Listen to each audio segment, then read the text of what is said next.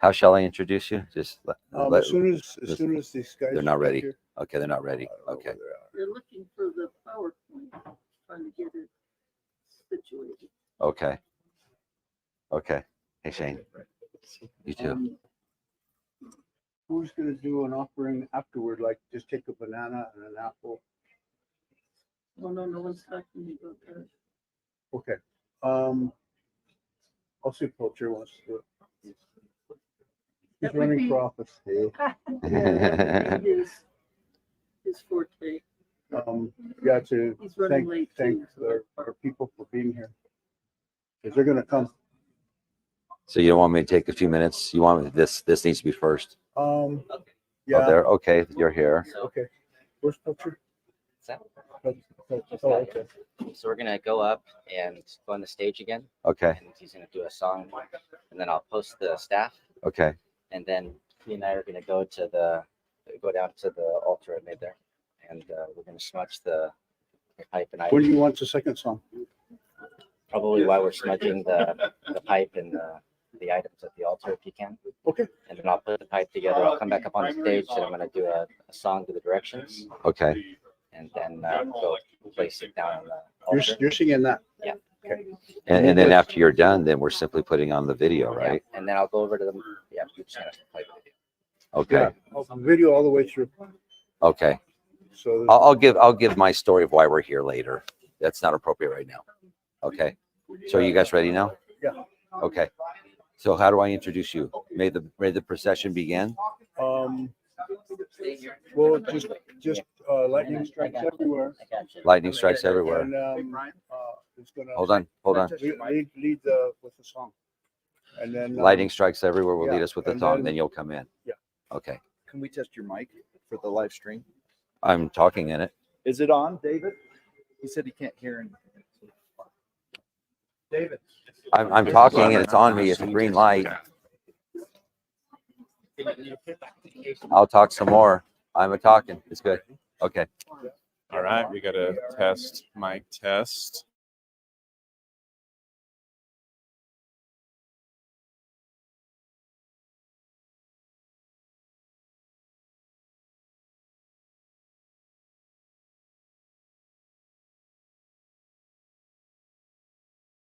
And when May say hello to the people that are waiting. Hello. Someone can something perfectly, and I'm splitting out, but this one you shut it, and I can't test it. So if you can just leave it alone. Can I get rid of this for the event? Little pre-scenes, Chief Mitiga. You ready to drop some bombs? Yeah, bump, let's go. It sounds like a stupid question. Of course you can disable it. Why haven't I done it yet?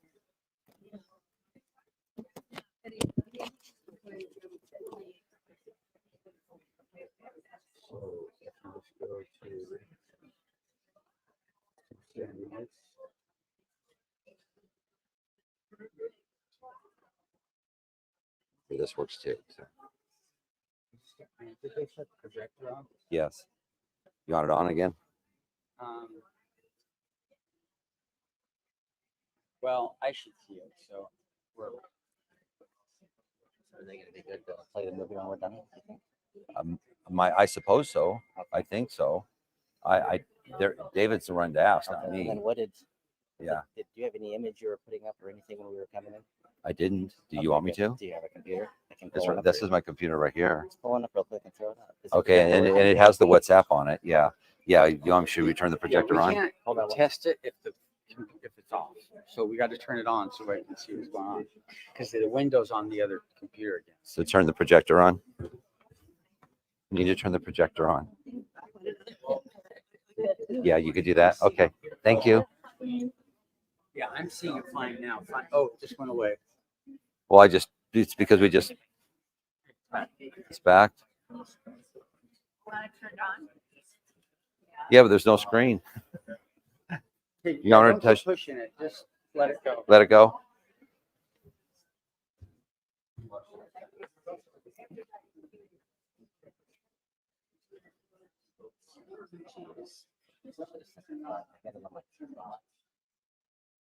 Apples. Why do you all have apples? Why do you all have? Because I was sick of getting viruses, so I started using apples. And also, I started getting into doing a lot of media stuff, so I got an Apple.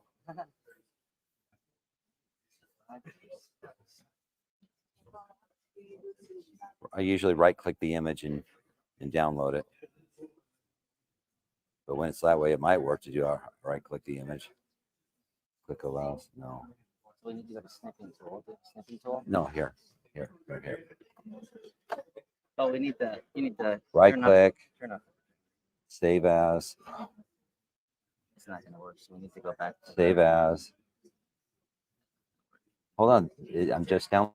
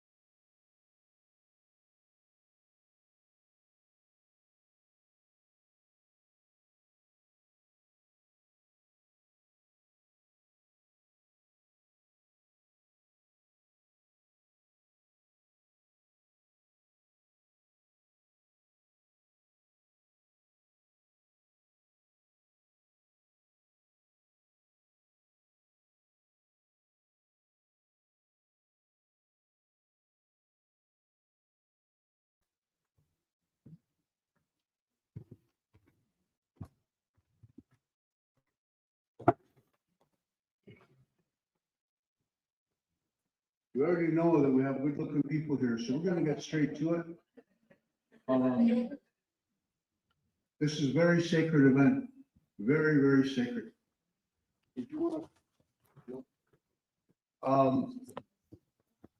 We're still here. Our protocols are here, and our songs and many things that we have, we're gonna share with you now for an entry.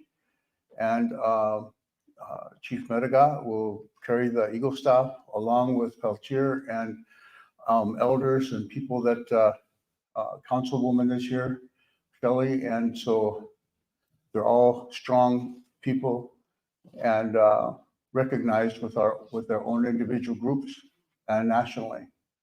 So if you would please stand.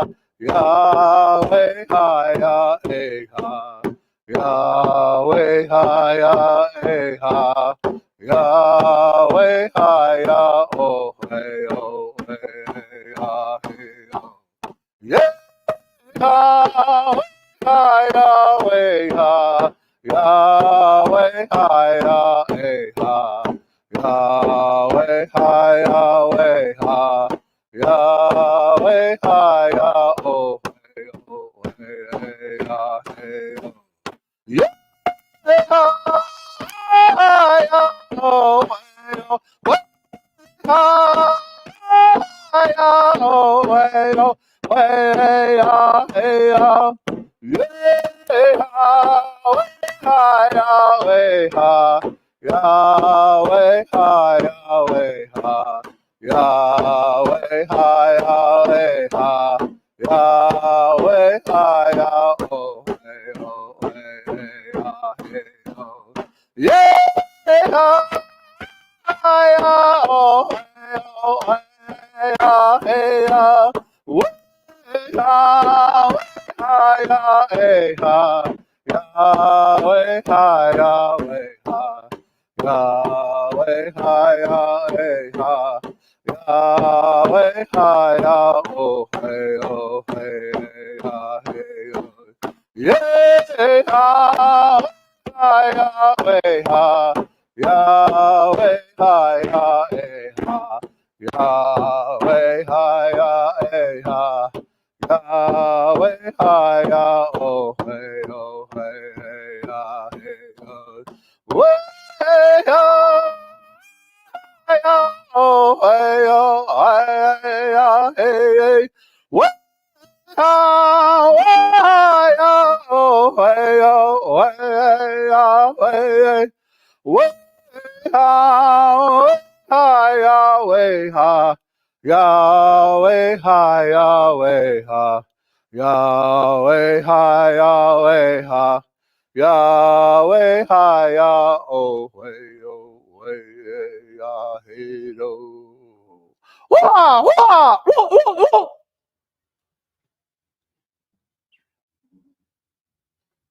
Aya gititawe bushkegin. Aya gititawe bushkegin. Aya gititawe bushkegin. Aya gititawe bushkegin. Aya gichidawe bushkegin. Aya gichidawe bushkegin. Aya gichidawe bushkegin. Yahweh, Yahweh, Yah.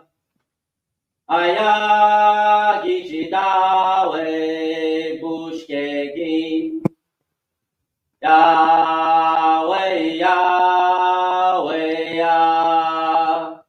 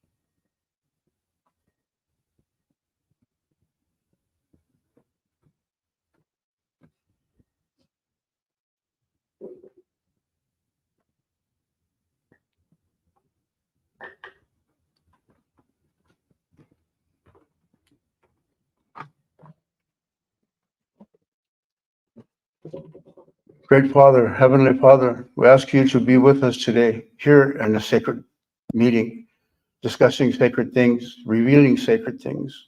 We ask that you be with us, dear Father, that the Spirit is here and our relatives know that we are here for them, the voices from the dust, and for you, and for through Jesus Christ. Amen.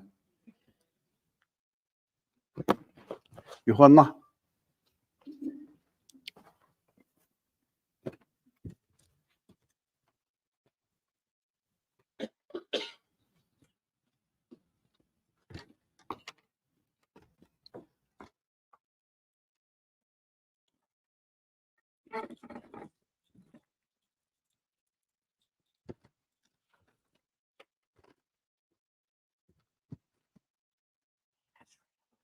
I know. We do that. We can do that when we retrieve it. Thank you. Just make sure you let us know. Okay.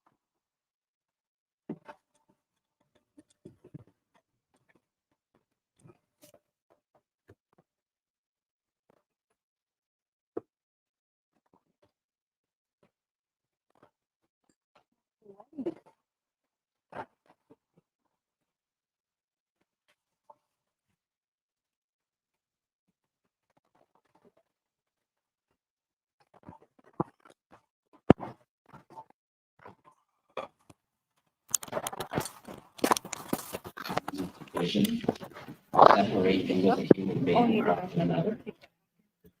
Reasons to forget. Yeah. Reasons to forget that each one of you, regardless if you have amnesia and are wandering in a desert lost, that you are still connected with your Father in heaven and your Creator at all times, sustaining every single atom in your body and your very spirit. This is the truth they don't want you to know. And so we know that kindness is the power and peace, and we're going to start this off with catching you up to where we're at. So last November, after 2 years, we went to New York City and met with before there was a nation, a modern state of Israel, New York was their HQ, their global headquarters. In fact, all of their principal rebbes, teachers, tzaddiks, are buried there. All of their sacred items are there. Their great hall, where their thousands of rabbis gather every year, is there. Their most ancient scroll, as we know, these things are renewed from time to time, as Rabbi Shulman shared. And if one letter's off, start the whole thing over again. Imagine you get thousands of letters in and you have to start over. Where we witnessed the Torah written on lambskin. And they sang it to us because they do not read their scriptures. They sing their scriptures. They use their most sacred and holy portion of themselves at all times. They don't just dress the part. They also use everything. They consecrate their entire being to God, who they call Hashem, their friend. And so we had first met with a large Christian group called the Reformation Revival Alliance, and we found something in common there. And they represented hundreds of Christian churches. And then we met with the Jewish rabbis who had over 2 years had discovered that we had enough in common that they felt comfortable sitting down and calling us brothers. And they don't know exactly why things are the way they are, or exactly what will be revealed in its fullness, but there's enough for them to know that the prophecies of their ancestors is true, and that there were those who wandered off for one reason or another, maybe to protect their families, as we know Lehi did, and that they'll come back home, and they had to do their part as well. So they're currently doing their part, and they're not giving an inch, because the Father in heaven of all of us said that is the promise for you. And they can't give an inch until everybody comes home. And so this outlines a little bit of that story. And I hope you enjoy it. It's 81 minutes, so sit back and relax. And then we'll proceed into our talks for the day, starting with Miss Kozikwe, the Redbird woman, Sherry Cardinal, the Kichinikomas of the Adik Dudam, or the chief grandmother of the Deer clan.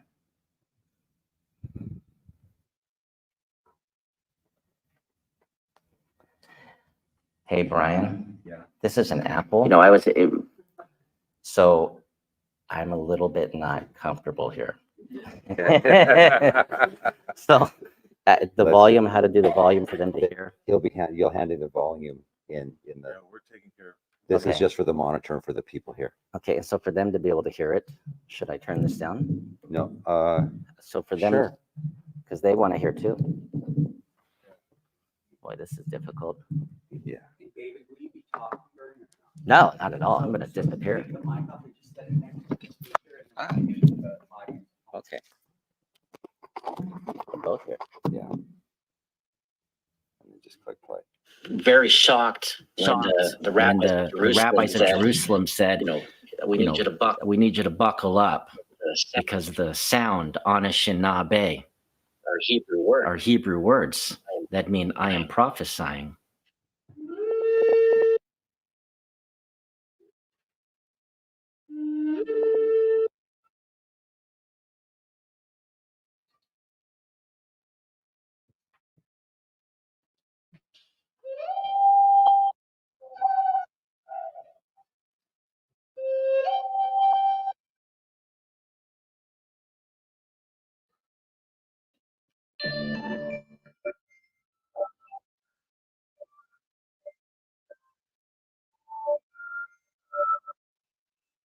You've been trying.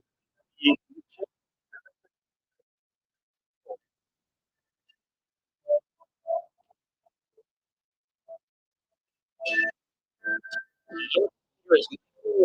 my brother. That's great.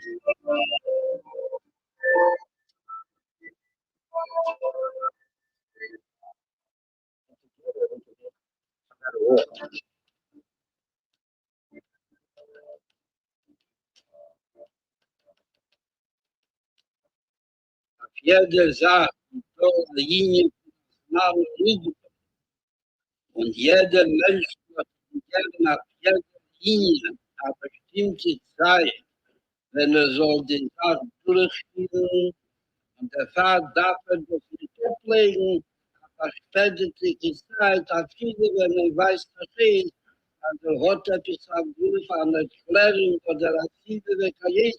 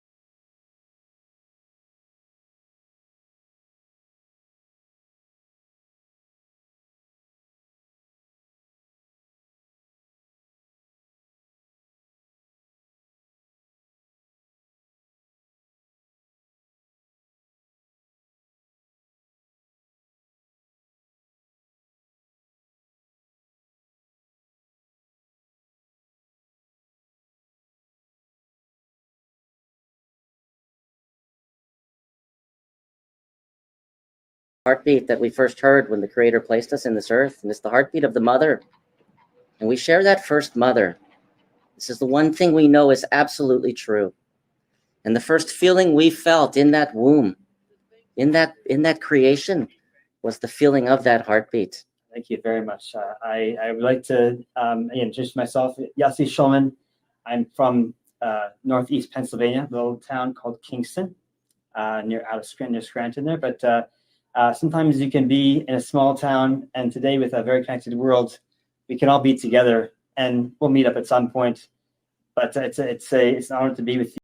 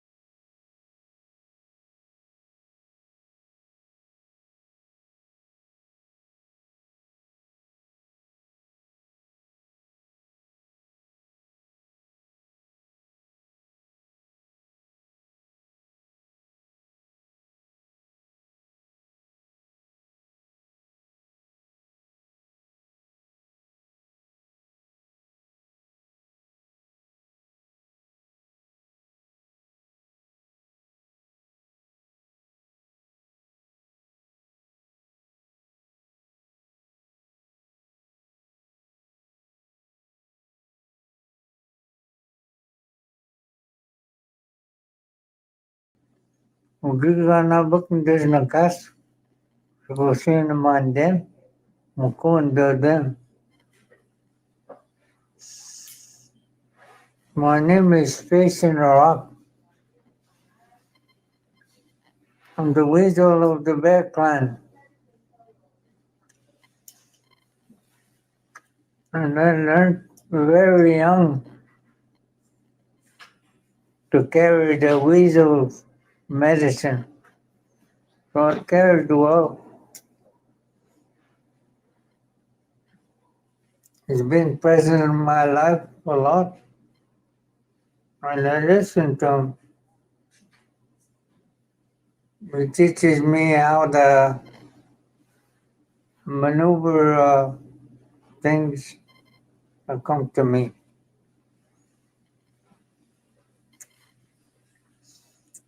I was raised in a bush.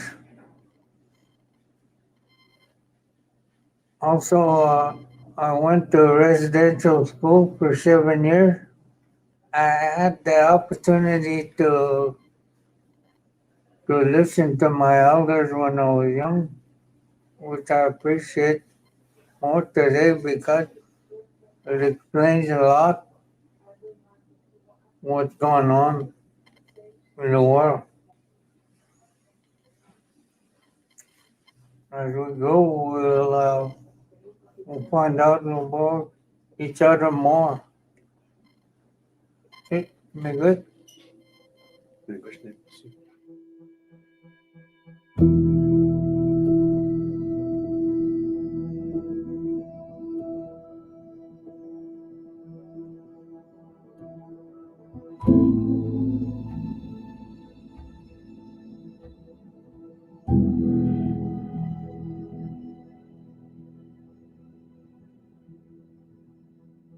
David, we've been in touch with each other for probably about 2 years when we first talked, and it's been a journey for you. It's been a journey for me to know you and to share the 7 universal principles with everyone that you're in touch with. And as we'll probably talk about, our tribe, we look at ourselves, the Jewish nation, as we are here just to carry that message. That's what our holy and our task given by the Creator has been, just to be teachers. Creator put His spirit into the first person, who was the feminine and masculine together before they separated.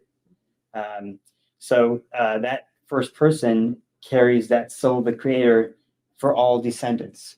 And again, we're on a journey of discovery of the truth from that beginning of time to come back to the Creator and to appreciate that soul that exists within us and within every single thing that exists around the world. So it's a journey of beauty, and we sometimes have many challenges along the way in the world and within ourselves. We are all created unique. Yeah. So we all have our unique tribes and our unique communities. That's part of the structure, but we can all appreciate the other because the different reflection of the Creator in that person, in that community. That's all of us together. So we can celebrate that. We can sit by the same table. We can share the traditions. We can share the truths, and then we can live them. We can teach them.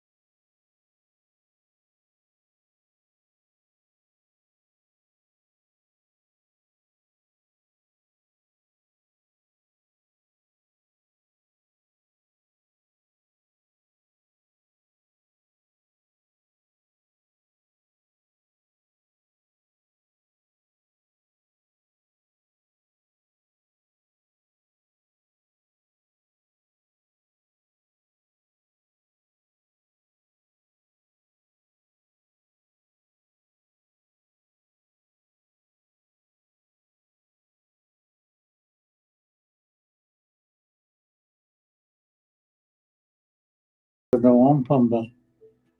You save the wampum by applying your grease individually. That's why it says it belongs to the people to preserve it. It looks like that, but longer. I use it for teaching.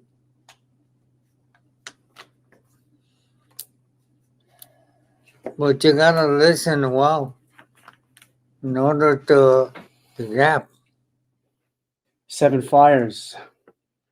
7 prophets came to Anishinaabe. They came at a time when the people were living a full and peaceful life on the northeastern coast of North America. These prophets left the people with 7 predictions of what the future would bring. Each of these prophecies was called a fire, and each fire referred to a particular era of time that would come in the future. Thus, the teachings of the 7 prophets are now called the 7 fires. The first prophet said to the people, "In the time of the first fire, the Anishinaabe nation will rise up and follow the sacred shell of the Midewan Lodge. The Midewan Lodge will serve as a rallying point for the people, and its traditional ways will be the source of much strength. The sacred Magus will lead the way to the chosen ground of the Anishinaabe. You are to look for a turtle-shaped island that is linked to the purification of the earth.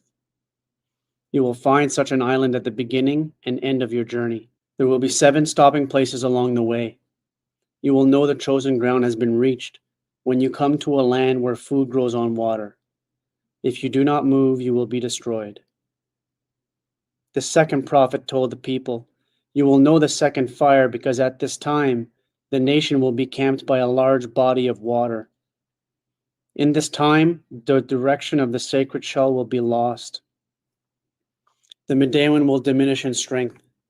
A boy will be born to point the way back to the traditional ways. He will show the direction to the stepping stones to the future of the Anishinaabe people. The third prophet said to the people, in the third fire, the Anishinaabe will find the path to their chosen ground, a land in the west which they must move their families. This will be the land where food grows on water.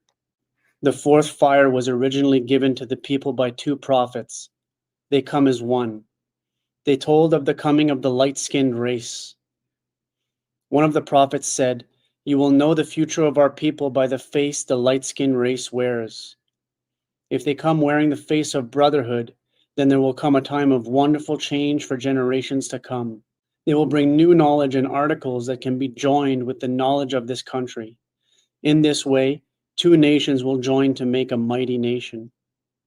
This new nation will be joined by 2 more so that 4 will form the mightiest nation of all. You will know the face of brotherhood if the light-skinned race comes carrying no weapons, if they come bearing only their knowledge and a handshake. The other prophet said, beware if the light-skinned race comes wearing the face of death. You must be careful because the face of brotherhood and the face of death look very much alike. If they come carrying a weapon, beware. If they come in suffering, they could fool you. Their hearts may be filled with the greed for the riches of this land. If they are indeed your brothers, let them prove it. Do not accept them in total trust. You shall know that the face they wear is one of death if the rivers run with poison and the fish become unfit to eat. You shall know them by these many things. The 5th prophet said, in the time of the 5th fire there will come a time of great struggle that will grip the lives of all native people. At the warning of this fire there will come among the people one who holds a promise of great joy and salvation. If the people accept this promise of a new way and abandon the old teachings, then the struggle of the 5th fire will be with the people for many generations. The promise that comes will prove to be a false promise. All those who accept this promise will cause the near destruction of the people. The prophet of the 6th fire said, in the time of the 6th fire it will be evident that the promise of the 5th fire came in a false way. Those deceived by this promise will take their children away from the teachings of the elders. Grandsons and granddaughters will turn against the elders. In this way, the elders will lose their reason for living. They will lose their purpose in life. At this time, a new sickness will come among the people. The balance of many people will be disturbed.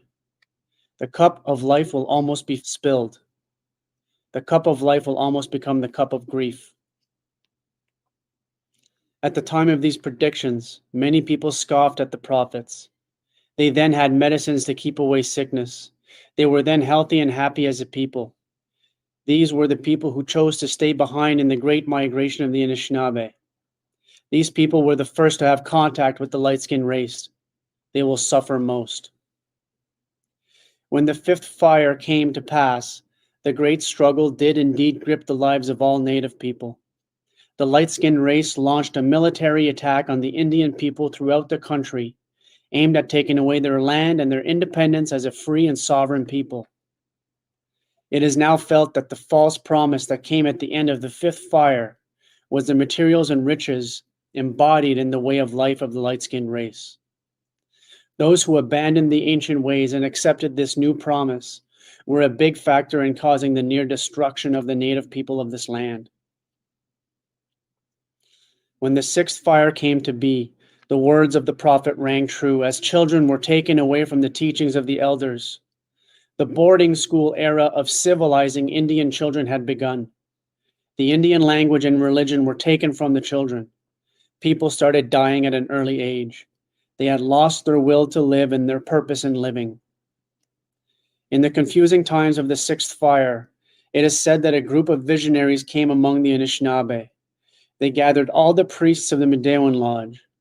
They told the priests that the Midewan way was in danger of being destroyed. They gathered all the sacred bundles. They gathered all the scrolls that recorded the ceremonies. All these things were placed in a hollowed-out log from the ironwood tree. Men were lowered over a cliff by long ropes. They dug a hole in the cliff and buried the log where no one could find it. Thus the teachings of the elders were hidden out of sight, but not out of memory. It was said that when the time came that Indian people could practice their religion without fear, that a little boy would dream where the ironwood log, full of the sacred bundles and scrolls, were buried. He would lead his people to this place. The seventh prophet came to the people long ago, said to be different than the other prophets. He was young and had a fire and strange light in his eyes. He said, "In the time of the seventh fire, new people will emerge. They will retrace their steps to find what was left by the trail. Their steps will take them to the elders, who they will ask to guide them on their journey. But many of the elders will have fallen asleep. They will awaken to this new time with nothing to offer. Some of the elders will be silent out of fear. Some of the elders will be silent because no one will ask anything of them. The new people will have to be careful in how they approach the elders. The task of the new people will not be easy. If the new people remain strong in their quest, the water drum of the Midewan Lodge will soon again sound its voice. There will be a rebirth of the Anishinaabe nation and a rekindling of old flames. The sacred fire will be lit again. It is at this time that the light-skinned race will be given a choice between two roads. If they choose the right road, then the seventh fire will light the eighth and eternal fire, an eternal fire of peace, love, brotherhood, and sisterhood. If the light-skinned race makes the wrong choice of the roads, then the destruction which they brought with them in coming to this country will come back at them and cause much suffering and death to all of Earth's people. Traditional Maid people of Objibwe and people from other nations have interpreted the two roads that face the light-skinned race as the road to technology and the other the road to spiritualism. They feel that the road to technology represents a continuation of headlong rush to technological development. This is the road that has led to modern society, to a damaged and seared earth. Could it be that the road to technology represents a rush to destruction? The road to spirituality represents the slower path that traditional native people have traveled and are now seeking again. The earth is not scorched on this trail. The grass is still growing there. The prophet of the fourth fire spoke of a time when two nations will join to make a mighty nation. He was speaking of the coming of the light-skinned race and the face of brotherhood that the light-skinned brother could be wearing. It is obvious from the history of this country that this was not the face worn by the light-skinned race as a whole. That mighty nation spoken of in the fourth fire has never been formed. If the natural people of the earth could just wear the face of brotherhood, we might be able to deliver our society from the road to destruction. Could we make the two roads that today represent two clashing worldviews come together to form a mighty nation? Could a nation be formed that is guided by respect for all living things? Are we the new people of the seventh fire? Thank you. Thank you very much for sharing that. It's beautiful. See, the two fires that spoke was a window of opportunity for us to walk the fire. 1, 2, 3, 4, 5, 6, 7, 8. And the spirits that were there didn't finish the job. Now we are here. So then our responsibility together, the ones that were there, to finish their job. I think that's what we're doing. Well, thank you very much for sharing that. Thank you, James. Thank you, Solomon. I am I'm humbled to be in your presence with your wisdom and your experience and the age and the wisdom you bring from your elders to this table and seeing the mountain belts. That's a piece of your history. And I will show you some of our history as well, but it's like two roads. We're going to converge at some point. We're going to get there. And the sooner the better. That's the mantle that each one of us has to take up. Yeah. That's the challenge. I could say, if I could repeat your words, they would be straight out of our books. Yeah. There'll be a time when the youth will not respect the elders. This is right out of our books. There'll be a time when people will come and the nation, the collective Western civilization has dual sides, and they have possibility to be good and kind, and also the possibility to be destructive and very easy to confuse. And that's our tradition about what the Western civilization represents. And we have the tradition as well about the seven. There'll be time that would be a great army that comes together to do destruction, and they will be the plans will be foiled by the Creator, and then those that will be good will be able to stay strong and reach the 8th era. We have the 8th era as well, the era of redemption. And the way that we get there is through fulfilling the 7 paths, 7 principles, the 7 grandfather teachings. That's how we get there. The time to sort of dally is over. We've got to make the choice of which choice are you going to make. And the same story from White Buffalo Calf Woman, the 7 prophecies, and what you were talking about. And what inspires me is how Creator teaches all of this to everybody, maybe in different ways, maybe in different words, but the message is the same. It's all about the unity, the one.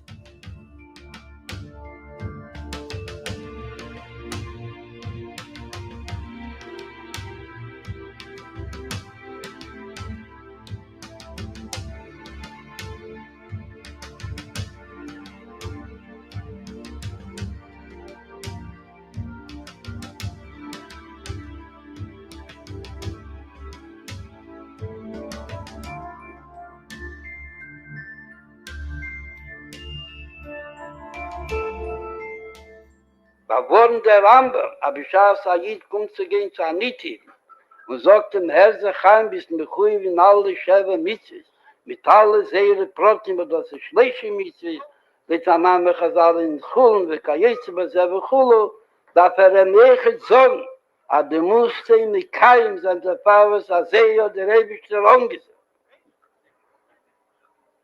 Der Chidisch, was zurückgekommen, Bishon so, Azeyo allein im Kongress haben das verbunden mit Aseres Adibris. Was Aseres Adibris ist bei keinem Kisofik nicht. Und das Azach hat Zivu im HaKadosh Baruch Hu. Pshas mir jetzt wegen Gesel, Gneve, Vechulu, Tanit es ha-Mitzvah Sichlis. Bald war Norden Yosher Heiler. Und will soll sein, na Yishuva Heiler, nicht ich Esrael, Chaim Bloi. Wo das ist der Tafkit von jeder Ish-Ziburi. Darf bewohnen, soll sein bei Scholem Vachwo, und sicher Schäle sein, nicht Esrael, Chaim Bloi.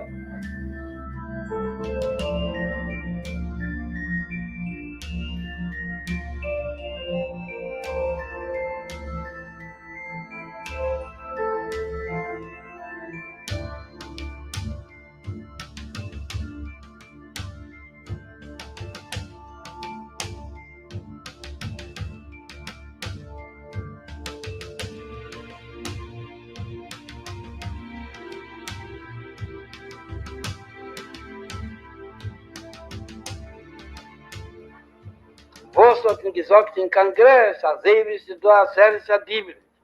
Und so da die Schäbe Mitzvahs in der Nähe. Darf man sich missbeinig sein. Und auf Druf darf man haben, mal jene Juche. Seifer, Kohl, Ame, Ores, was gefunden sich in Nazis Abris. Und man geht zur Rede, Rolle, Choldechet wie Achas.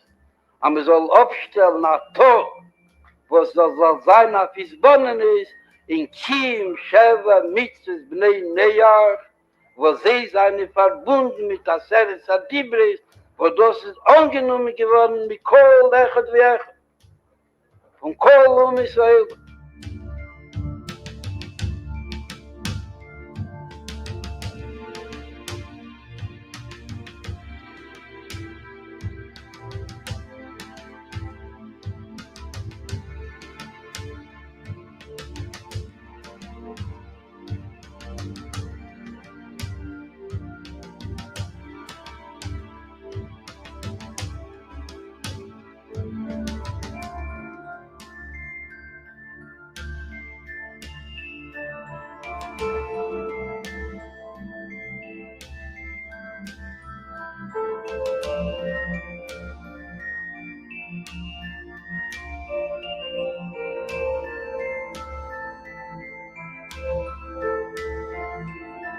Very occupied now about this weather, 76 millimeters.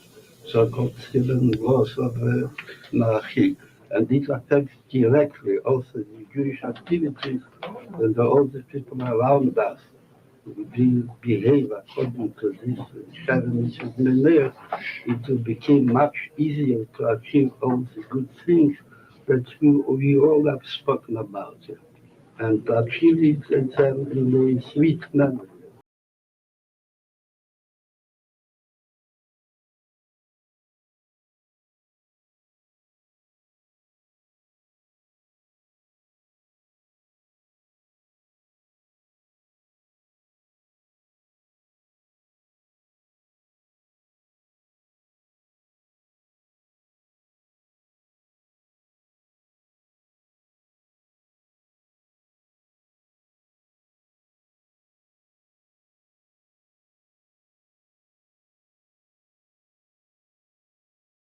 So for that so.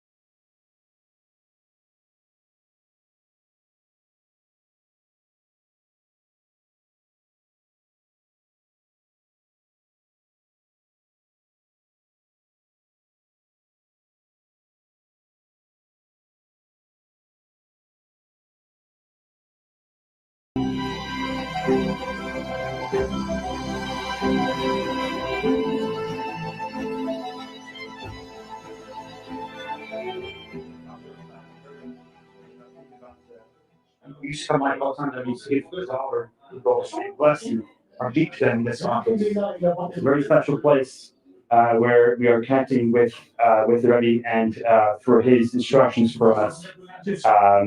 Even as we may not be able to see him, he's with us now. Okay, we can go inside.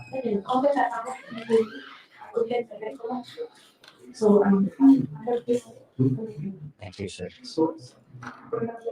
They used to call this place the Lower Gan Eden, and then we would do here that people would stay here. They'd say a prayer, say a prayer before they go into the Rebbe. And there'd be lines for 10 hours to get this, so it'd be a long process getting, but this is a special place. Okay. Everything going fine.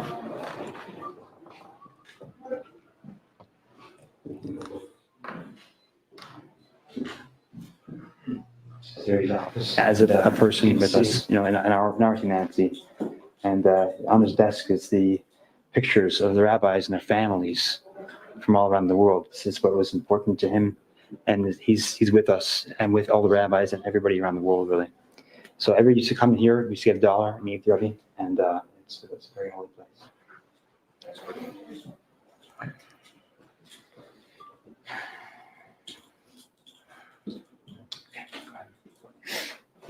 Happens to be that you are just in time. It's going to be this Sunday. We're going to have another a group picture. Every year they do that. So, but the Rebbe spoke mainly to them, because they are the Rebbe's emissaries all over the world, and they do the Rebbe's work. So that's what it's all about. We had 424 lines, and they heard the Rebbe in over 600 locations around the world. Madison, Wisconsin, Australia, Caracas, Detroit, Milwaukee, Israel, London, Pittsburgh, Minneapolis, Miami, Toronto, Montreal, Los Angeles, Chicago, and the same thing with many, many other communities. And we had substations in different countries. Let's say London, it received a line from here and transmitted all over Europe. Israel received a line from here and transmitted all over Israel. And same thing in Los Angeles for the whole West Coast. So that's why it was multiplied and multiplied and so on.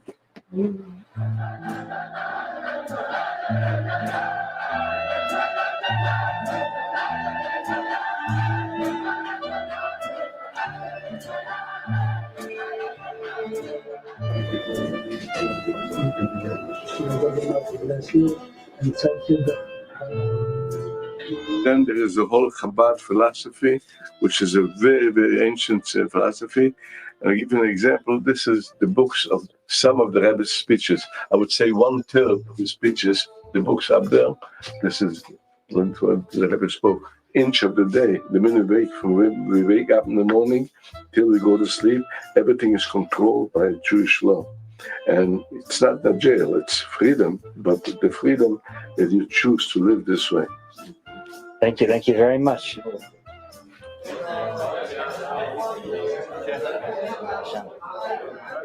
This is beautiful, beautiful. Where are you from? We carry in our history the 7 teachings from the grandfathers. That yes, it's a part of our message that the Creator gave us when we were sent on our way, and it's to think, speak, and act with wisdom, respect, humility, honesty, truth, courage, and love. And it's wise to know that there's one Creator of all things, and we show respect to that one Creator in all that we do. And we have humility to know that we're a part of creation, and man was made in the image of the Creator, and so we should not shed the blood of men. We have honesty, that when we know these things are true, that we deal equally, we deal kindly with our families and our communities, and we speak truth. And when you know truth, these things are all true, then you'll also look at the plant and animal kingdom and the earth and the water and the sky and treat it more kindly. And then the last is to have the courage to live your faith. And I want to say, I encourage you to keep going. You're the example to the world of following the Creator. Thank you. You too. And to show love, and the most loving thing that we can do. Thank you for visiting us. Thank you. Thank you. Yes, sir. Thank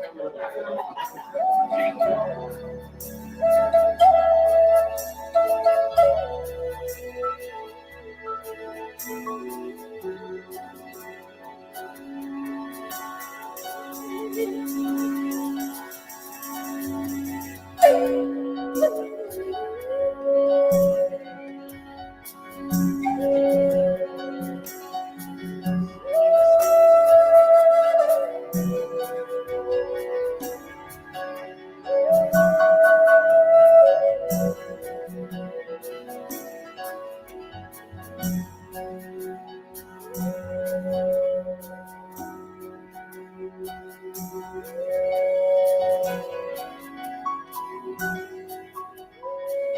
going to be able to talk, and they know this is okay. This is okay to hear.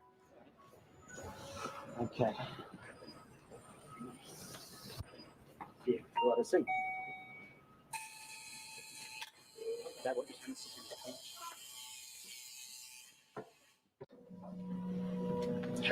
Wisdom, understanding, and kindness. That's the three fires. Our story starts with the creation and with the mother of all nations, who called herself the fruit that covers the earth. And she did that because the Creator, he called them names, but he also commanded them to name all things on the earth, even themselves. And the man called himself kindness midday, and the woman called herself, she said, I'm like the strawberry. I cover the earth. And she called herself the fruit of life that covers the earth. Ode Amin. Now, language may seem different, but that's because we have a story of a tower. And when the tower fell, but just because the sound is different, the meaning in the heart is the same. The same. And so we had this story, and then there's a flood, right? And we end up where we're at after the flood, through this journey that I just talked through. Now, I can tell you something that's real truth about our people. This is actually the symbol of the path of the heart. It's two overlapped stars. You see this in all Indian blankets across North America. We walk the vision of the Creator following the 7 teachings. Okay, and we can do that because we're a spirit in a body. You say Ojibwe, and we can do that because we're a spirit connected to the Creator, and more of us is with the Creator and not here. This is toes dipped in the water. Dipped in the water, but that's all of us at all times. 3 in 1. 3 in 1. We're wisdom, understanding, and kindness. Yeah, that's Chachma Vina Das, basically. Chesed, actually, Chachma Vina Chesed. There's a lot of so many similarities that you are. Yeah, I understood. I understood a lot of similarities. So we don't say religion. We say a spiritual walk with the Creator called midday we win. And when we walk that, we're middu. Midday we win means trail of kindness. And midu means I am kindness. So what was written was not more important than what was oral. What was written ties you to what is oral. Now, this is very similar to the Hebrew alphabet. What is written is not the full story. There's a message within it, and we were the same. And so this is actually a song that we have that we carried down from the first man who stood on a mountain. And he told the Creator, and we carried this, and this is sacred to us, and it's never gone away. And it was an honor to see the symbols and what they mean. And I want to tell you about this man. He stood there and said, I did it.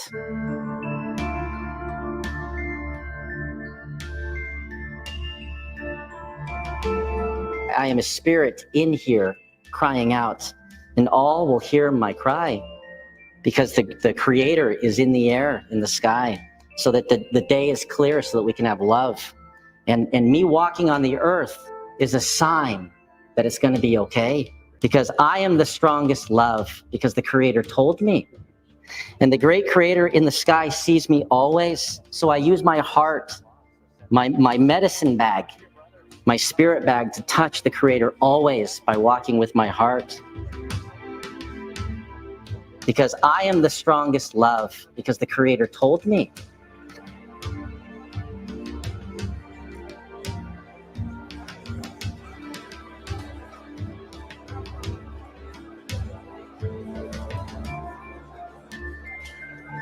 This is what he said, and we carry this.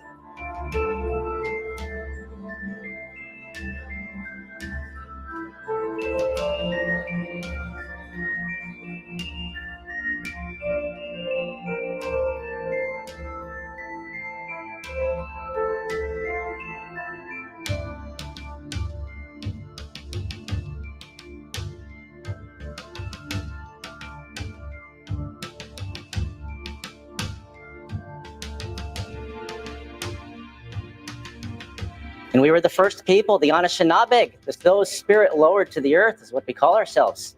The first ones to come into North America following the flood. This is our story. We follow 7 grandfather teachings. It is the core of who we are, called Midday We Win, the path of the heart, or kindness. So we have wisdom, respect, humility, honesty, truth, courage, and love. To have the wisdom to know there's one Creator of all things. to show respect to that creator in all things because we know that's true. Because everything came from him. We have the humility because we know the creator made mankind in his image. The spirit is within us, so we don't take human life.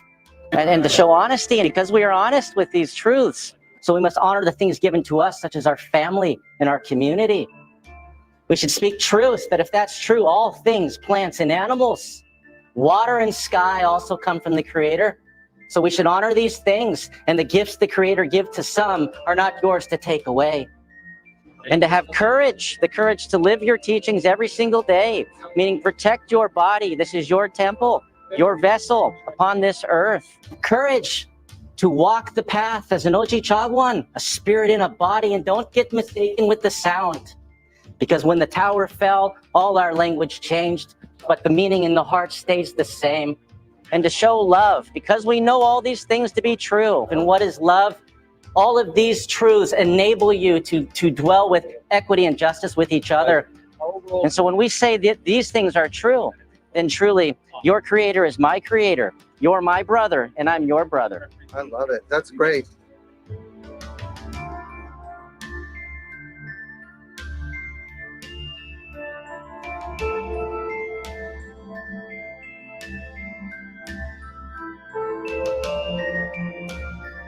There's 3 birds sitting in 3 trees. The creator gave them. One of them has fruit, and one of them provides shade, and one of them provides shelter. And you know, they met one time on together, and they argued with each other because my tree is better than your tree. And then the eagle came flying by and said, I don't understand what you're talking about. The creator gave all of you a tree.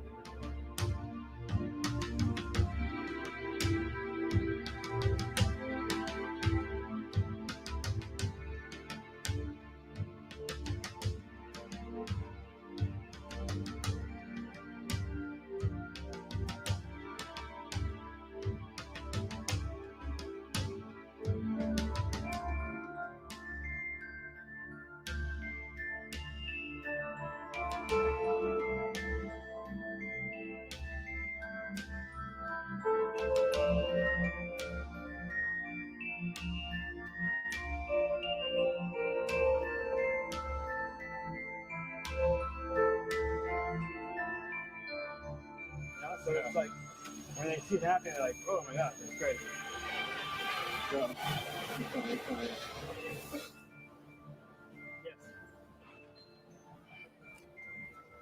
will be there in about an hour. I'm subbing at the checks, okay?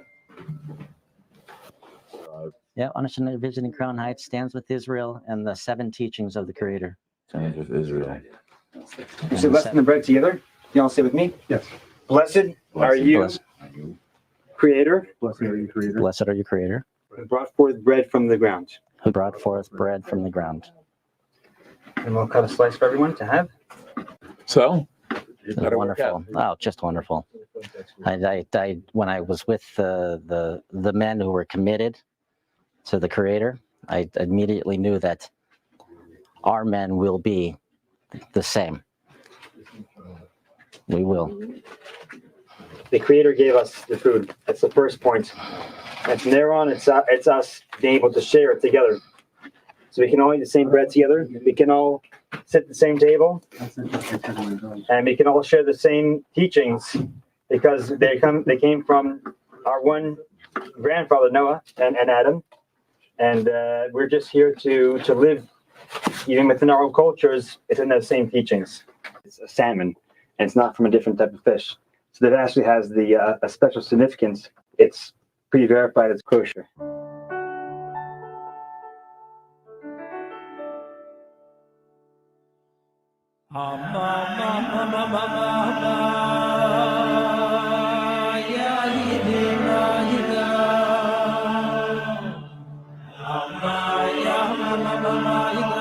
There's 2 Americans. There's an America in Washington that's very anti-Semitic and very anti-Black and very anti-Indian and very. That's not the America what we see out there in the streets or the politicians want us to believe. I learned that when I sat in court with Don King, a Black boxing promoter, for 14 weeks in a row. And I learned then very, very clearly that, that there is an America that it's not the land of the brave and the free and everything else that we talk ourselves into. I think it helps to understand the history of the indigenous people of the Americas, because what's been published, what the educational systems teach is not the truth. And when he talks about, they sterilized a whole generation of women, I get goosebumps. Think what that means to your sense of wholeness and completeness as a nation, that you can't reproduce and that's forced on you. It's forced on you. They didn't have a choice. It was forced on them.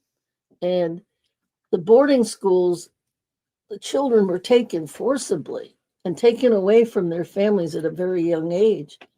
And the thing that they said was, kill the Indian and save the man. We have a shared history and a shared experience that we want to understand. And that's what we've been doing with Rabbi Schulman and Mitika, is understanding that shared history and that shared experience. And in doing that, maybe there's a shared way forward.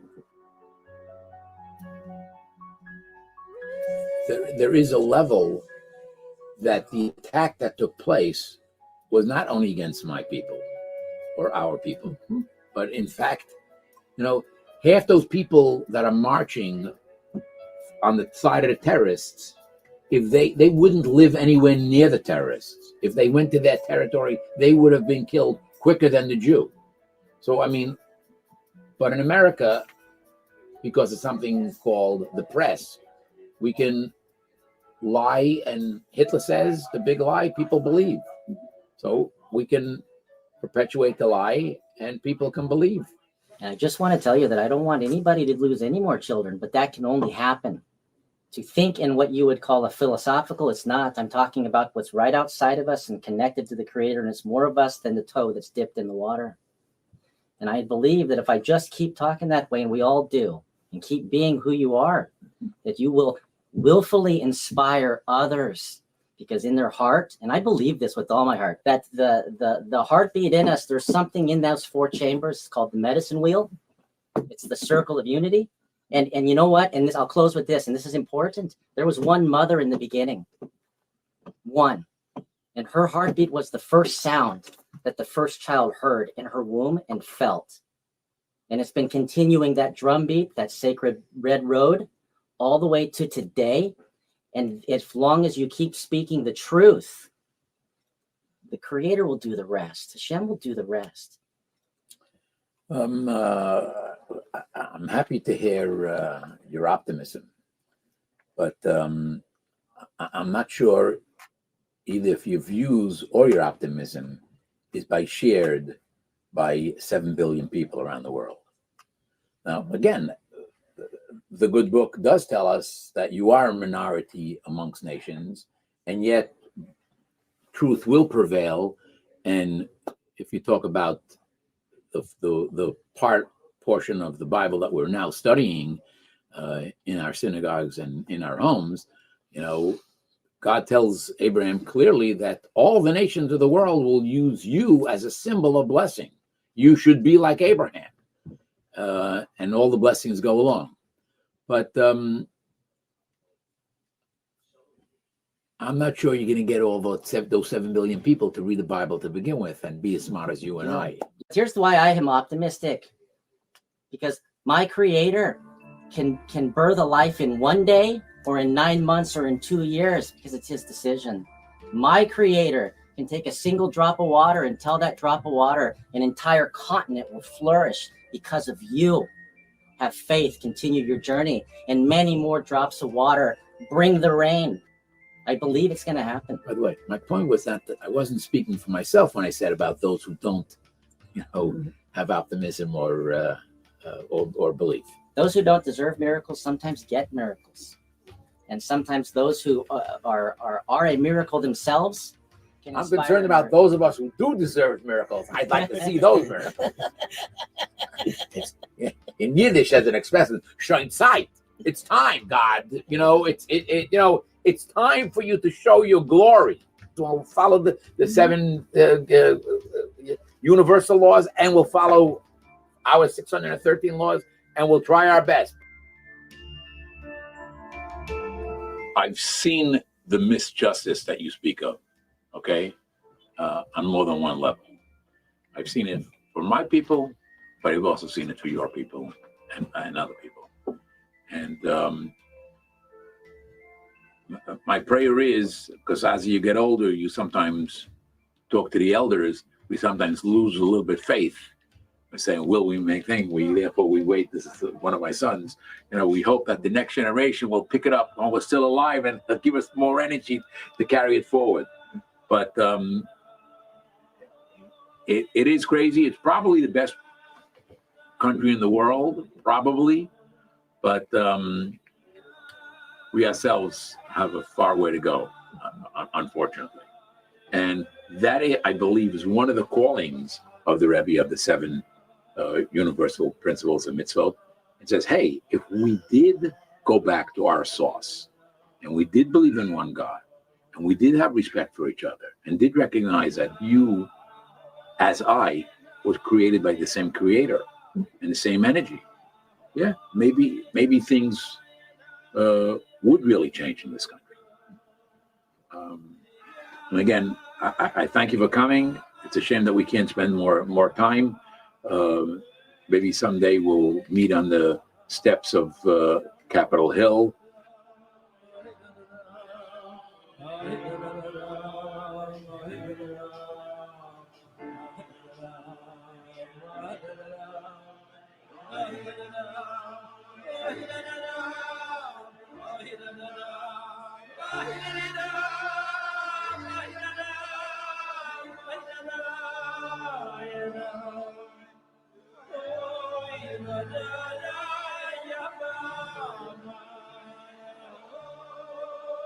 The salmon starts his journey in a small womb that the Creator made far up in the mountains where I grew up. He called them the Rockies. And he starts his journey by eating the very flesh of his parents who had sacrificed so much for him, given their life on the line. But he doesn't know it then as he begins his journey through the rivers. And he makes his way to the ocean, and by then he's really big and strong until he gets to the ocean, and he takes a journey for years, traveling to deep waters, traveling to the surface, getting into trouble, and doing what he's supposed to do. And then one day, what was written in his heart, like a seed that falls into the earth, he bursts forth and knows that his great mission is for the generations yet to come. And so he starts his great journey, which is back home, traveling up that river. He comes to that dam and thinking of his grandchildren and them taking the same trail that he was upon with the Creator. He climbs that mountain until he makes his way back to the very rock, the very home and source, the tree he came from. And those eggs are laid, the wombs of the next generations, and then he stays. And he waits until they are born, and then gives the life, this sacred salmon. And he teaches us the truth that we live in a beautiful blue, green, brown, rainbow-colored miracle we call home. And this message of kindness is streaked across his side, the great gift the Creator gave him, the rainbow upon his skin, the rainbow of promise for his kin. So thank you, because we're home. In our language, we have a saying of a man walking on steps. And it says there's so much lost medicine, which is love, to cry for. We want this back. And those words are, Meshiach kink, Misuya kink. And I hope that you understand we're bringing the medicine back, which is kindness and love. Okay. So I'll just say one word. First of all, thank you to the wonderful people who have been here today. Elder Solomon, Sherry Cardinal, David Taylor, my dear friend for 2 years. Jared, thank you so much, James. Thank you so much for being here. Mm-hmm. And in behalf of all of the Anishinaabe, we are signing a proclamation here to honor our one Creator, recognize one Creator, the 7 grandfather teachings, the 7 commandments of Noah that were given to all people, all humanity. We must live the path of the Creator, and that's how we will find peace. And we're going towards this 8th fire era of redemption, and it's coming very soon. We need to prepare. We need to prepare ourselves by acting the right way and by sharing the 7 universal principles with everyone. And we're going to go take this proclamation to all indigenous tribes across the world. And we're going to bring it to from there to every government, every structure that exists in society, and tell them that our laws and our society must be based on the 7 universal principles. Only then will we find peace. Only then will the strife and the wars cease to exist. And the Jews have carried this message for thousands of years, and the Anishinaabe have as well. And we come together to share this with the world. Thank you for standing with the Jewish people at this time of strife and challenge in the world. And we stand with you. Thank you very much. We'll be doing signing now. I will sign for myself, and then everyone else, I'll do some of these sign for yourself. Mhm. Okay, here's your city. Sign by me.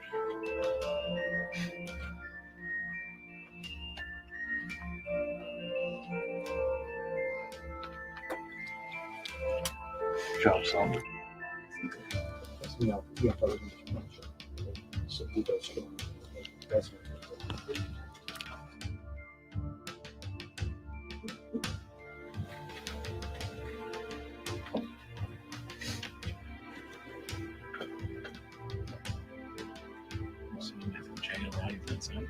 Not the sign, but they will look at it later.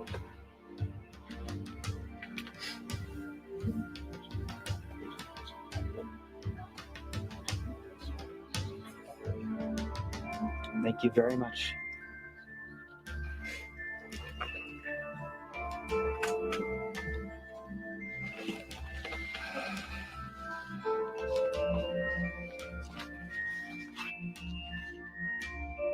It's only from our part to do something additional in the realm of goodness and kindness. This is ARC, act of random kindness. Okay? You got to do is just put in a coin or a bill, and then there's a stopper, and once it's filled up, you can pour it out and give it to someone in need. And what Unite the World has done, my organization has done, is take this to a community model where institutions, schools, groups, whether it's going to be an educational institution, a religious institution, a faith institution, a tribal institution, wherever people are together, they can give together. And then they give to the place, the local humanitarian need that they choose. And it has to go directly to real needs: health, shelter, food, animals. You will teach your children and the next generation that they can make a difference. That will be what brings them together and brings them in connection with their people and brings them in connection with people around the world, because we're going to do this together. This will be the universal symbol of kindness. Join Unite the World on this journey, and we're going to unite with kindness. Thank you very much. You raise up your arc, act of random kindness, and this is what we're going to bring to the world.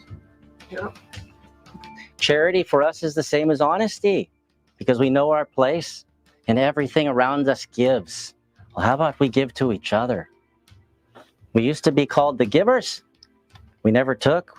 The Anishinaabe would walk and see each other every year and give every single thing they had and then walk away. Why should I be concerned? The Creator gives and provides everything anyways, and it always comes back.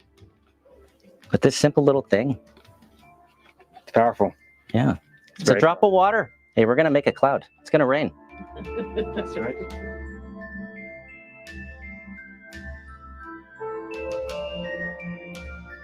Dachi make which? That means thank you from my heart. The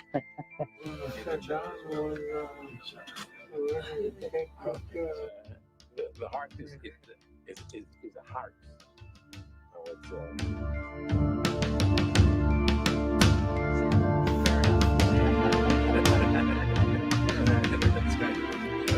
So it's nice to meet you. Shalom. Welcome to Brooklyn. Thank you.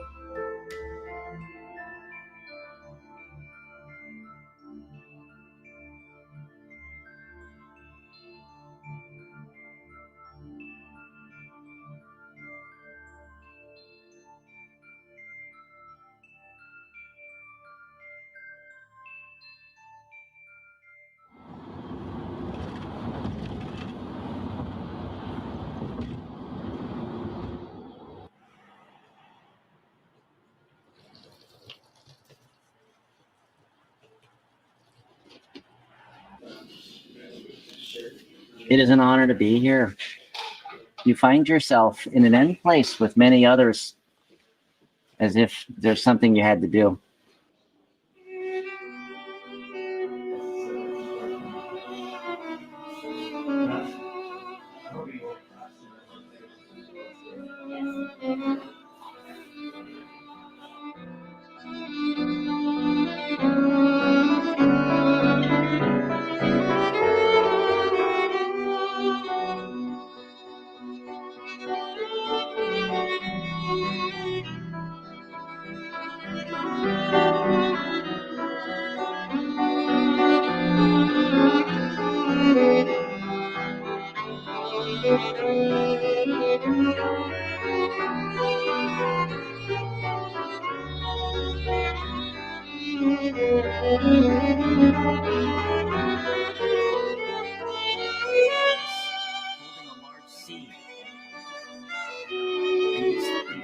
These creatures that were alive, attached to this golden, large golden place in that world, living in truth with what you're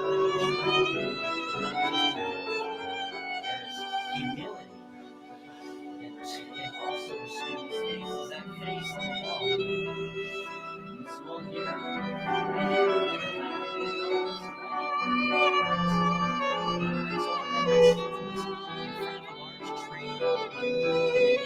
When we stand there at that house upon the mountain where the Creator will dwell, and that's our great job, is to meet Him there.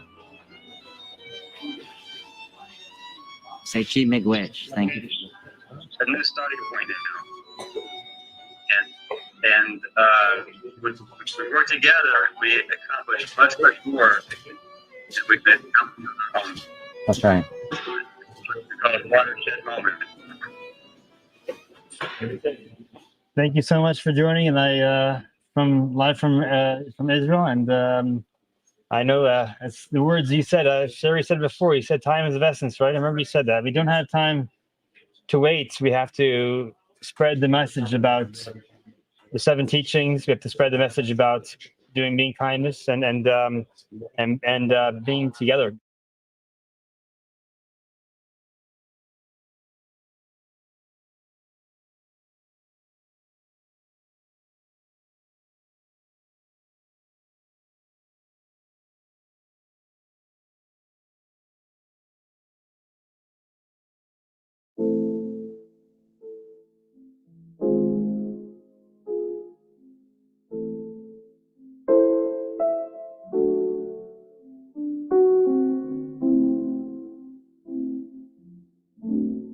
The least that we can do is try to get the schools, if the parents are not so involved, let's say, at least the school will start to child off in the right direction by giving the kid a minute of silence. And, you know, a child today in America, at least, is bombarded all day with all kinds of stimulation. So he can't even try to figure out who he is. The only way to try to figure out who you are is with quiet, mental meditation, or whatever you want to call it. Reflection. And then a person can then figure out, and he'll see different things about himself which you ordinarily wouldn't see during the day, because he's bombarded all over the place. He's just reacting all day. He's not internalizing himself, not thinking about himself. So this is like a forced way to get the kids to reflect, think about themselves. And the results of this have been really amazing. Can I read them? Yes, that's why I thought them. I'd like to capture one. Yes. You know, I think that what you're doing is, you know, in the 80s, it was 1983 when I had fallen a distance and severed my tongue, held it in my hand and carried it home. Really? And didn't talk for over a year, had a stutter until I was 11. So immediately I was forced into a moment of silence and had reflection, and you observe and think more, which is what we need, because there's too much noise. Right. There's too much noise, and it's more now than ever even. And then for 3 years, I ended up Unfortunately or fortunately, maybe fortunately, because the creator who I call Hashem, my friend, found me in nature and spent time with me and taught me in a way that I could reflect and understand there was something more. But it was because of silence. And so I think that there's a seed, what you're saying for me is just giving them a little water so that they on their own already have within them everything they need to be the big tree. But sometimes we have to step back and let them come out. So each breath is a pause to consider yourself. And we aren't much different, you and I. And some walk the land, some soar the skies, some swim the seas, but there's all these moments passing by. So we have to look within ourselves because we'll find a pure truth that from whence we came, we shall return. We exist here like a gentle rain caressing the earth with a purpose to learn.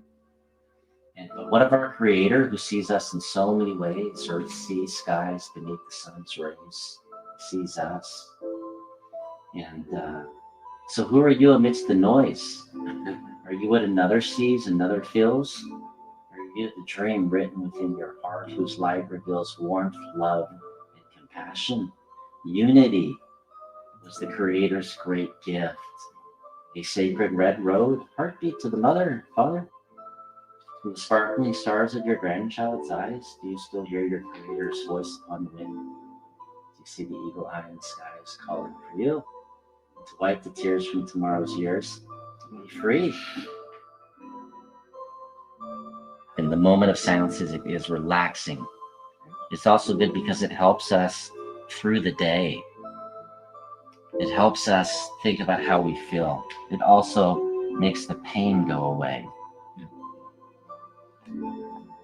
I enjoy the moment of silence every day because it gives you a chance to think. I wish the moment of silence was longer. It makes me feel as peaceful as a lake. When I think back to the concept of a moment of silence, for example, I think poor people don't have clothes and food, and toys. Kids' moms and dads died, and they don't have a parent. Love them like mine. I wish people did. Think about other people, not even about himself. It's a high level. Yeah. It's amazing.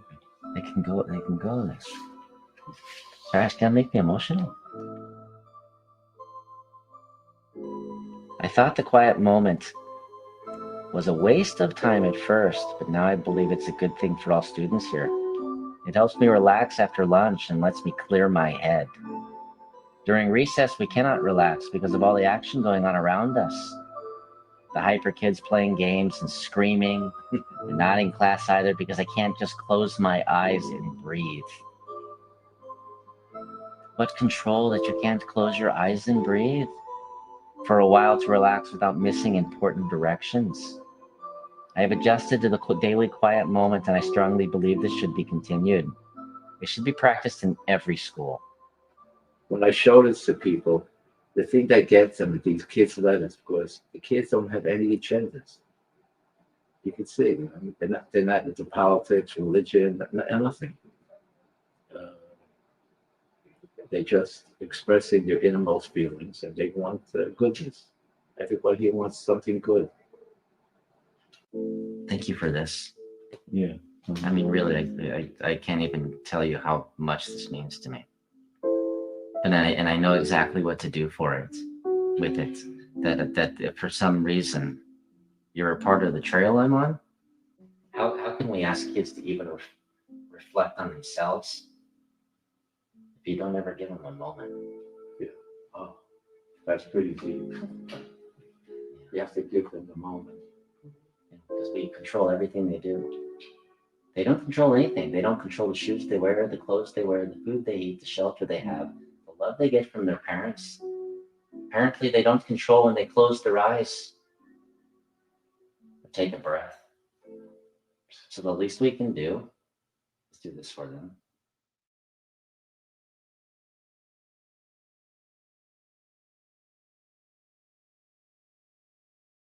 what we're planning to do with the proclamation is to get it signed by tribal nations from all 6 continents. There's this place that calls itself the United Nations, and yet it doesn't involve all nations. And I think the only way that they'll realize that is if another group of many nations from 6 continents stand at their doorstep and say, we have a message for you. And that's that kindness is the power and peace. And right now, before all is lost, right now, before charred earth becomes the only earth our generations will have, you need to start thinking, speaking, and acting with wisdom, respect, humility, honesty, truth, courage, and love. And if humanity is a great creation by God on this earth, by God, you should respect human life.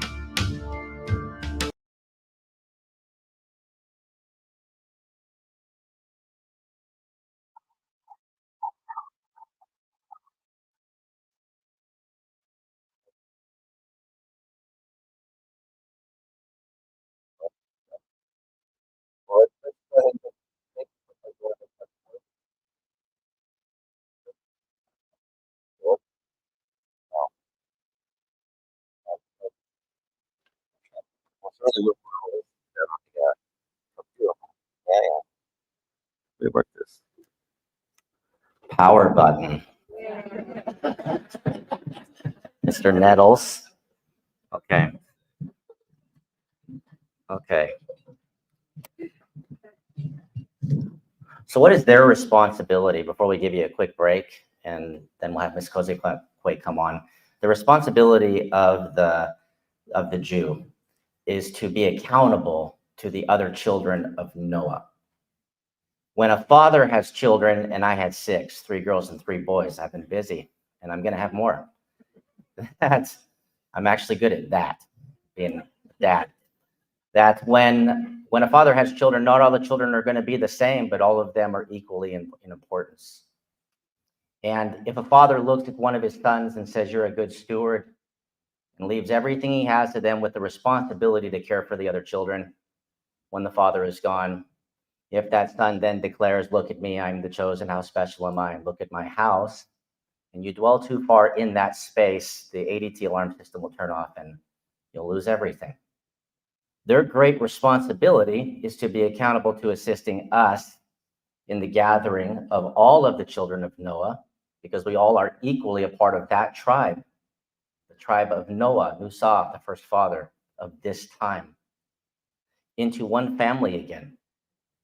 And so they have spread, they knew this time was coming. And so a couple hundred years ago, they sat down and said, oh my gosh, we got to get ready. And they started spreading around the world. Now we know there's an adversary, and he's done everything he can to prevent them from being established and ready to assist. He's had them on the run. He's had the boot on the throat, and we know something about that. We have yet to have the boot removed from our throat. And when it does, you'll find that we have far more to offer to the story than you could have ever imagined. And so currently there are 5,000 rabbis that are spread around the world for this specific purpose of gathering Israel. And so we will be working with them and assist in, they will be offering their spaces and locations and connections to assist us, the indigenous, to gather the indigenous. Now, every one of you are indigenous to this earth too, but somehow you were born into a system that is not of this earth. You were born into a system that are created by people in secret rooms with secret ideas that you'll never meet, that even can tell you that your children can tell a mother that her child, which was fashioned in her womb, that carries her sacred heart, that they know what's best for that child. And you send them willfully off to boxes where people you don't even know and you have no history of their background are then going to, was that the NSA? That's probably the bad. Hey, we persist. Persistence is the only thing that gets failure out of the way of your success. So take one away. What's that? Yeah, they send them off the boxes. Now you think this is normal. You send as if your children have nothing to learn from you or your mother and father or about the animals and the plants and the world you live within. Where you're going to be trained and taught. They will be trained and taught by people you do not know. And even what they have to offer is not good enough. This is important things to consider and reflect upon right now. Because even they have to take orders from people thousands of miles away in a centralized city that you will never meet. And you see these people drugged before the Congresses and the parliaments, and they don't even have to talk about what they're doing. They have no accountability. Who is their master? It's certainly not our Father in heaven. And so we wonder why our children are lost. We wonder why our children are confused as we turn on our light boxes to occupy that confusion and that sense of loss. And everything there is fabricated too. There is nothing on your TV that is real. They are also human beings reading a script, pretending to be somebody else to tell you how to live and be. But is it the way, the path of the heart? If everything turned off, if there was no supply chain and there were no stores and no shelves to obtain food or even bottled water from today, a world that creates water and we can't drink clean water. Riddle me that mystery. How will you know how to survive? How will you know what to eat? How will you know how to provide shelter and warmth for your family? You have nothing in common anymore with your ancestors who are your relatives that knew they were a part of this earth. And that should scare you. But there are those that didn't step into that box. There are those that remained connected to this earth, a sacred mother that just gives, like the mother gives. That's the love we're supposed to show for each other. Every mother here knows that if your child commits the greatest crime of murder, you would give them the love of their innocence unconditionally. That's the love we're supposed to show each other. How much did Jesus love his mother? I would venture to say a lot of his heart that he shared was the heart of his mother. The teachings of his father affirmed in that heart. So these are things we have to reflect on as we discuss what's going to occur, as we move through this day and we talk about trauma and healing, and you are all in trauma, in need of healing. As we talk about the structures and systems that are all around us, we sent one of our very own, Jared the Bear Peltier of the Bear Clan, who's actually built like a bear, who we sent off to the United Nations and the top political schools to figure out why is it the way it is and doesn't have to be that way. And you'll hear from him today. You'll hear from our elders that show some stories about our past. We knew these times were coming. And we don't talk about it in a way that we're special and you're not. We say we are spirits that are lowered to this earth. We are spirits in bodies that are temples. And we are supposed to be in families. Don't let the sound confuse you. We say the same thing. We are Anishinaabe, Oji, Chagwan, Ojibways. We're brothers and sisters equal to you and I.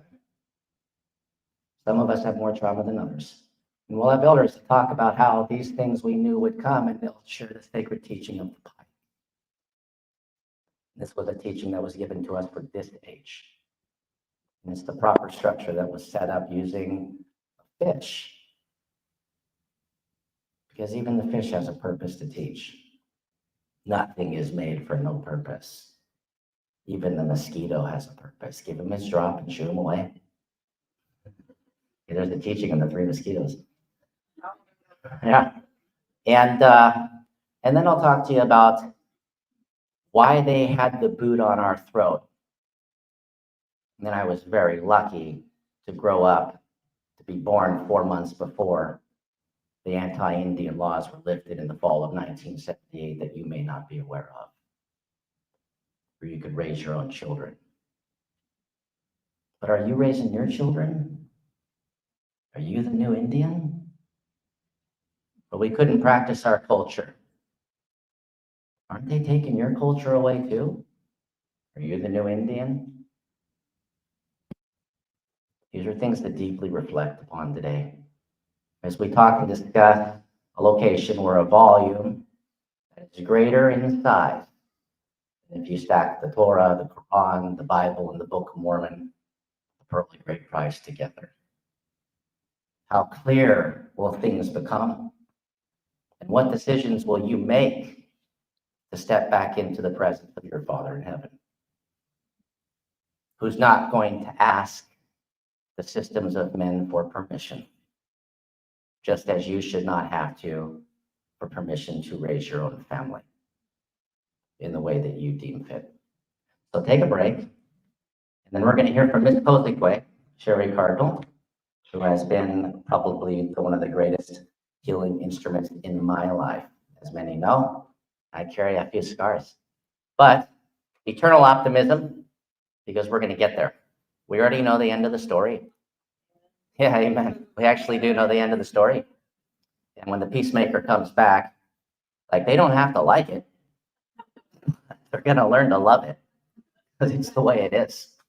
So miigwech.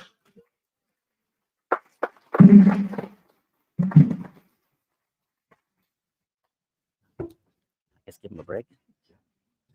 You okay? Where I can see you.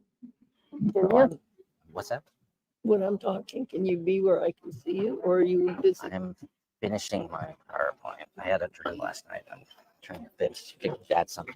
Oh, okay. Yeah, but I will be at the back poking like every 5 minutes. I do one thing, one slide, and come back.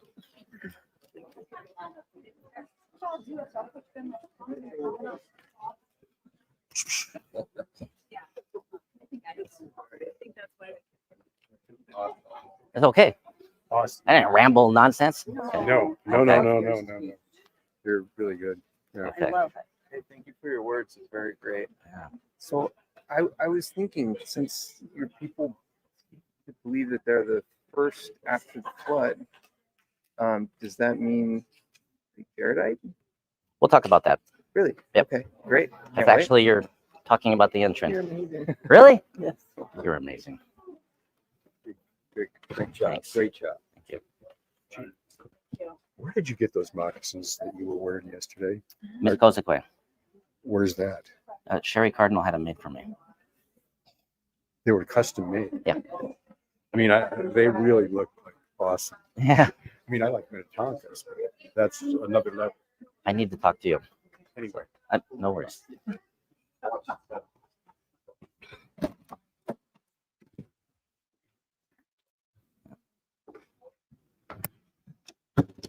Come here. Stay here.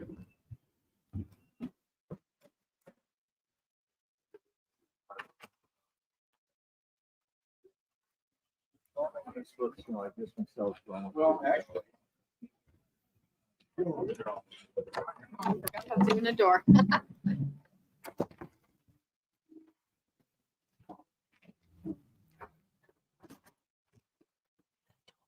You did so good.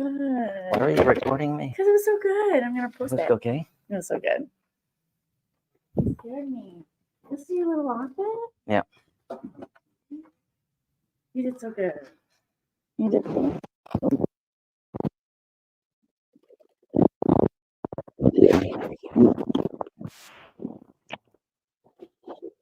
Reserves. And now you can get 3 pieces of the chicken you crave for just $5.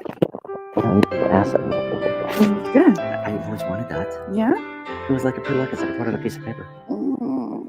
I hope I walk the path to He made that, Zion, and I know when he made it, he was where like, truth and light can guide me. Yo, do you think they're hearing? I seek the face of my Redeemer to find my purpose clear and know just what to do. Through every trial, through every shadow, I'll seek the light that breaks the night. I want to know the deeper meaning. I want to see his guiding light.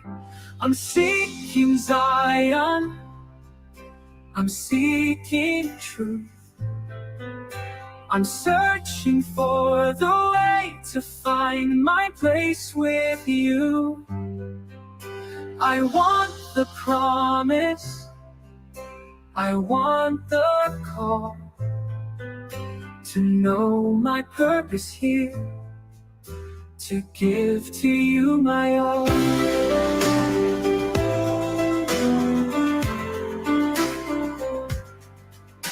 I hope to hear the words unspoken, the still small voice that stirs my soul. I long to see the heavens open, to know my calling sure, to know I'm truly whole. Through every trial, through every shadow, I'll seek the path that's narrow and true. I want to hear the voice of angels. I want to stand where skies are blue. I'm seeking Zion. I'm seeking truth.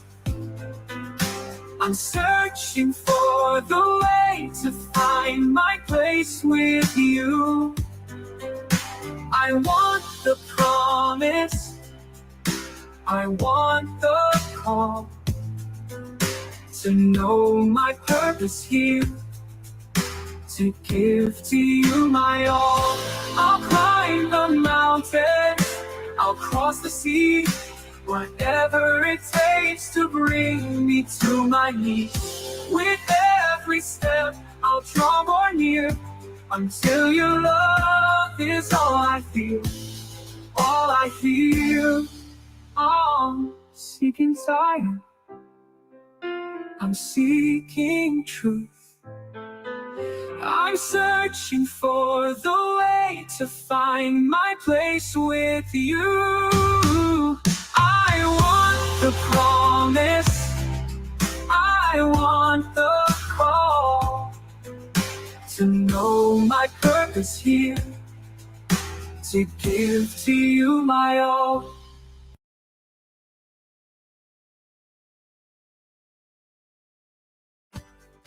There's a true team culture here. You see it, you feel it, and it makes the guest experience so much better. Get here and get more truck or SUV for your buck and score enticing offers during Wisconsin's best 2024 closeout sale. Connect with Team Holiday for giant selection, get more for your trade, and enjoy the genuine guest care at Wisconsin's #1.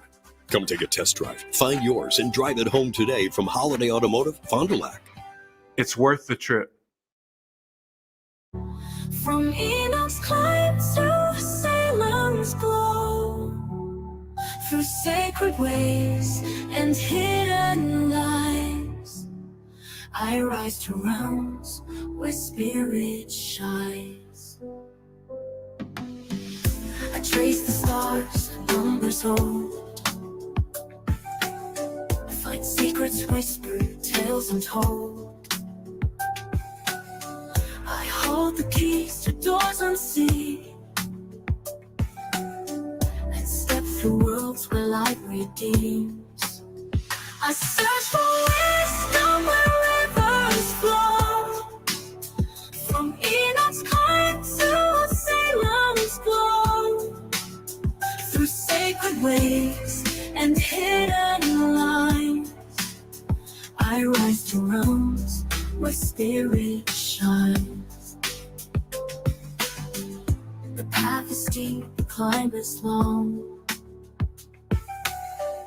but faith will lead where I belong.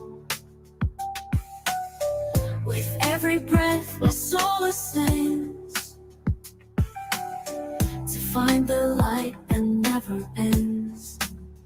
I search for wisdom where rivers flow, from Enoch's current to Salem's glow, through sacred ways and hidden lines. I rise to realms where spirit shines.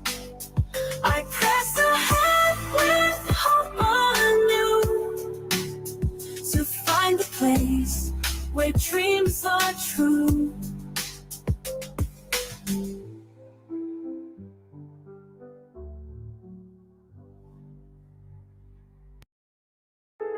If you could hide a Zion in the blink of an eye, and then continue onward as stars move through the sky, could you reach the endless heavens where mysteries still unfold, or find the place of ages where stories have been told?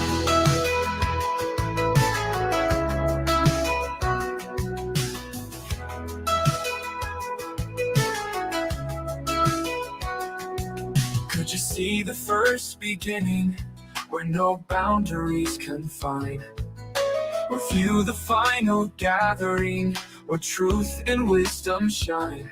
The Spirit softly whispers, no mind has seen that place, nor found the endless reaches beyond time's swift embrace. There is a path that leads to light, through mountains high and valleys wide. The journey's long, the steps are steep, the faith will guide where shadows sleep.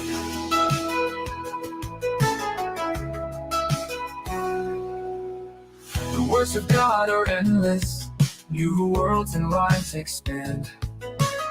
Progressing growth continue in one eternal plan. There is no end to matter, there is no end to grace, there is no end to spirit, there is no end to space. And so we walk with hope in hand towards Zion's promised land. Through every trial, through every test, we seek his peace, we find his rest. There is no end to Zion, no end to love's pure call. For those who seek its promise will find their all in all. There is no end to Zion, no end to love's pure call. For those who seek its promise will find their all in all.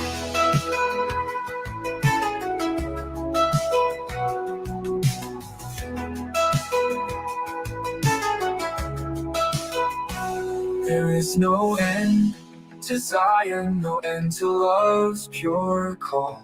For those who seek its promise will find their all in all. There is no end to Zion, no end to love's pure call.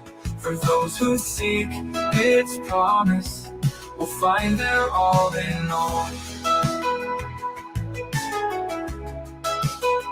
Will find their all in all. 4 years ago, in this alley, rioters threw a brick at my face and knocked out my teeth. Why? Because I was a police officer. And what did Kamala Harris do? While America's cities were burning, Kamala was defending peaceful protest. She raised millions to help bail rioters out of jail and supported defunding our police, making us all less safe. Kamala Harris is dangerous. Preserve America PAC is responsible for the content of this advertising. Here's to experiencing new heights in Wisconsin, to seeing where the breeze leads, and riding a wave of new fall adventures. Here's to those who Wisconsin.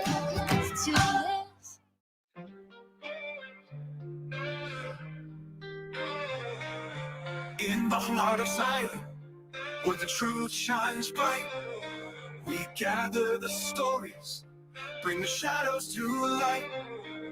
From the ancient prophets to the visions anew, we're here to explore, to learn, to renew. Zion Media, where the journey begins, unlocking the mysteries, where the spirit wins. From the mountains of Mentia to the city of light, we're guiding the seekers through the darkest night. With the words of the prophets echoing in our soul, we dive into the scriptures, seeking to make us whole. From the plains of America to the temples on high, we uncover the secrets as the eagles fly by. Zion Media, where the journey begins, unlocking the mysteries, where the spirit wins. From the mountains of Mentia to the city of light, we're guiding the seekers through the darkest night. With the words of the prophets echoing in our soul, we dive into the scriptures, seeking to make us whole. From the plains of America to the temples on high, we uncover the secrets as the eagles fly by. Nothing will be withheld from them for those who seek and strive. With hearts full of truth, we rise again. Zion Media, keeping the faith alive.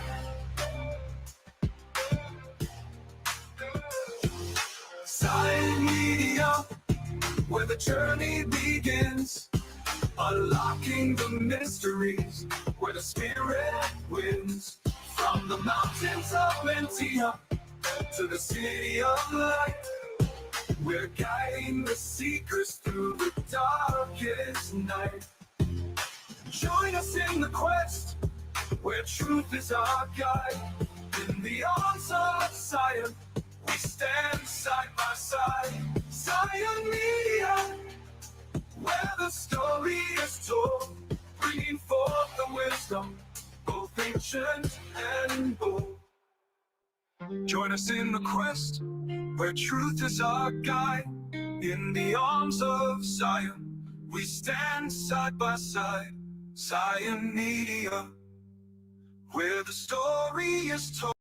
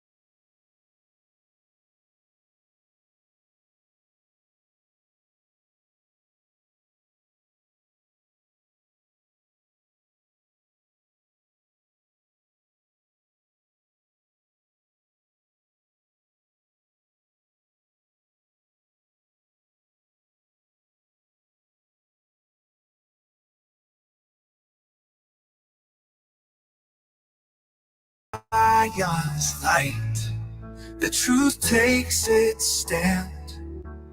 The Davidic servant comes to regulate the land.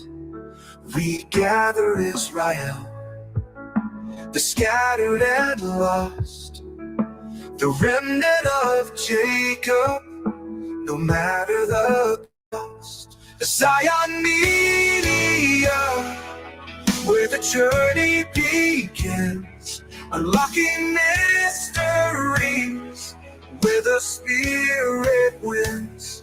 With the prophets of the Lord returning anew, we're guiding the seekers, our vision true. With faith and purpose we light the way, from ancient paths to modern days. Zion Media, we find our way. Zion Media, where the journey begins. Unlocking mysteries where the spirit wins. With the prophets of the North returning anew, we're guiding the seekers, our vision true. Nothing's withheld for those who seek in Zion's embrace. The strong and the meek, the remnant returns. The time is near. Zion Media's voice is loud and clear. The Zion Media, where the journey begins. Where the journey mystery, where the spirit wins. Where the spirit prophets of the North, with the North and turning anew.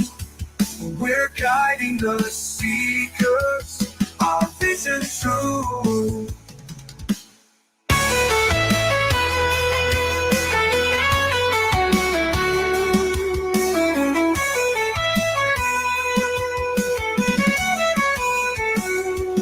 Nothing's withheld for those who seek in Zion's embrace. The strong and the meek, the remnant returns. The time is near. Zion Media's voice is loud and clear.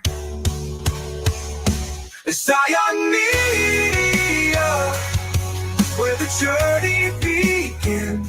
Unlocking mysteries where the spirit wins. With the prophets of the North returning anew, we're guiding the seekers, our vision true. Join the quest with truth as our guide. In science and light we stand side by side, with Israel gathered and Jacob restored. Zion Media brings the message of the Lord.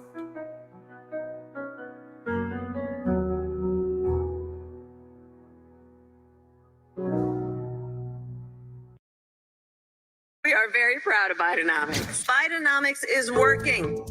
We asked working Americans what they think. $5 a gallon is the highest historically it's ever been. I've never seen it this high before. We have to choose between, am I going to fill up my car all the way or am I going to buy a prescription? I feel it every time I fill up. My first year of driving, I'm having to deal with an average of 503 across the nation. It's hard to save when everything you're making is going out for groceries and gasoline. Families right now are living paycheck to paycheck. Bidenomics is working. The food prices are astronomical. They're unaffordable.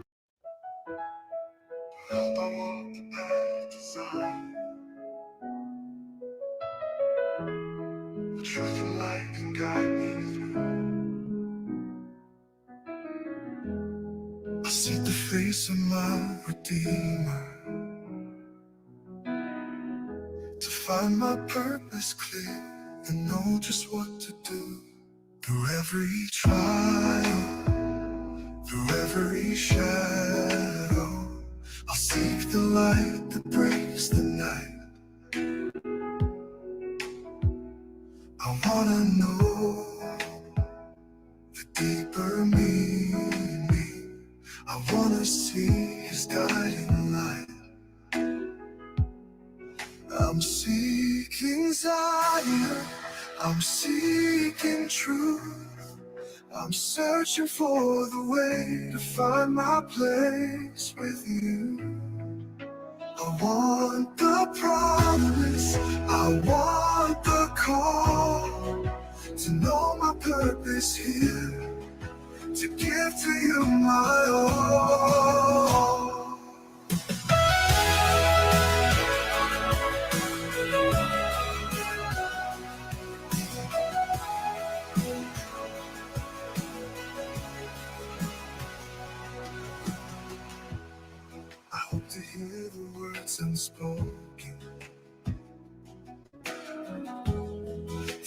small voice that stirs my soul.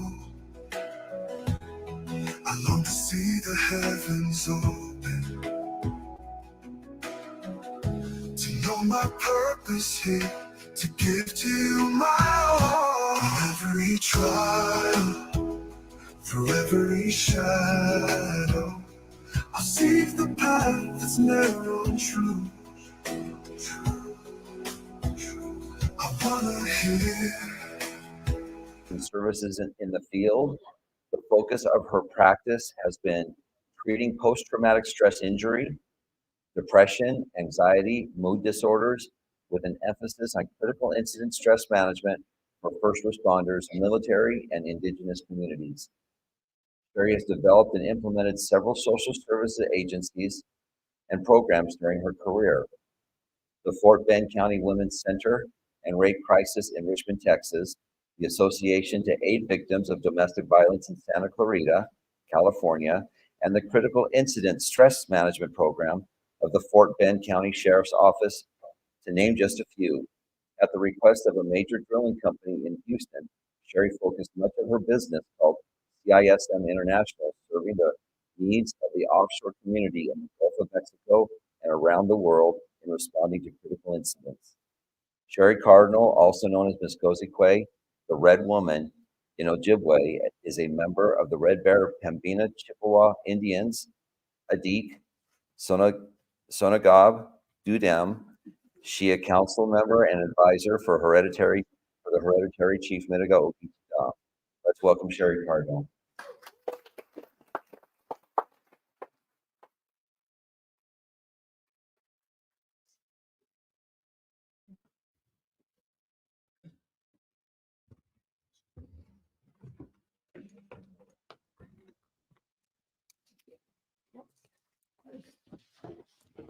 Let's clip this on you.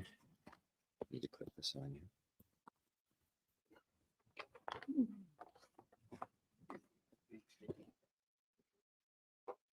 Good. That's good. Mhm.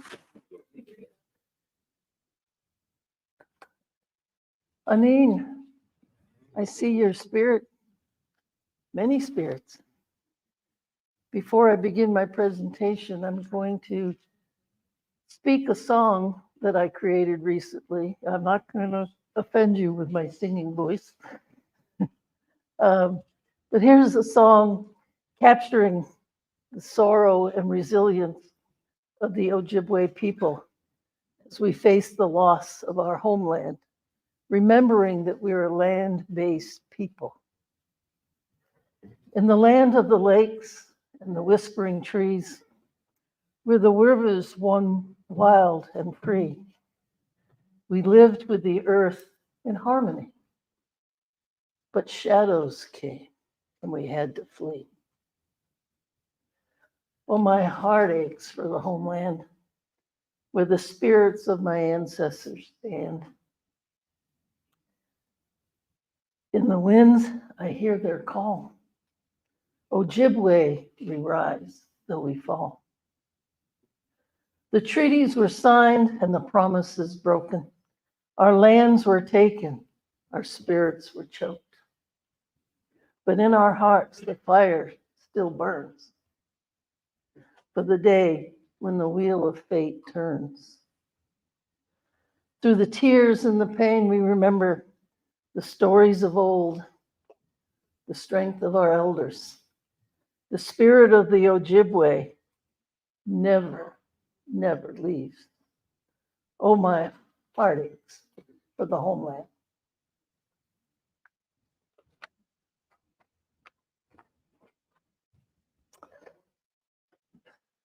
I am Miss Kozikwe, Nin Digo Ojibwe Mo, Gichi Nokomas Adik Songab Dudem. I also go by Sherry Cardinal, Sherry Rose Cardinal. Okay? I live in two worlds, as many of us do. We live in two worlds, one of which man is at the center, and all around the circle are the trees and the animals and the earth and other people. And man at the center manipulates for his own gain. The Objibwe way is that everyone is in the circle and no one is at the center. We are all related and we all work together for good so that we can all live the good life. Which world are you walking in? What is a human being? Okay. In my talk today, I am going to go back and forth between my spiritual beliefs and teachings and my clinical social work knowledge, because both pertain to what we're talking about. What is a human being? Okay. And try to represent it by this Venn diagram, the body, soul, and the spirit, and the core self being where they're all joined together. We must remember that Ogi Chagwan, we are a spirit lowered and living in a body. Okay? But most of us live mostly through our body and our soul, which is our mind and our will and our emotions and our personality and our intellect. Okay? We're taught that. Even in psychology, they don't teach spiritual things. I was fortunate enough to go to a college in California to get my master's degree that was run by the Jesuits. And we interwove theology and psychology. So for every psychological principle, we had to know what God's purpose was behind it. So I weave that into my practice, sometimes unknown by my clients of where I'm coming from, but always focused on where they're coming from. And very often, because I'm also an ordained ecumenical pastor, they ask for spiritual teachings. And I do find that clients that will combine the spiritual teachings and the spiritual aspect of their human being heal faster, get well faster than those that don't. That's been well documented now. Okay. So the Venn diagram, I have to get close to this mic, I guess. We live within an environment, the square. That's important, especially to Indigenous people, because we're land-based people. We're dependent historically on living in harmony with the land. We didn't have grocery stores, okay? In fact, the Ojibwe word for grocery store, bad hunter. That's a joke, there is no.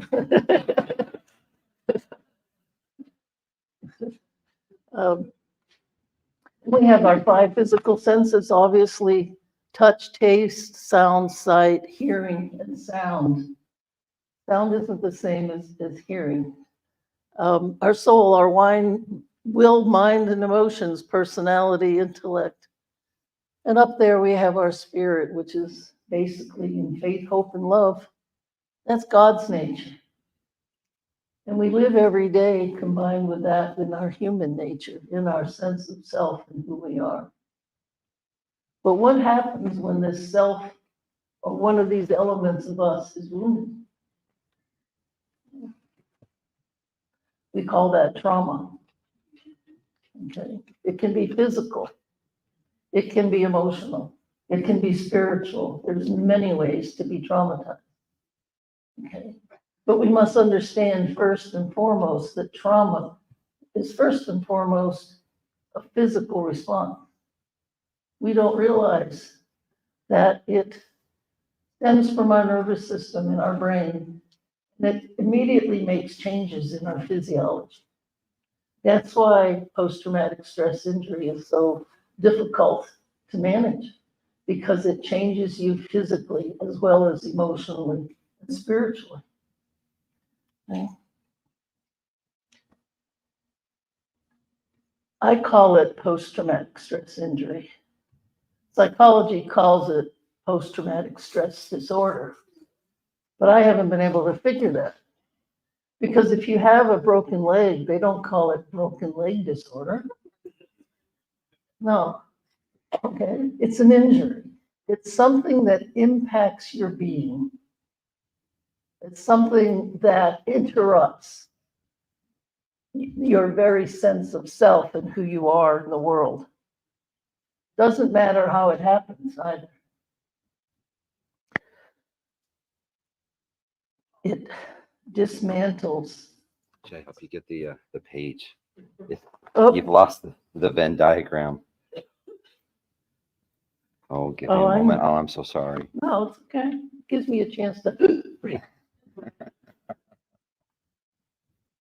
There we go. There it is. Okay.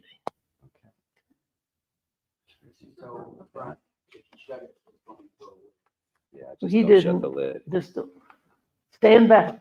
Stand back. Okay. Don't touch. Right. There was a book one time that a Baptist minister had given me when I was in college, and it was when I was trying to study how the body and the spirit, everything combined, and the book was called Please Touch. Okay, and it just came to me right now that that book was important in my life because it helped me to understand that God touches us in many ways. It's important for our understanding to realize the physical again, and I'm reiterating that because we think post-traumatic stress is all in your head. It's not. Okay, when it's stored in your body, and maybe some of you can relate to what I'm going to say, is that you will have stomach aches and headaches and sore shoulders and sore hips, some sort of dis-ease. I spread the words out, dis-hyphenated ease, disease. We now know that stress, post-traumatic stress in particular, impacts every organ, every set of physical nature that we have. We can't dismiss. I don't know about you, but when I go to the doctor, they never ask me how I'm doing psychologically. Okay, so they're leaving out several components. They're only looking at your body. And so they treat the symptoms of your post-traumatic stress, of your trauma. And unless and until you get to the root cause of your trauma, you won't find that peace and well-being. And that's what clients say when I ask them, why are you coming to therapy? They say, I need some peace and well-being in my life. Okay? Peace in the Greek, in the New Testament, doesn't mean the absence of war like you think. It doesn't mean the absence of chaos. Peace literally means to be at one with. One is the highest number. We have to even be at one with ourselves, with all aspects of ourselves, not just one or two primarily. Okay? We need to be balanced. It is a question of balance. Any of you Moody Blues fans here? I started listening to their music in my teens. My favorite song is still A Question of Balance. And I've come to understand that more and more as I searched for how one is the highest number.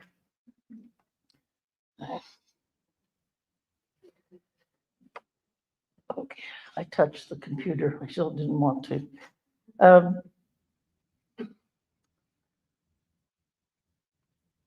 We have a thing now in psychology called adverse childhood experience. Isn't that a pretty name? You can call it abuse. You can call it neglect. Okay? You can call it sexualization. You can call it whatever you want to call it, but now they call it adverse childhood experiences. And even though that's sort of a pretty name, it does add into it some things that we normally don't think of as abuse. Okay. In understanding psychology, we have a thing called attachment issues.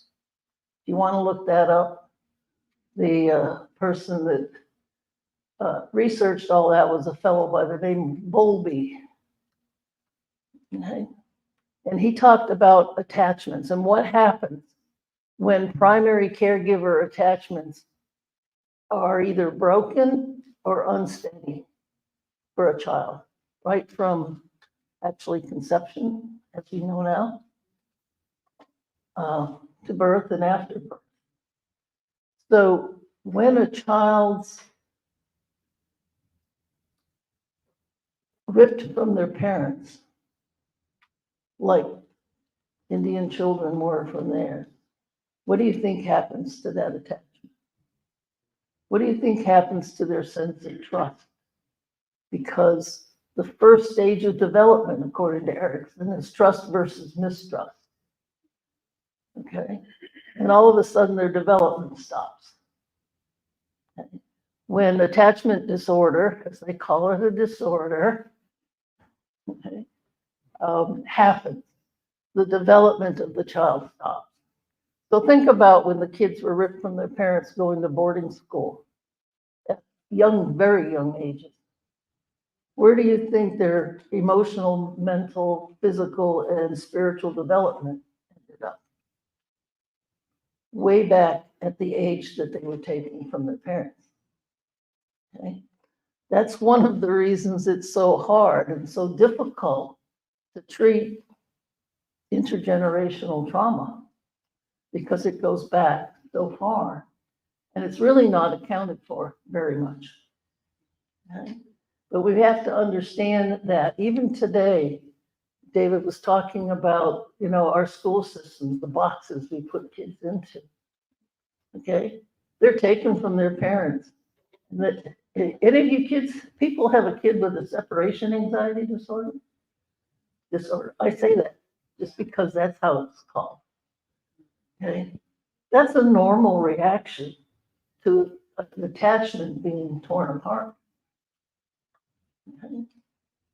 So, you know, then kids are diagnosed with ADHD and they're medicated, okay, for that and for other kind of disorders, okay? Prozac Nation, right? Okay. We have lost our sense of connectedness to the earth and to those things that really do heal us. Okay. I'm going to give you the Reader's Digest version of Objibwe history, and just to illustrate how this trauma has affected generation after generation after generation. Remembering that we are people of the land, and the land and our connection to it was the most important thing to us, and what was one of the first things that happened when the Europeans came over.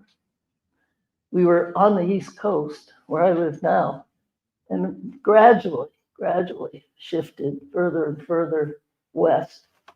And you can trace the pathways of the trail all around the Great Lakes and out further west.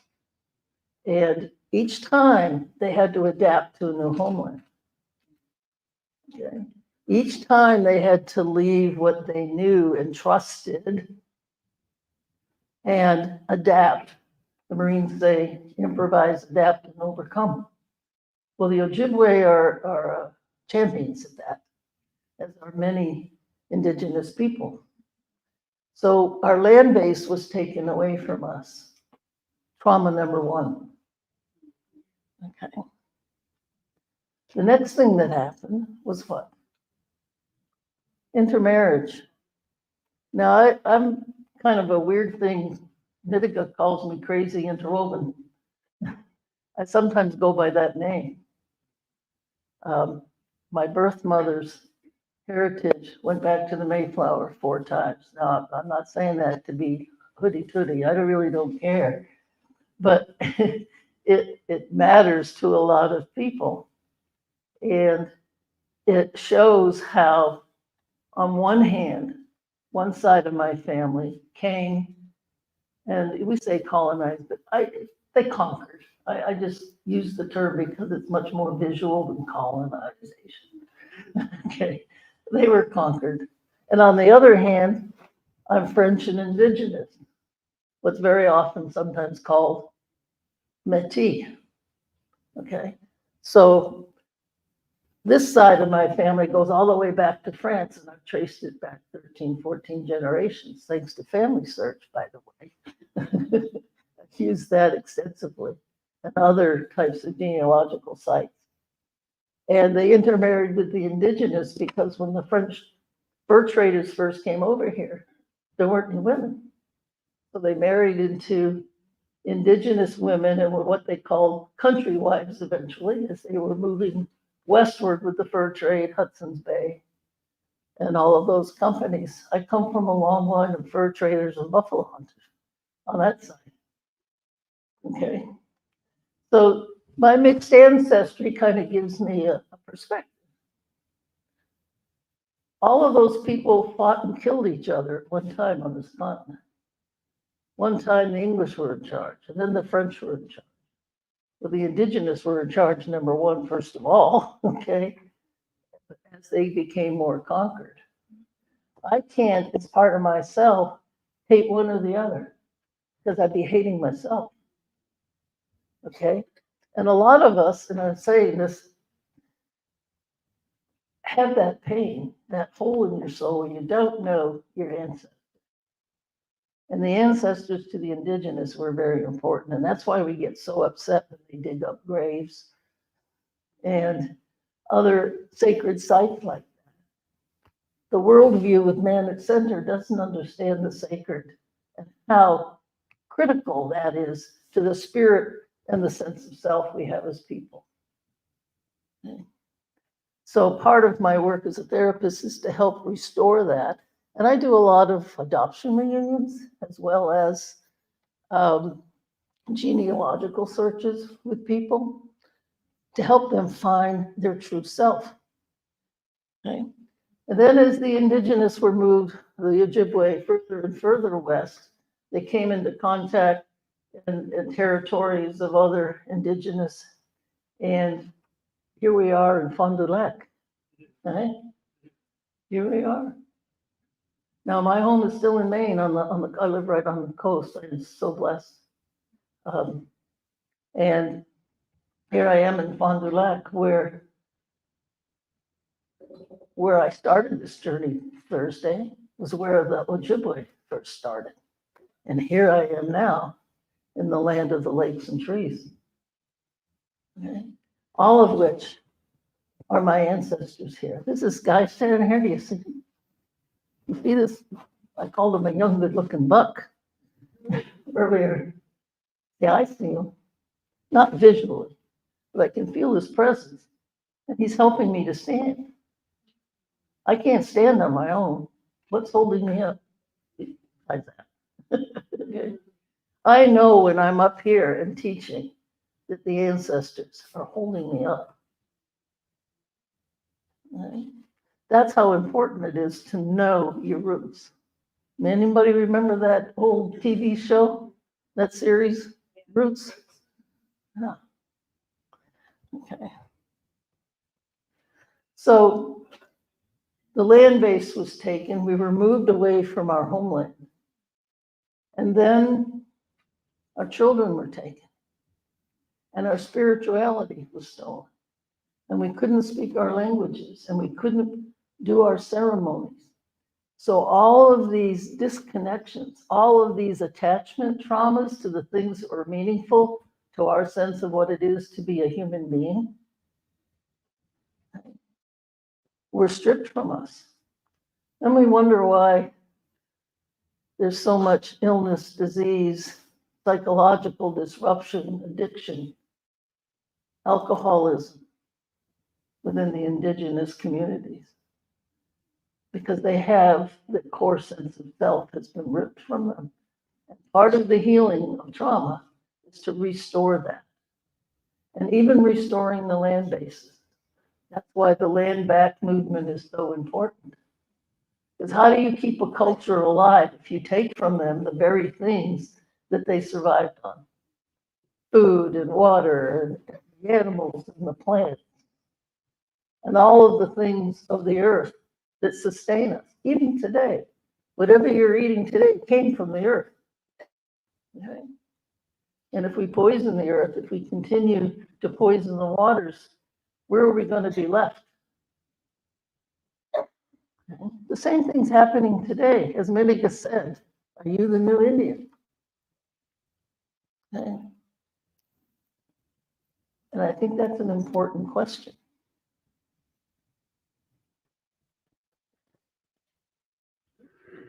There's a thing called dark psychology. Are any of you familiar with that? It's when they use the principles of psychology, of human attachment and love, for manipulation and personal gain. And it's running rampant this day. You've all experienced it if you turned on a light box. You've all experienced it if you've watched what's going on politically in this country. Okay, the recognition that you're all being manipulated through dark psychology. Okay. That's important to know because there's a way out of it, but you have to be diligent and willing to do the work that it takes to heal the trauma that comes from being subject to dark psychology, especially on every day. Look at the parents that were arrested going to PTA meetings. Government thinks they own you and your children. I'm not a conspiracy theorist, but yeah, that's the problem. Because it's not a theory. Yeah, that's the truth. Yep. And we have to recognize that. Bless you. No, bless you. Okay. Thank you. So how do we heal all this traumatic impact? Okay. In the 90s, I started studying a science called psychoneuroimmunology. Say that fast 10 times. Okay.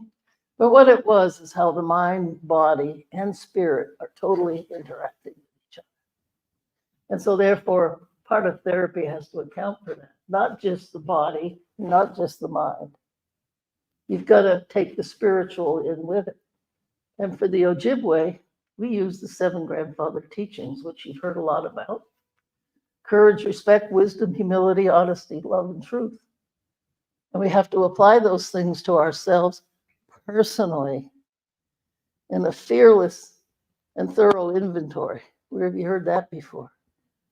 And if you've ever been to AA, okay, you have to be willing to really look inside the darkest places within you. And people hesitate to do that because they don't want to think that they have dark spots, that they have faults.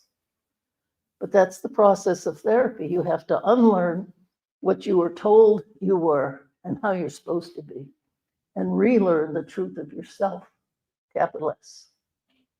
Okay? There is an ebook that I wrote back in I think about 2000 called The 7 Essential Keys for Peace and Well-Being. And it's an outline of how to do that: self-concept, reflection, awareness, responsibility, acceptance, validation, and actualization. That's the process that leads you to being able to heal the self. Now, it's easy to say, it might take years upon years to accomplish it. Okay. Therapy used to have a bad rep, right? I've been in therapy for 20 years. Well, now they've gone the opposite. We will authorize you 3 visits. What? I can barely get their name, address, and phone number in 3 visits. But I have learned through various techniques how to read people pretty quick, okay? Through body language and behavioral clues and those types of things. No, I don't do it to everybody every day. Too much. So don't worry about it. I'm not psyching you out, okay? But there are situations where I have to do that, especially when I was working with first responders. People don't understand the trauma they face every day. Not only their own, but other people's.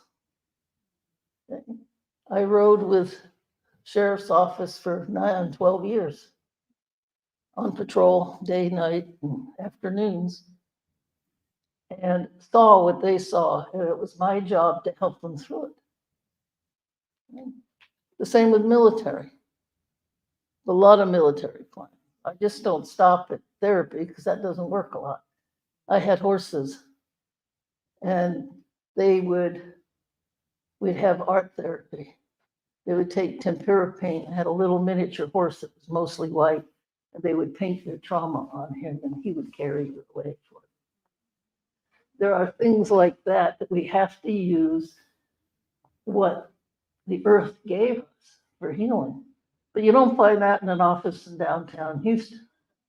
Okay? I had a farm, and my clients came to me, and I worked with another program on another farm close by for Afghan and Iraq era veterans with horses and animals and goats and sheep and llamas and cows, actually, to help them ground and take away the trauma. Animals are healers. Animals are healers. And we've lost that. We don't interact with them on a daily basis. Many of you have pets, I'm sure. Why do you have pets? Don't they soothe you? They aggravate you, and we know that. Okay? I have a service dog. His name is Tonka. Okay? He's a miniature rat terrier. He's 10 pounds soaking wet. He loves Mitiga. I was going to name him Radar because when he was a puppy, he had the biggest ears you ever saw. Okay? But then I observed him, and that's how you name things. You observe who they tell you they are. And my service dog before him were Doberman pincers. Okay.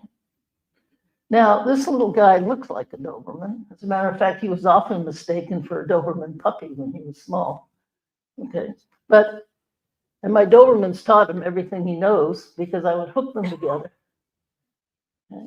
And the little guy would follow the Doberman. He had a parent to teach him the ways. He should do his parent. It wasn't my intervention that made him what he was. It was his relationship with my other Doberman and him wanting to be one of the big dogs, which he thinks he is. Okay. And it dawned on me, Radar isn't a good name. So I named him Tonka because he's bigger. He's much bigger than a 10-pound dog. Okay. And not only did I he works with me for my post-traumatic injury. I learned through experience. He works with everyone I work with, veterans, law enforcement, indigenous. And he's a comfort. And he knows when he feels anxiety rising, his job is to jump in people's laps. He'll scratch on their neck or on their neck, if he'll let them, to distract them from whatever it is that they're going through, the anxiety or the reliving at the moment. He's magic. A dog. Will insurance companies pay for him? No. Okay. But he has a job. And I couldn't work without him. So we need the things that are surrounding us as part of our healing process. And I hear people say, oh, what do you mean the repeat chickens? I have a whole flock of them. And raised chickens, and people loved watching the circle of life from a chicken to an egg, which came first,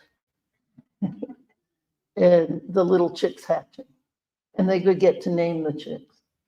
And then I'd give away the roosters and keep the hens, and that was part of the process.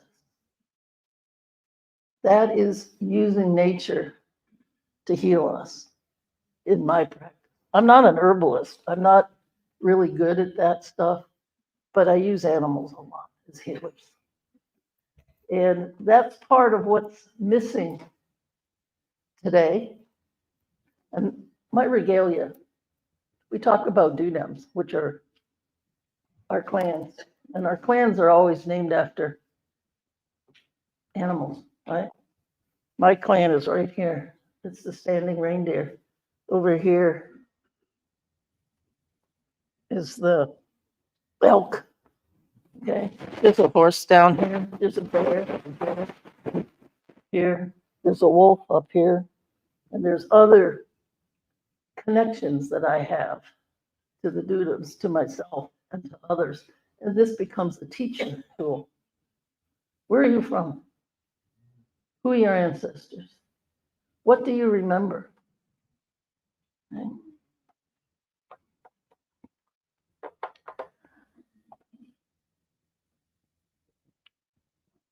One of the things, this is a very mindful thing, I do what's called cognitive behavioral therapy. A lot of words that mean learning how to change your mind, okay, which will then change your behavior. And that's something I learned when I went to college, because we had to do what's called an exegesis.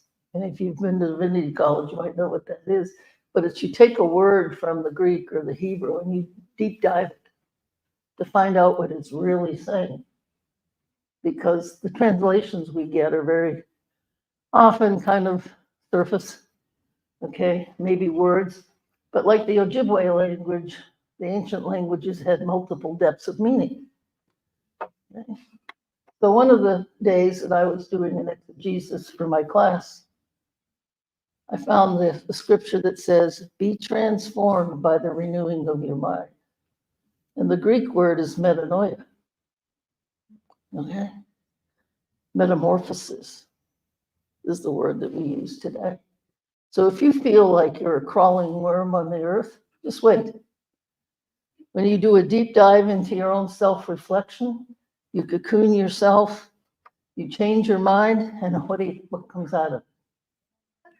Yeah. So if you do a deep dive on the word, if you just read the scripture, it's like, well, I got to change my mind.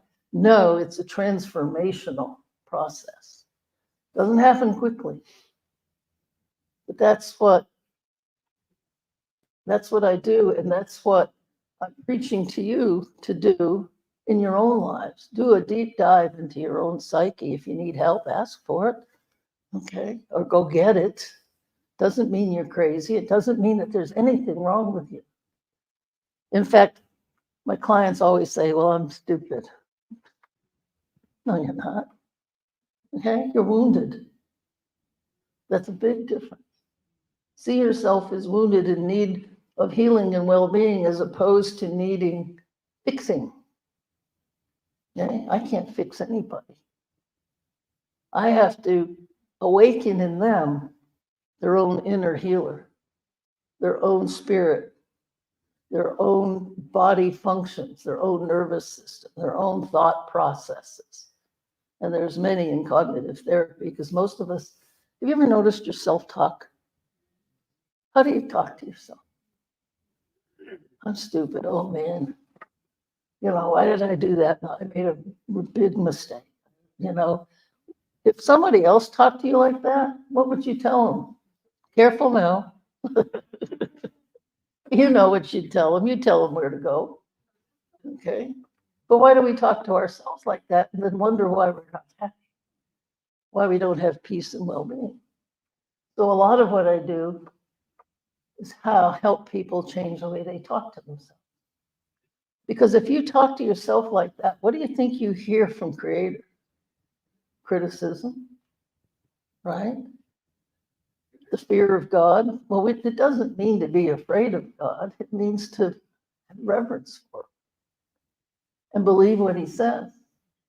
And the other thing we misconstrue, and I see a lot of, it's called codependence in the psychological vernaculars. But what it really is a misconstruing of the first and greatest commandment. Love the Lord your God and your neighbor as yourself.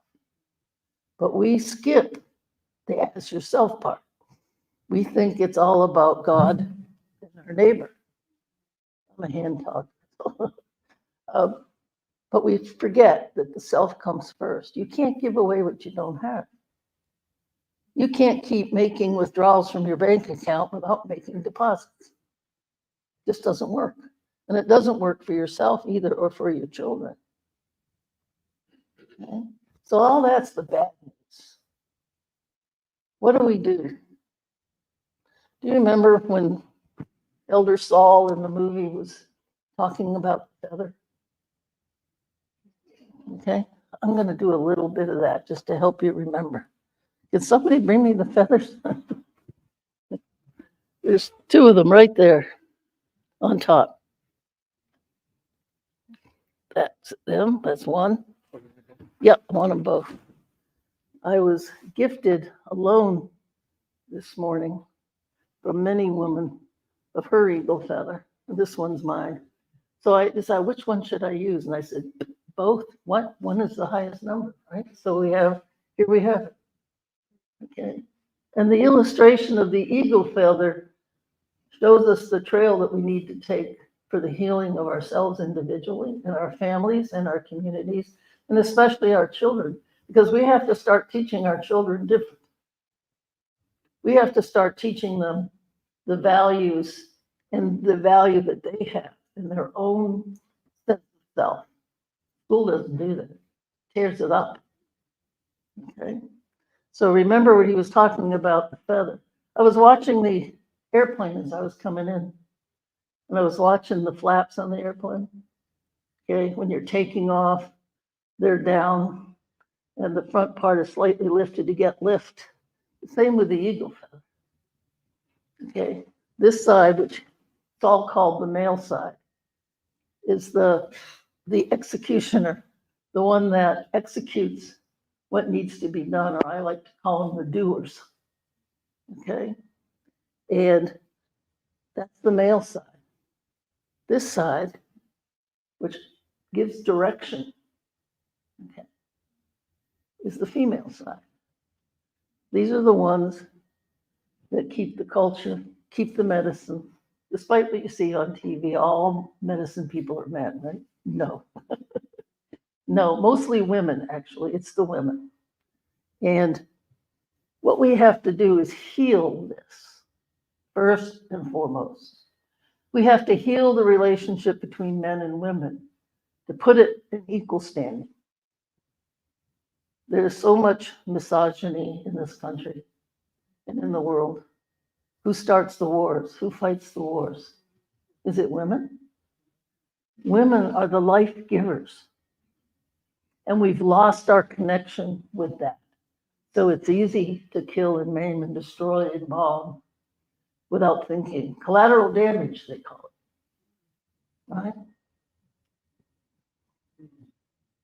So don't take this as being anti-military. I'm not. Both my sons, Mitika, my son Len, have served in the military. Okay. So it's not anti-military. But we need to heal it with the 7 grandfather teachings to add the spiritual to it. So the men and women can sit in the same circle and have the same authority. I've often wondered, I should ask many, some of the treaties that were signed by men, whereas the women in our culture were the tribe was matrilineal, which meant that the women held a lot of the rights in the land and the water. Okay. How did the men get to sign it off? Did they ask? I don't know. I need to do a deep dive into that, because that would invalidate a lot of treaties if the wrong people sign them. Okay. Who knows there? But I like to ask these kinds of questions. I'm a curious person. And so I am challenging everybody in this room and everybody watching to begin to heal not only your relationship with yourself, but do a deep dive with your relationship with the other sex, the other gender. Very deep dive. Because unless and until women take their God-ordained place in the world, this chaos is going to continue. That's my prophecy.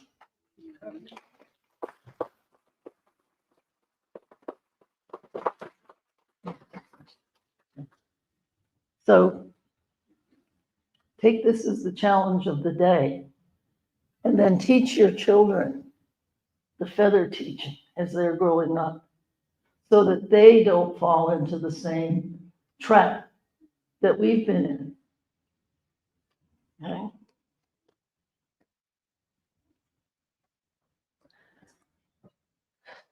We have to understand the sacred. That's one of the reasons we're here teaching. That's one of the reasons I teach the feather teaching. Because we're in such a fix that we don't realize what causes it. And it's a question of balance. As I said in the video, without that balance, eagle can't fly. We're all eagles. We're all spirit. We're all Objibwe. That plane couldn't fly if those flaps didn't work right? You'd have a crash. We've had lots of crashes. The divorce rate, think about it. Second marriages fail at a higher rate than first marriages. What are we doing? We're not relating properly. We're not giving each other the proper respect that we're due. Okay? So I invite you to meet that challenge. Okay? Put your families back together the way God intended them.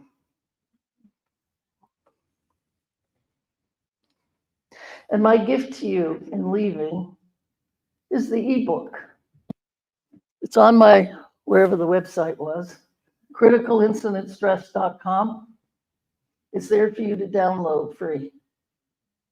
It's my gift to you to help you on your journey of finding the balance in your life and in your family's life, to help heal what's happening in this country and in the world. Chimi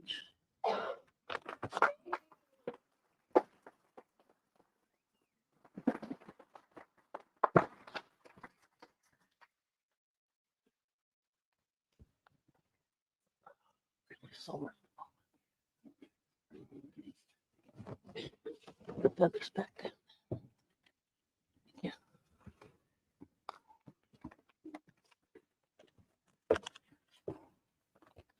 One, two, three.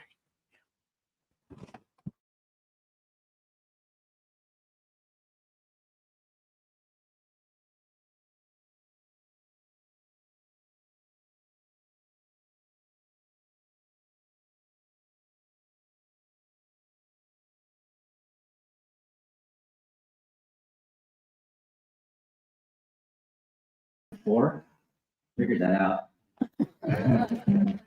Hey, so we're going to break the lunch. It's going to be 30 minutes. I did want to share it just really quickly because of the thing. When the imperial crown of England, this little island that didn't make anything, that went and took everything, that built big buildings because of it, big banks too. That when they came over and they made their treaties in Canada with the Anishinaabe in the 1860s, that our chiefs, our headmen were sent as representatives to receive, return, and report. And only the mother and the grandmother has the authority to bind generations under civil law. And so when they returned, they did not understand what was said to them. They had an understanding of what the interpreters instructed them. And they said, this is what's happening. And when they then returned to talk to the British, they were then informed, yeah, you gave it all up. That's what that meant when you signed. Nothing is actually of any authority without the matriarchs and the grandmother's signatures. And we have been saying that for quite some time. There is nothing, no grain of earth, no drop of water, no leaf from a tree that they own upon this land. And so as a representative of two treaties with Canada and the United States, I'm affirming this as well. And there's going to be hell to pay very shortly. We are now talking about these things. So have lunch.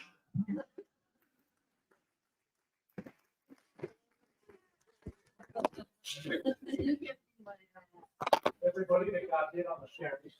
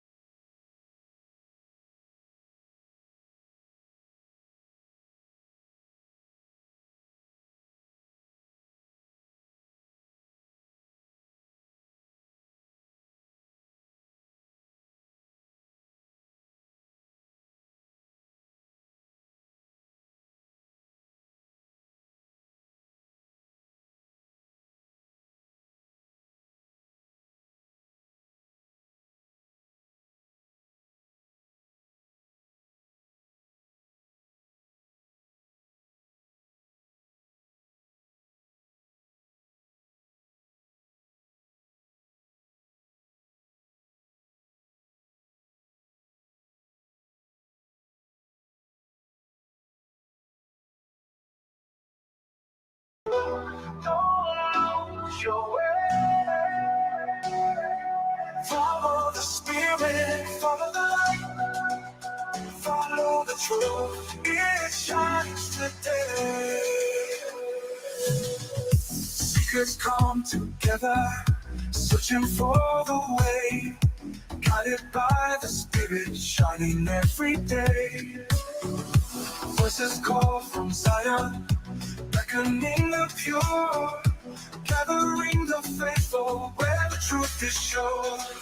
Follow the spirit, follow the light, follow the truth. Don't lose your way, don't lose your way. Follow the spirit, follow the light, follow the light, follow the truth. It shines today. Gather all the nations, call them to the fold, where Zion's truth and glory brighter than the gold. Seeking for the answers for what we never knew.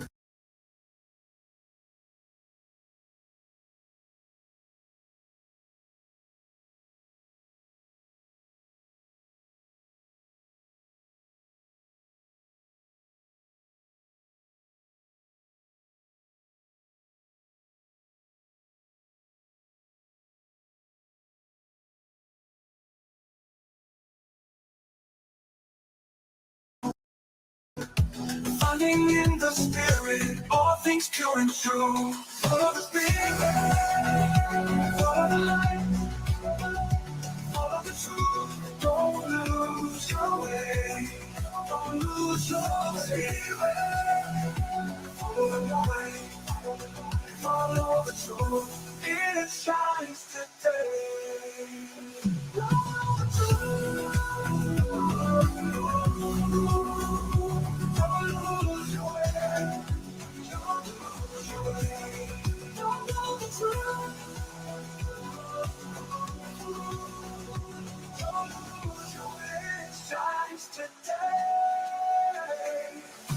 Gather all the nations, call them to the fold, where Zion's truth and glory brighter than the gold.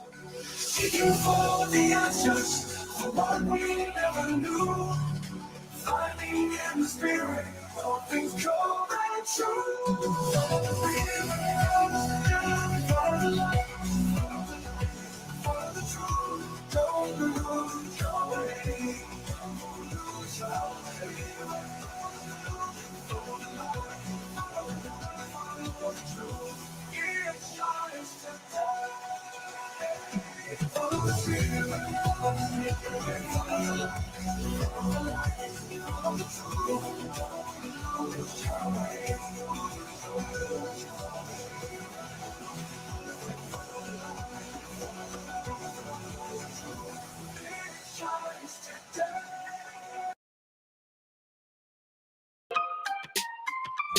For Buick, we want you to feel really special. We want the driver to really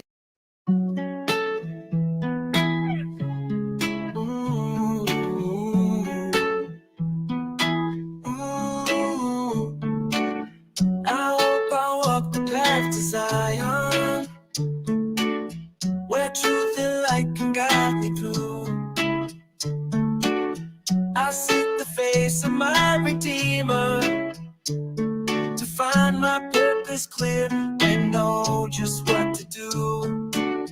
Through every trial, through every shadow, I'll seek the light that breaks the night. I wanna know the deeper meaning. I wanna see his guiding light. I'm seeking Zion, I'm seeking truth. I'm searching for the way to find my place with you. I want the promise, I want the call, to know my purpose here, to give to you my all. I hope to hear the words unspoken, the still small voice that stirs my soul. I long to see the heavens open, to know my calling sure, to know I'm truly whole. Through every trial, through every shadow, I'll seek the path that's narrow and true. I wanna hear the voice of angels. I wanna stand where skies are blue. I'm seeking Zion, I'm seeking truth. I'm searching for the way to find my place with you. I want the promise, I want the call, to know my purpose.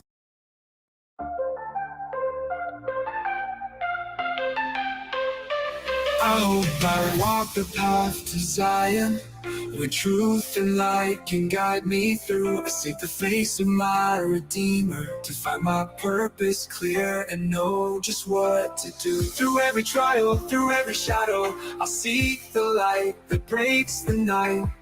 I wanna know the deeper meaning. I wanna see his guiding light. I'm seeking Zion, I'm seeking truth. I'm searching for the way to find my place with you. I want the promise, I want the call, to know my purpose here, to give to you my all. I hope I walk the path to Zion, where truth and light can guide me through. I seek the face of my Redeemer, to find my purpose clear and know just what to do. Just what to do. Through every trial, through every shadow, I'll seek the light that breaks the night. I wanna know the deeper meaning.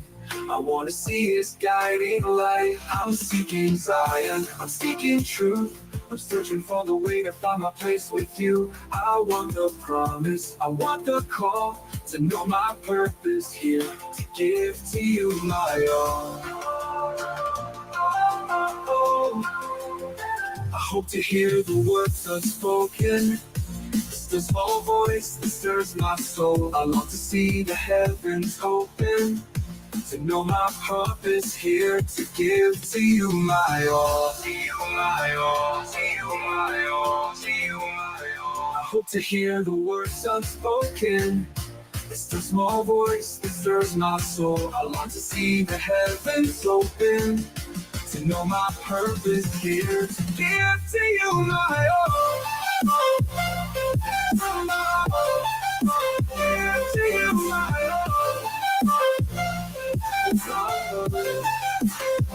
I'll climb the mountains, I'll cross the sea, whatever it takes to bring me to my knees. With every step, I'll draw more near, until your love is all I feel, all I hear. I'm seeking Zion, I'm seeking truth.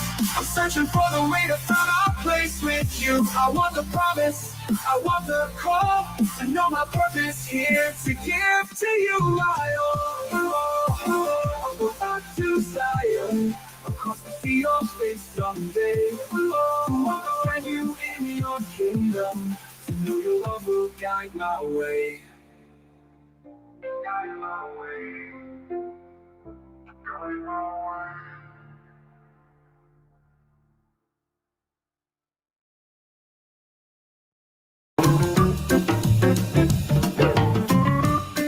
They're great!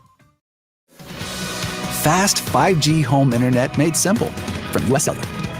I hope they call me to Zion's mission when I have grown in faith and truth.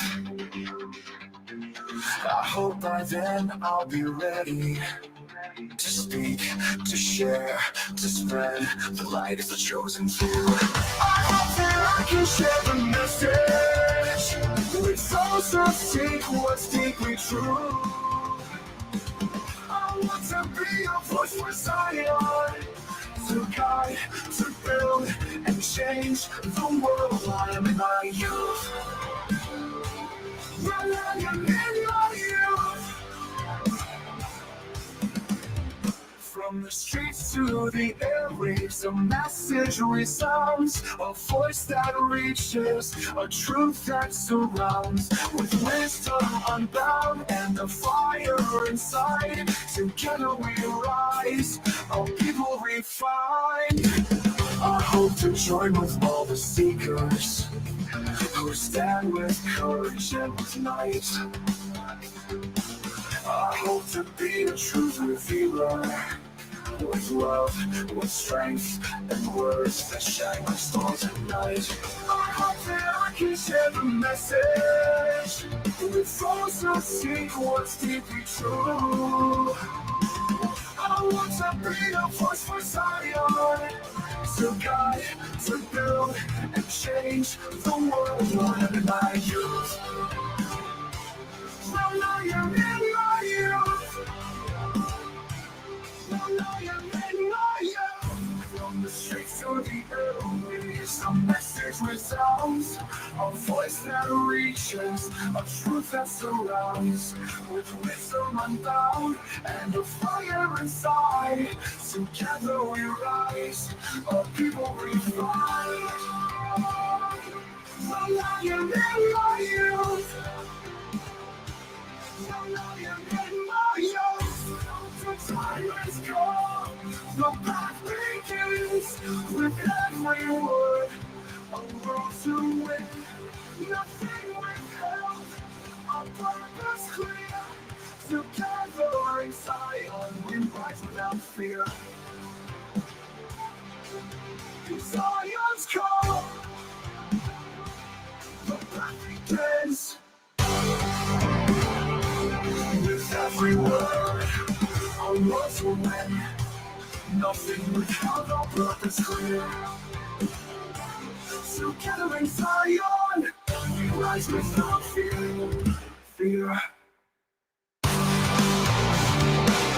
Together in Zion, we rise without fear. Nothing withheld, without fear.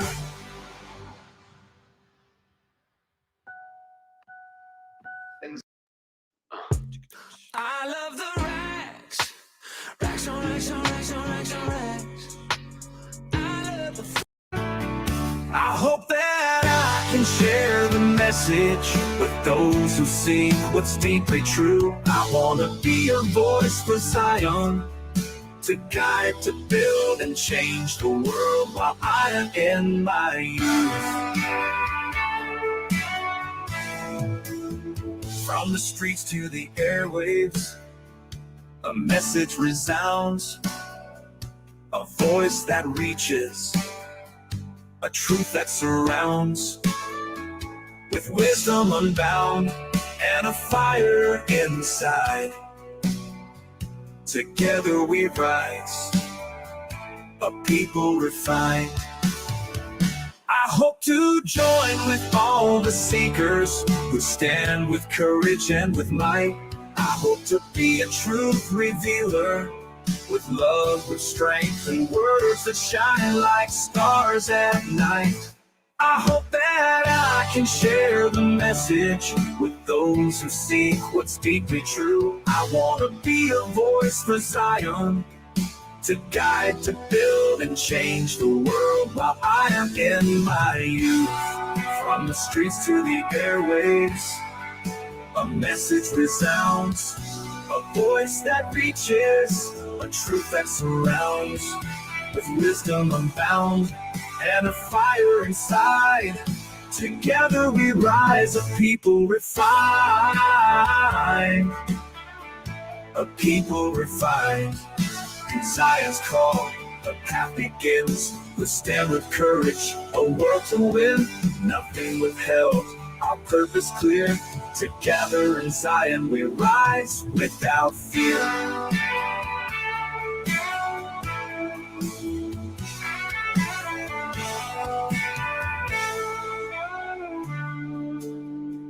In Zion's call, the path begins. With every word, a world to win. Nothing withheld, our purpose clear. Together in Zion, we rise without fear.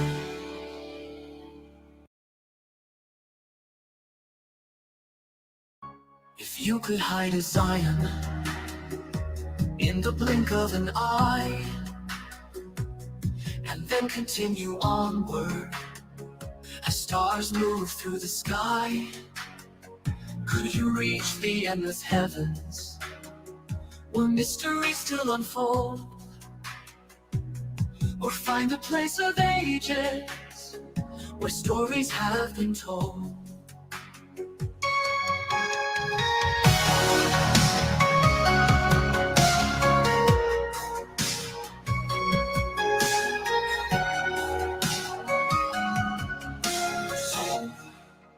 Beginning, where no boundaries confine, or view the final gathering, where truth and wisdom shine. The Spirit softly whispers, no mind has seen that place, nor found the endless reaches beyond time's swift embrace. There is a path that leads to light, through mountains high and valleys wide. The journey's long, the steps are steep, but faith will guide where shadows lead. The works of God are endless, new worlds and lives expand. Progress and growth continue in one eternal plan. There is no end to matter. There is no end to grace. There is no end to spirit. There is no end to space. And so we walk with hope in hand, to Zion's promised land.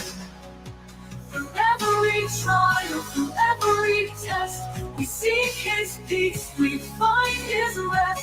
There is no end to Zion, no end to love's pure call. For those who seek His promise, will find their all in all. There is no end to Zion, no end to love's pure call. For those who seek His promise, will find their all in all. There is no end to Zion, to not your call. For those who seek His promise, will find their all in all. Here's to chasing fall in Wisconsin and riding a wave of new adventures. If you could hide a Zion in the blink of an eye, and then continue onward as stars move through the sky, could you reach the endless heavens where mysteries still unfold, or find the place of ages where stories have been told?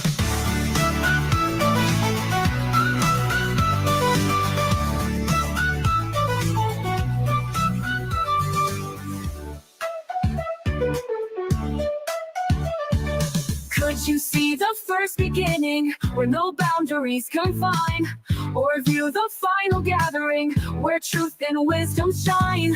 The Spirit softly whispers, no mind has seen that place, nor found the endless reaches beyond time's swift embrace. There is a path that leads to light through mountains high and The journey's long, the steps are steep, the faithful guide where shadows sleep.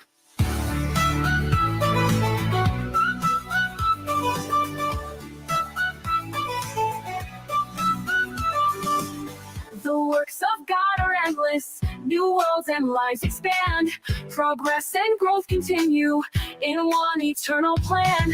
There is no end to matter, there is no end to grace. There is no end to spirit, there is no end to space. And so we walk with hope in hand towards our promised land. Through every trial, through every test, we seek His peace, we find His rest. There is no end to Zion, no end to love's pure call. For those who seek its promise, will find their all in all. There is no end to Zion, no end to love's pure call. For those who seek its promise, will find their all in all. There is no end to Zion, no end to love's pure call. For those who seek its promise, will find their all in all. No end to love's pure call. For those who seek its promise, will find their all in all. Follow the Spirit, follow the light, follow the truth, don't lose your way. Follow the Spirit, follow the light, follow the truth, it shines today. Seekers come together, searching for the way, guided by the Spirit, shining every day. Voices call from Zion, beckoning the pure, gathering the faithful where the truth is sure. Follow the Spirit, follow the light, follow the truth, don't lose your way. Follow the Spirit, follow the light, follow the truth, it shines today.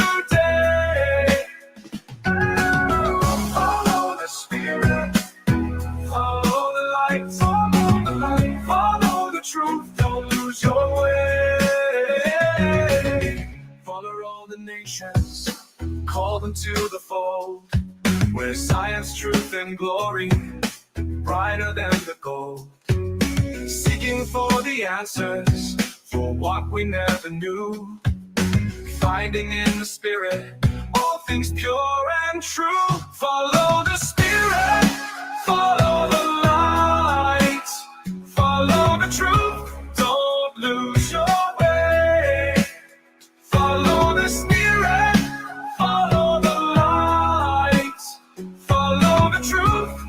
shines today. Follow the Spirit, follow the light, follow the truth, don't lose your way. Follow the Spirit, follow the light, follow the truth, don't lose your way. Follow the Spirit, follow the light, follow the truth, it shines today. Follow the Spirit, follow the light, follow the truth, don't lose your way. Follow the Spirit, follow the light, follow the truth, it shines today. Follow the Spirit, follow the light, follow the truth, don't lose your way. Follow the Spirit, follow the light. Italian sausage, bacon, and pepperoni for only $8.99. That's the lowest price in 3 meat pizzas, right?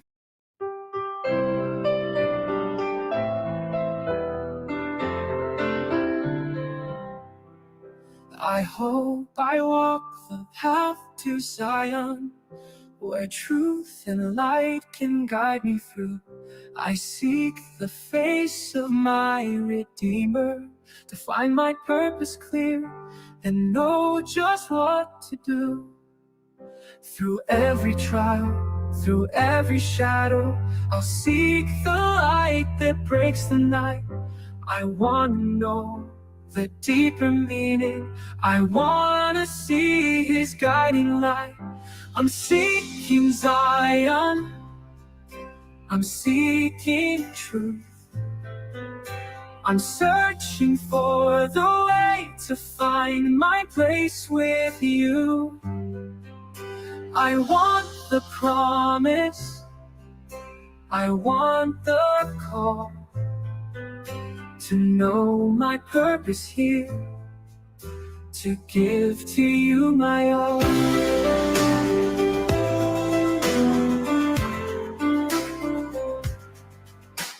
I hope to hear the words unspoken, the still small voice that stirs my soul. I long to see the heavens open, to know my calling sure, to know I'm truly whole.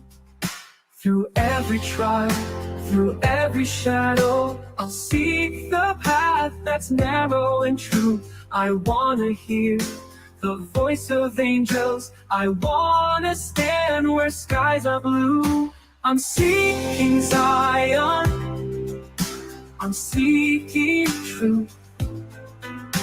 I'm searching for the way to find my place with you. I want the promise. I want the call to know my purpose here, to give to you my all.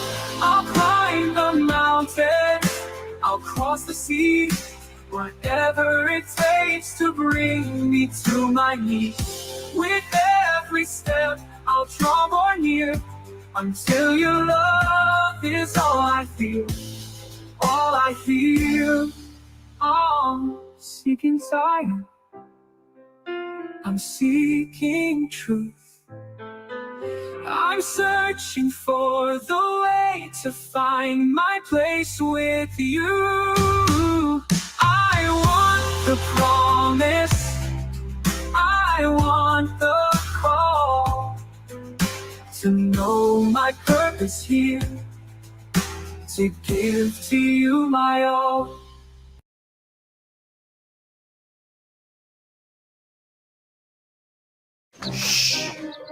We're in the land of the birds now. Okay, Nature Boy. From Enoch's climb to Salem's glow, through sacred ways and hidden lives, I rise to realms where spirit shines. I trace the stars, numbers hold, find secrets whispered, tales untold. I hold the keys to doors unseen, and step through worlds where light redeems. I search for wisdom where rivers flow, from Enoch's climb to Salem's glow, through sacred ways and hidden lines, I rise to realms where spirit shines. The path is steep, the climb is long, but faith will lead where I belong. With every breath my soul ascends, to find the light that never ends. I search for wisdom where rivers flow, from Enoch's climb to Salem's glow, through sacred ways and hidden lines, I rise to realms where spirit shines. I press ahead with hope anew, to find the place where dreams are true.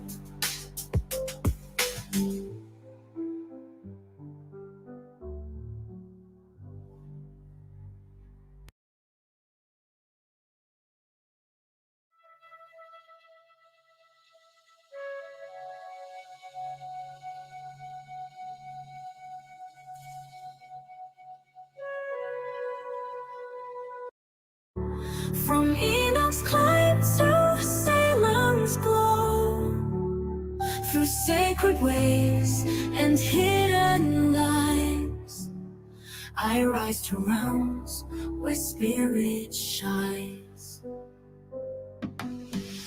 I trace the stars, numbers hold, find secrets whispered, tales untold. I hold the keys to doors unseen and step through worlds where light redeems.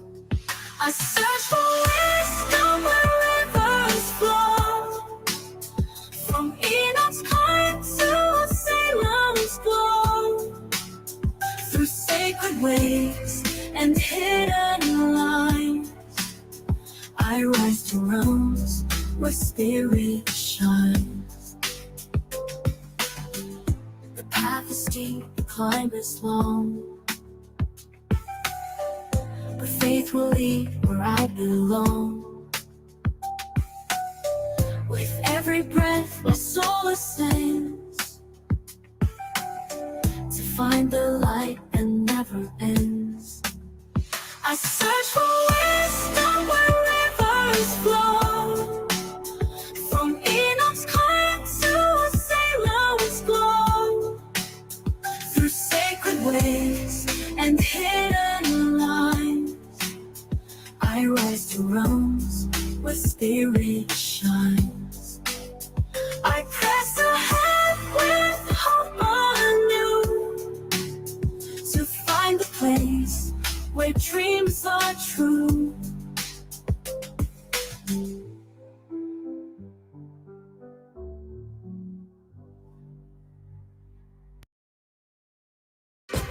"4 years ago, in this alley, rioters threw a brick at my face and knocked out my teeth.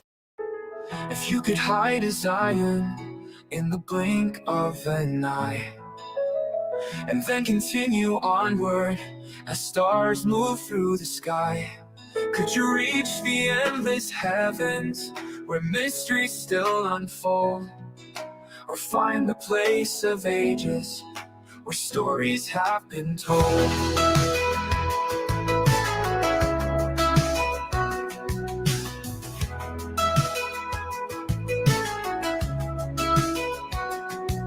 Could you see the first beginning where no boundaries confine, or view the final gathering where truth and wisdom shine? The Spirit softly whispers, no mind has seen that place, nor found the endless reaches beyond time's swift embrace. There is a path that leads to light, through mountains high and valleys wide. The journey's long, the steps are steep, the faith will guide where shadows sleep.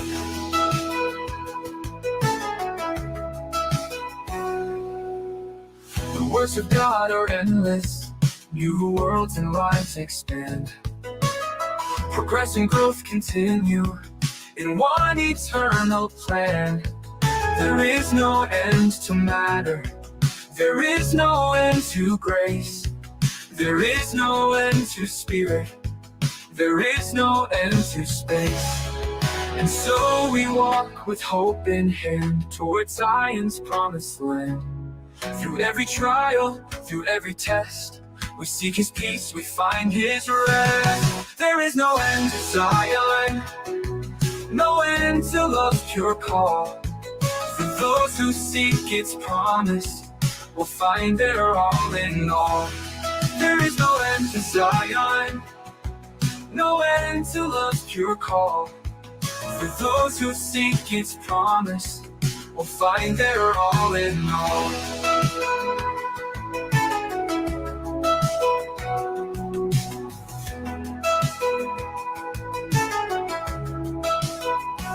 There is no end to Zion, no end to love's pure call. For those who seek its promise, will find their all in all. There is no end to Zion, no end to love's pure call. For those who seek its promise will find their all in all. Will find their all in all. The Maytag Pet Pro Washer has a built-in filter to remove 5 times.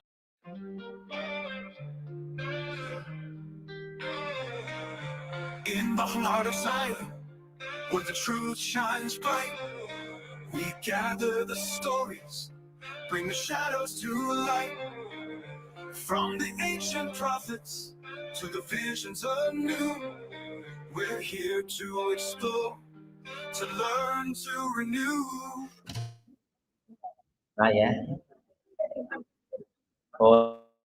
Unlocking the mysteries where the spirit wins. From the mountains of Mentina to the city of light, we're guiding the seekers through the darkest night. With the words of the prophets echoing in our soul, we dive into the scriptures, seeking to make us whole. From the plains of America to the temples on high, we uncover the secrets as the eagles fly by.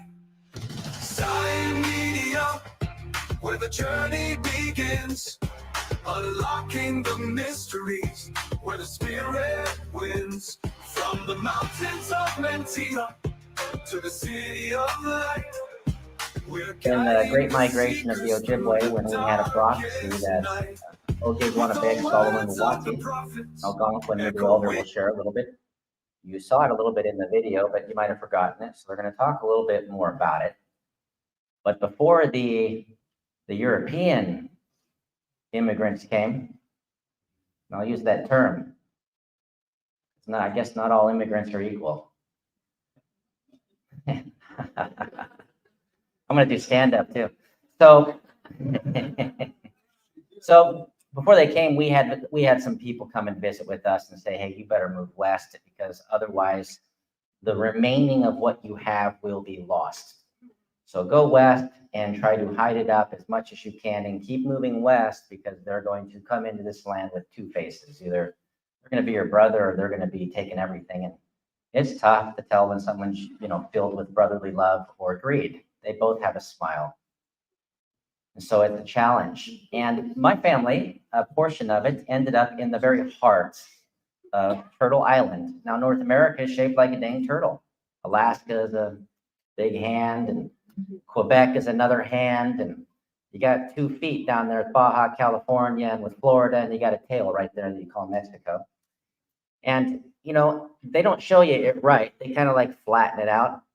But how it actually looks is it even extends upward like a head. Up in Yellowknife, the Northwest Territories, where the Denetah, the Dene, who they're a southern family trapped by an invisible line. The government calls the Navajo. Those who are thieves, they're actually Dene. And our family ended up, a portion of them, during the migration of the European into the Dakota territories, in a place called Turtle Mountain. It's not Turtle Mountains. Seen as like a hump in the middle of the back of the turtle, right at the center.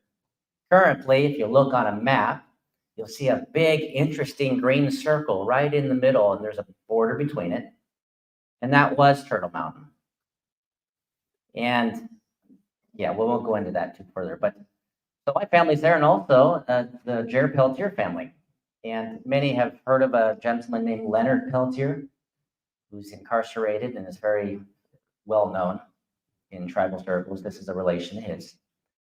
And our families are congregated with about 5 other tribal groups within the Turtle Mountain Indian Reservation. Remember, reservations are not nations. They are places they stuck families that they never lived in prior. They passed through, maybe they hunted there periodically, but they didn't have what it took to sustain 1 generation, let alone 7. We were given promises of plows and cows, and the plows and cows were never provided. And then we were told when we were hungry, you can eat grass. And these are things no one talks about. And so at Turtle Mountain Indian Reservation, we have had the distinct privilege of watching our youth in 78 go 1 degree more, 1 degree more, until we produced a young man named Jared Peltier. And Jared Peltier is currently running for chairman at the Turtle Mountain Indian Reservation, and he needs our support. He believes that language should be preserved. He believes that families should be united and that every child has the right to the national identity of their parent. Consider that profoundly as you marry people from separate states and you're able to call your child Canadian or American.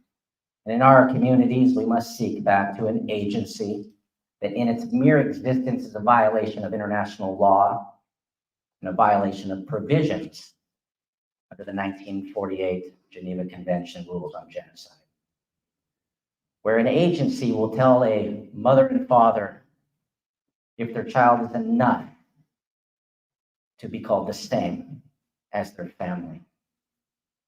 I know I've certainly experienced it as well, and I am my father's son. And so I want to welcome you, or welcome Jared Peltier. We're going to start with just a little video that kind of talks about where he's going. And then the third thing that he cares about is that our people can be united just like yours. We can move between our communities and be enough to be in our communities, whereas currently that's not the case. If we go from the United States to Canada, we're not Indian anymore. Yet our families are on reservations in Canada. If they come from Canada to the United States, they're not Indian anymore. And so they lack rights, the right to be in your nation, which is your family. And we believe that we should be able to live side by side as equals, taking nothing from each other. But we know, as LDS, that we're going to go a step further eventually, where we're one nation of spirit people. Because we're all here for the same reason, and we're all going to the same place, but 1 degree at a time. And so I'm going to play this clip, and then we'll welcome him in. And he will, I'm sure, explain his history, but this young man has taken it upon himself to move and participate in programs in Washington, D.C. I even went and visited him when he was in Switzerland. He went and was part of the UN conventions there, representing his family and our nation. So we're very, very, very proud of him. Okay, so it's not projecting.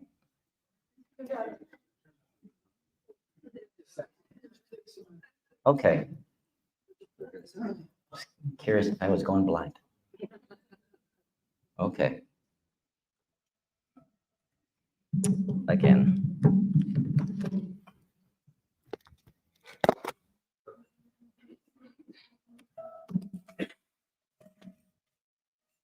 Ujuanin, Jared Peltier Indishnakas, Makwadudem Nindao, Mekanakwaju Munjaba.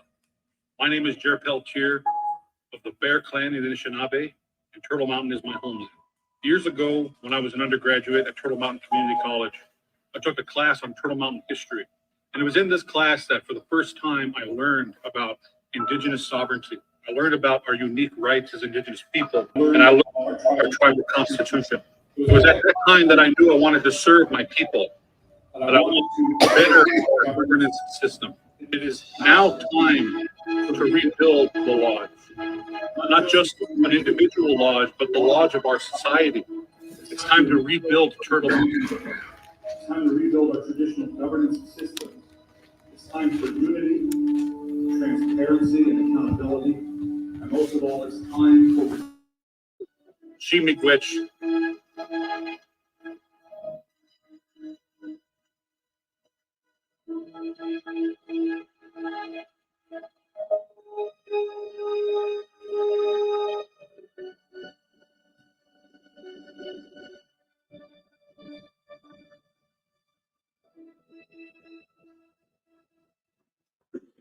Close that.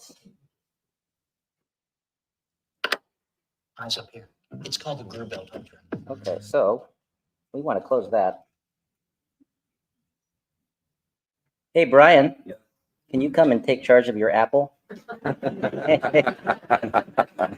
Okay. We want to start the presentation, right? Yep, start the presentation. Right. Let me close this. Slideshow. Not too fond of apples, you know? They got quite the backstory. Read it in the Bible.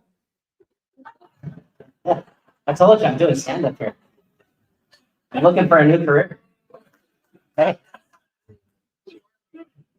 So I just want to, if you could all welcome Jared Peltier.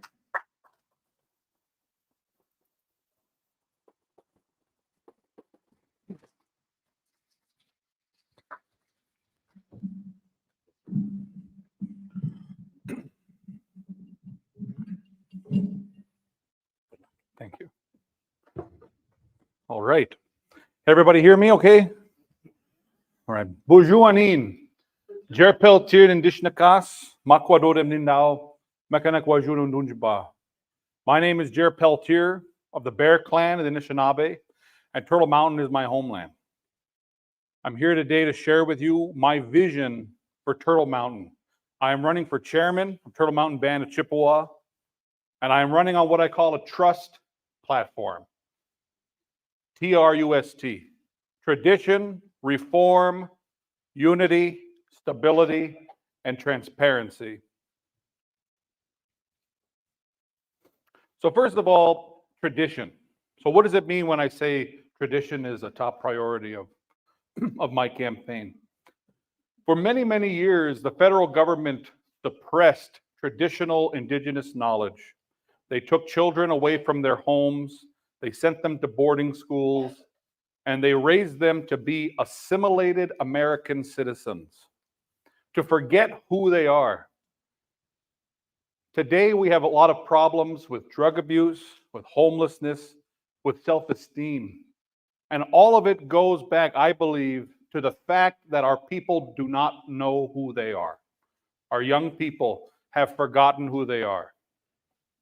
So it's important that we take these traditions that we have that have been kept by knowledge keepers, by traditional headmen and matriarchs from Turtle Mountain, and bring that into the curricula at our schools.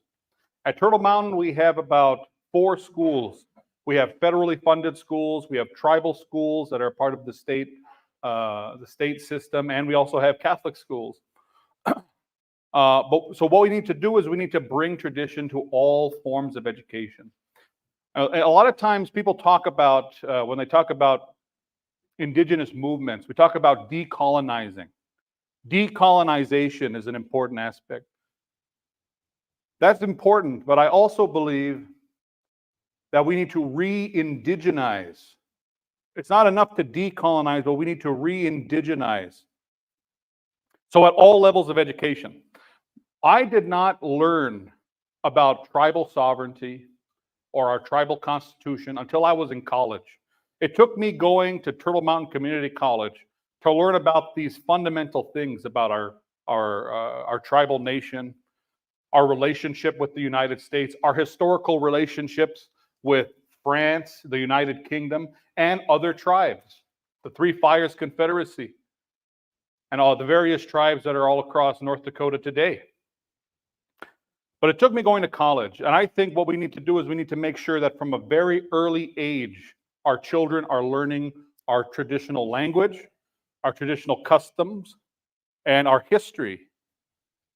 So that means, bringing in people who speak Anishinaabe, people who know the traditional customs and norms and histories, and bringing them into the preschools, making sure that the children are learning from a very early age, having immersion programs so that kids that are born at Turtle Mountain, that are raised at Turtle Mountain, will have at least a very basic understanding of the Anishinaabe language, Anishinaabe Mawin.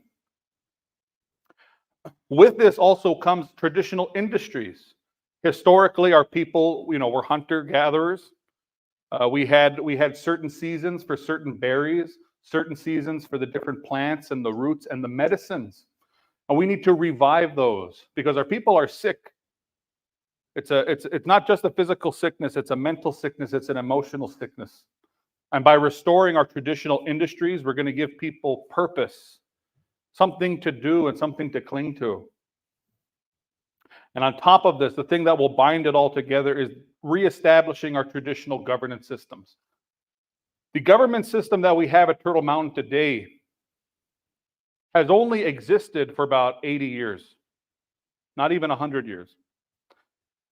It was imposed on us by what was known as the Reorganization Act. The Indian Reorganization Act told tribes that you have to adopt Western-style systems of government. So no more chiefs, no more headmen, no more matriarchs. You have to have a democratically elected government. And I believe that that's a good thing. You know, I don't necessarily disagree with democracy, but by that same token, we lost our connection to our traditional governance systems. So what I propose is that in tandem with the civic government, which is what I will be a part of, we will also have the traditional governance systems to check the power of the civic government. Anytime that our government makes an official act, makes a law, makes a policy, it should have to go through a traditional governance council. People who are appointed by these chiefs, by these headmen, by these matriarchs, our clan mothers. They should be able to nullify anything that goes against our values as Indigenous people. Indigenous people, we have the right to self-determination. In the UN Declaration on the Rights of Indigenous Peoples, it says that all Indigenous nations have the right to self-determination. And that should include how we identify our political leaders and how we operate our governance systems. So that's tradition. That is the goal. It's the thing that ties all things together. It's our traditions, it's our culture, it's our customs. If we do not maintain our cultural distinction, then we will lose our claims to sovereignty. In order to claim sovereignty, you have to prove that you're different. You're different than other people. You're a distinct cultural group. And if we lose our traditions, if we lose our culture, then we lose our sovereignty. And that really was the intent, as I was saying, the intent of the federal government in suppressing our traditions and our customs and our language. Because if we can't say we're different, if we cannot say that we're a distinct group, then we're left to the wind, to the will of the federal government. Reform. As I just previously mentioned, the Indian Reorganization Act imposed boilerplate constitutions onto our tribes. So there was a report that was done in 1928. It was known as the Miriam Report under the Roosevelt administration. And basically this guy went to different tribes. He was a representative of the Bureau of Indian Affairs. And he said, there's so much poverty in Indian country. All these tribes are poor and they're desolate. It's not because the federal government did that to them. It's not because the federal government put us on reservations and suppressed our people for many, many years. He said it was because they have poor governance structures. They don't have Western-style governments. And so when the Indian Reorganization Act was passed in 1934, basically the federal government sent out boilerplate constitutions to all the tribes, saying, insert your name at the top, you'll have a Western-style government, and then you'll be prosperous, like the rest of American society. In so doing, we've created a government that was not well thought out, that was not well planned. We have, the way that the tribal government works at Turtle Mountain is we have 8 tribal council members and 1 chairman or chairperson. We do not have a separation of the executive power and the legislative power. Essentially, what this has done is we have created a government that is leading by committee. And if anybody knows anything about Soviet Russia or communist China, that's exactly how they do it.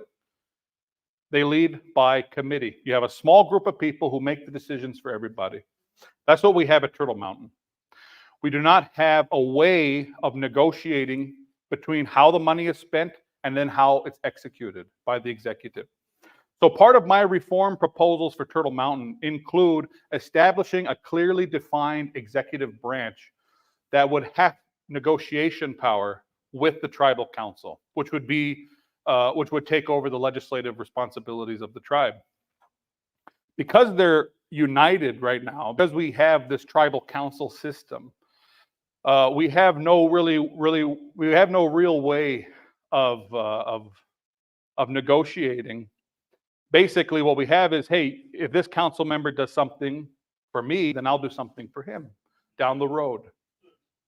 As opposed to saying, we just passed a law, now we're going to pass it to the executive, who we have to show a justified process, a fair and open process. So separation of powers and checks and balances. Right now, the tribal government makes all the employment decisions.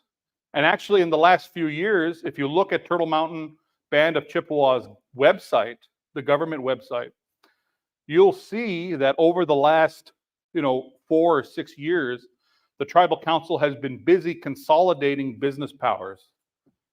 Basically, there's no independent business anymore. Any business decision goes through the tribal government, and all employment decisions, people who are hired to work for the tribe, go through the tribal council. So you have politically elected positions that are making business decisions, that are making employment decisions, hiring decisions, and that leads to a culture of anxiety. I've talked to many tribal workers, people who have left, who say that they're all afraid. There is this culture of fear, because if you speak out against the tribal government, if you speak out against the tribal council, you run the risk of getting fired. You run the risk of losing your livelihood, of losing your job. And so by separating those things, by separating business powers, by separating hiring powers from the politically elected government, we will ensure that there's a more fair and open process in hiring and in business ventures.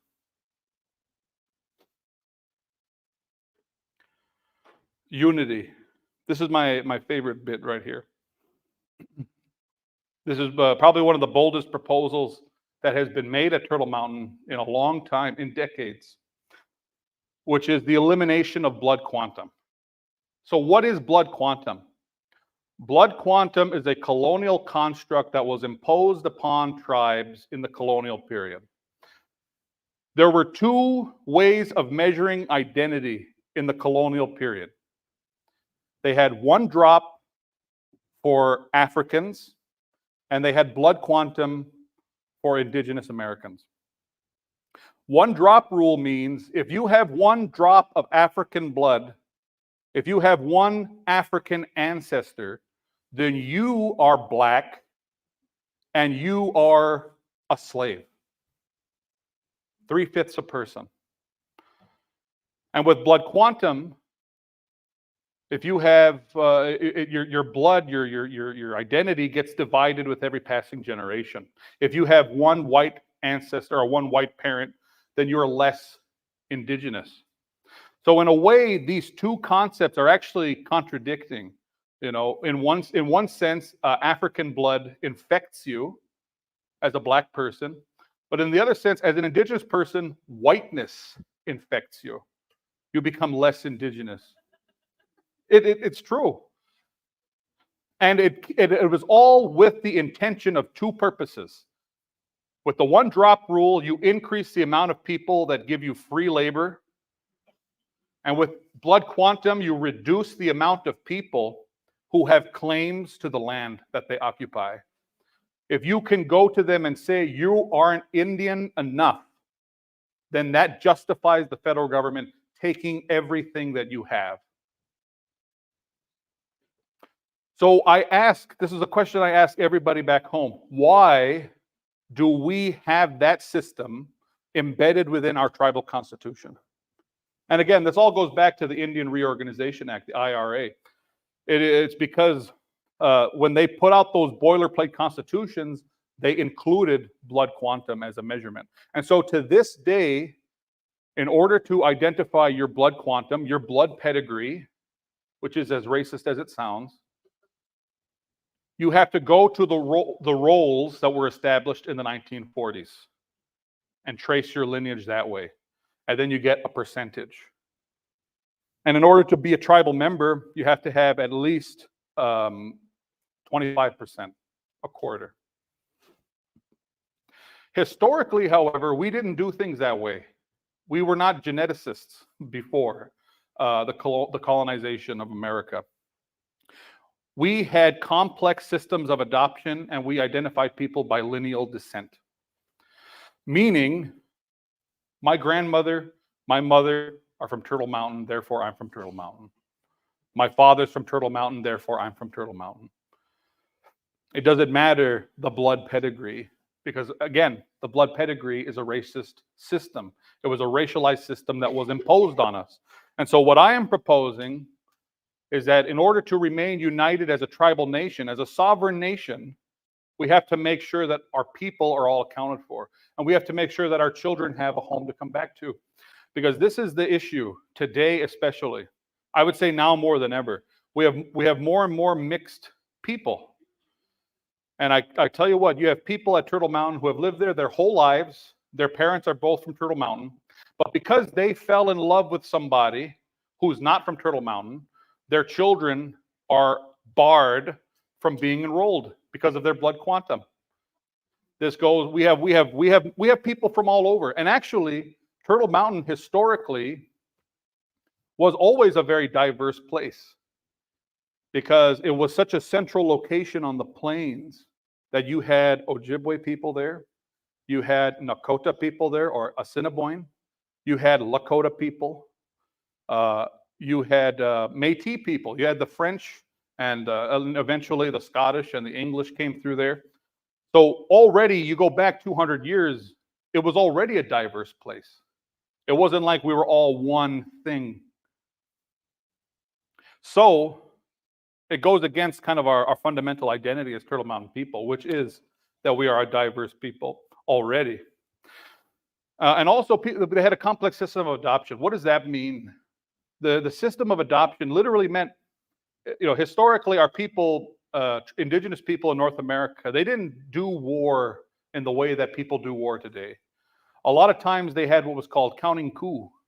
And if you got close enough to a warrior to touch him, then they were dishonored, they were disgraced. You let somebody touch you with the coup stick, and you were taken as a prisoner of war. Because you wouldn't even want to go back home after that. And we had prisoners of war who would, essentially be indentured servants. But after living in the tribe for a number of years, they would be fully adopted into the tribe. Once you learn the language, once you learn the customs, once you learn the way of living, who can say that you're not from the tribe? And then you would, you would take on a wife, you would be blended into the society, and you would be a full citizen. And every country in the world today has a naturalization process that does not include blood pedigree or blood quantum. As a sovereign nation, and this is in the UN Declaration on the Rights of Indigenous Peoples, we have the right to self-identification. We set our own laws, our own rules on how to identify our people. And I think that we should get to the point where somebody who is fully invested in the tribe wants to give their time, talent, and resources to the tribe, wants to learn our language, preserve our customs, carry it on for the next generation, should be allowed to become citizens of our nation. Just like every country in the world. If I wanted to, tomorrow I could move to France and I could live there for 10 years, learn French, learn how to, smoke cigarettes for breakfast. If I learned their cultural customs and the way that they live, I could become a French citizen. So why isn't that the way it is at Turtle Mountain or anywhere in Indian country for that regard? But I do understand that there are some people who still really believe in blood quantum at our tribe, who wouldn't necessarily want it to go away completely. But there are some precedents for at least fixing the system. So if we don't get enough popular support to completely eliminate blood quantum, I say at the very least we should reform it. And if you look at what they did at White Earth and Red Lake Nation in Minnesota, they reset their blood quantum rolls to 1980. So anyone born before 1980 is considered a full-blooded citizen. And then they trace that the blood quantum from that. So I personally want to abolish blood quantum completely because I believe it's antithetical to indigenous teachings and to how we identify our members, the spirit of adoption. But I also understand that some people might not be fully on board with that. And so at the very least, I'm willing to compromise on that to reset our blood quantum requirements to 1980, just like they did at White Earth. This also means international outreach as well. As a sovereign nation, we should be able to go to other countries and to request assistance, to get foreign investment, to get recognition. Because as it stands, you know, Anishinaabe people had treaties with the English. We had unwritten treaties with the French. There's even evidence that the Holy See, the Vatican, made a treaty, a Wampum Belt Treaty with Indigenous people in Canada. So we know that the sovereignty of Indigenous people has been recognized internationally for centuries, since the 1600s. So why is it that we're limited? Essentially, tribes are not allowed to go beyond the federal government. The federal government retains exclusive rights to deal with the tribal nations, to manage them, and to make relationships with them. But as I said, that goes against the history of our recognitions from other countries. And so not only reaching out to other tribes, like in North Dakota, we have 5 tribes, 4 aside from Turtle Mountain. We should be reaching out to them to stand united. American Indian people, Native Americans, we only make up about 3% of the population of the United States of America. So we have to stand together as much as possible if we're going to ever accomplish anything. It's like Sitting Bull said, and he is, I'm a descendant of Sitting Bull. He's one of my great-great-great-grandfathers through my MacArthur family side. And he said, as individual fingers, we are easily broken, but together we form a mighty fist. And that's exactly what we need today. We need to stand united as Indigenous people, not only in North Dakota, not only in the United States, not only in North America, but truly worldwide. There are Indigenous people all over this world. There's Indigenous people in Australia, in Scandinavia, in Africa, in South America. We have to reach out to them and unite the Indigenous world in order to get the things that we need. Not only the preservation of our sovereignty, our right to self-determination, but also the economic opportunities that we need to build ourselves up. Which brings me to stability. As I mentioned at Turtle Mountain, there really isn't a clear distinction between business powers and political power. The political government, the civic government, has really taken control and has been the one to choose winners and losers in our economy. And so what we need to do is we need to separate those business powers from the tribal government. And the way that I see that happening is through the establishment of an independent economic development corporation. And you see this a lot in rural America. There are municipal governments that will establish economic development corporations. And cooperatives, yes, co-ops. And I think, and actually it's interesting that you mentioned that, cooperatives, I think, are a wonderful way to boost economic activity in Indian country, because we were already a communal people. And a cooperative business model really represents, I think, that communal way forward, the way that we were a communal people. So it's a way of honoring our past while with an eye towards the future. And actually, if you look at the statistics on cooperatives, cooperative business models actually have a higher success rate in the United States than conventional business models. A conventional business has a 5-year survival rate of like 5 to 10%. But a cooperative model has a 5-year survival rate of about 60% or 70%. So when you actually look at the numbers on cooperatives, cooperatives are a good way to go. So thank you for mentioning that. But by establishing this economic development corporation, we'll be separating our business powers from politics. Imagine if Congress was the one to decide the business decisions of America. Imagine if Congress was the one who was hiring everyone who worked in the federal government. It would be kind of a mess, wouldn't it? But that's what's happening at Turtle Mountain. This economic development corporation would be a way of managing our tribe's money without the possibility of corruption. Well, I mean, there's always a possibility. Humans tend towards corruption, but at least there'll be accountability. There would actually be a way of checking to see that those business opportunities are being invested in properly. Our money is being handled properly. And I mentioned the Dawes Act here. The Dawes Act, or the Indian Appropriations Act, basically this was when all of tribal land was turned into allotments and then given to families. But the thing about it is, every generation that passes, the land gets fractionalized. So, our great-grandfather had a parcel of land, and when he died, his 3 children divided the land 3 ways, and then they died, and then the land was divided even more. And to this day, we have all of these small, tiny parcels of land. And I would say this is one of our biggest barriers to development. It all stems from the Dawes Act and dividing up the lands in that way. And as the lands become fractionalized, some people have sold their allotments. Some people sold them to non-Indian people. And when you sell tribal land to a non-Indian person, that gets taken out of the federal trust. And so then that leads to other problems jurisdictionally, because then you have a checkerboard effect. Some of this land is tribal, some of it's private, some of it's state maybe.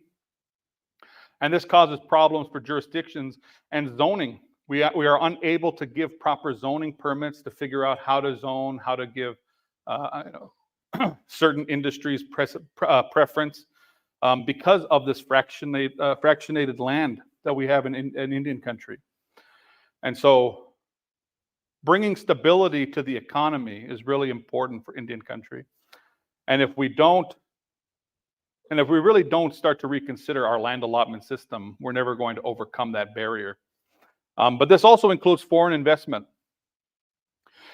I was just saying to an individual out here that I often say that in Indian country, we have a tendency to treat our issues as domestic issues. And so we seek domestic solutions to those issues. But if we are a sovereign nation, if we are truly a sovereign nation within the anarchy of international affairs, then we have to treat our issues as international issues. And we have to find international solutions to those problems. Because once you start to apply international language, the picture becomes much clearer. We have a trade deficit in Indian country. We take in, resources from outside, but we don't produce anything internally, and we don't take things to market. We don't have foreign direct investment. We don't have people from other countries or from other tribes coming into our communities and investing. I have no problem with foreign investors making money so long as they provide the economic opportunities for our people to grow and take care of themselves. So opening ourselves up to the rest of the world is really important, because for so many years we've been isolated, we've been cut off from the rest of the world, and we've been left to fight among ourselves, to fight over land, to fight over resources, instead of finding a better strategic plan, a way of creating a united front and seeking those economic opportunities. And just like rebuilding those traditional industries, it goes a long way. Because we'll be able to produce things that we historically produced. Our people have always been good artists. We've always had, good food systems. We've always been industrial people. We are the one, the Turtle Mountain Band of Chippewa, we're the ones who invented the Red River cart.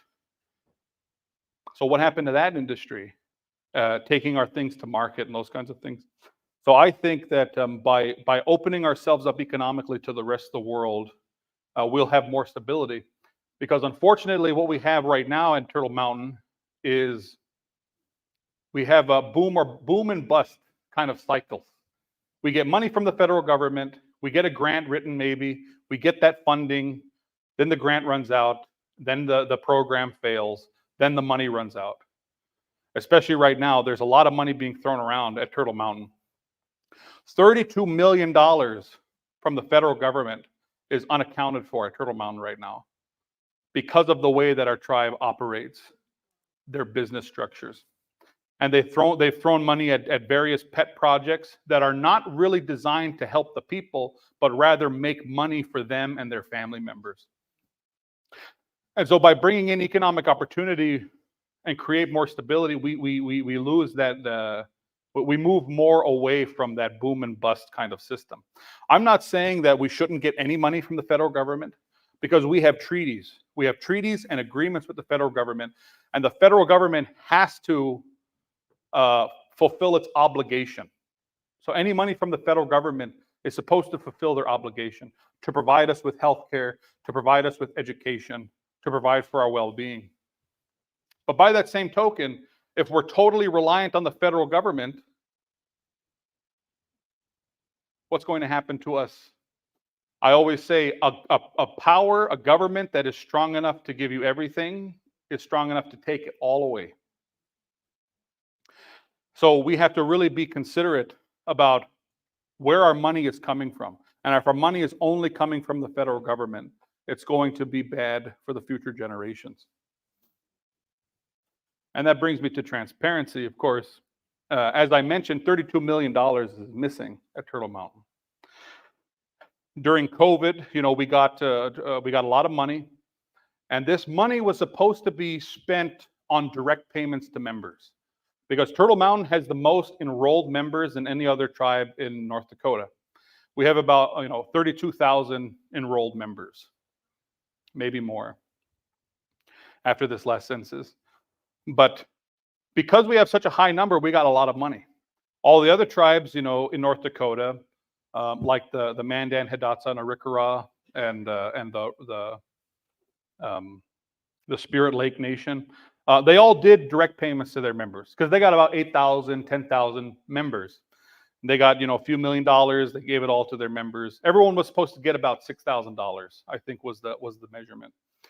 But at Turtle Mountain, they decided instead of giving money directly to members, they were going to pool all the money and spend it any which way that they wanted. They started throwing money around. They started a butcher shop that didn't actually turn into a butcher shop. Now it's like office space for the USDA. They threw money at a water park, which went $10 million over budget. We had, isn't it crazy? We have an emergency response center that was built using our money. We built an emergency response center that is on non-tribal land. So we have a tribally funded building that we have to pay fees on land that we have to pay fees on. Oh my gosh, I could go on. There's so many things like that. That emergency response center, when it was first built, it wasn't even built to code. You couldn't put the emergency response vehicles inside. The butcher shop, the reason that the butcher shop fell through is because they had it by a sewer line. You can't have butchery in a place where there's sewage. So there were a lot of miscalculations.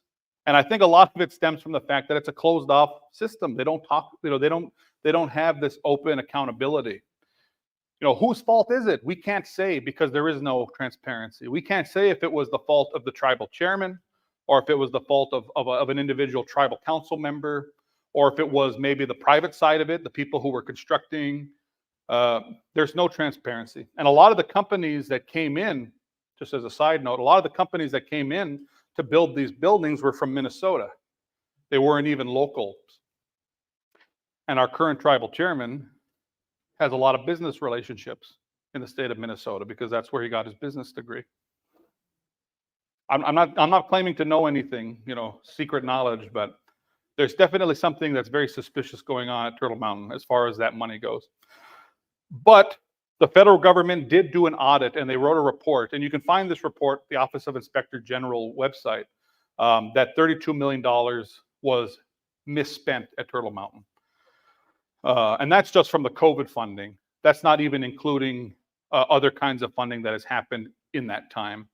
I did hear from kind of a secret informant who works in the tribal government. He said that there's going to be a full audit done by the federal government in December.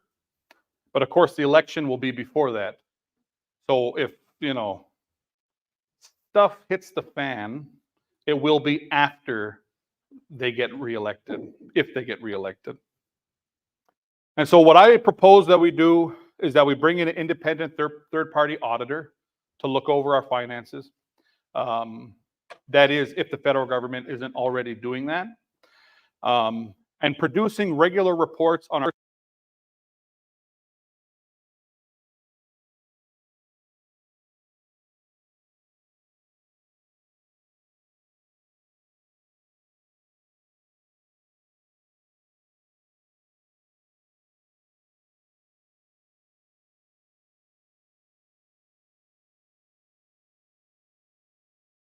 for our people to view.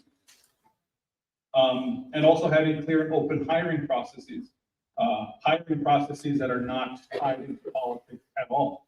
You know, the federal government, they have the office they have a separate office of employment that manages the employment opportunities for federal jobs, completely separate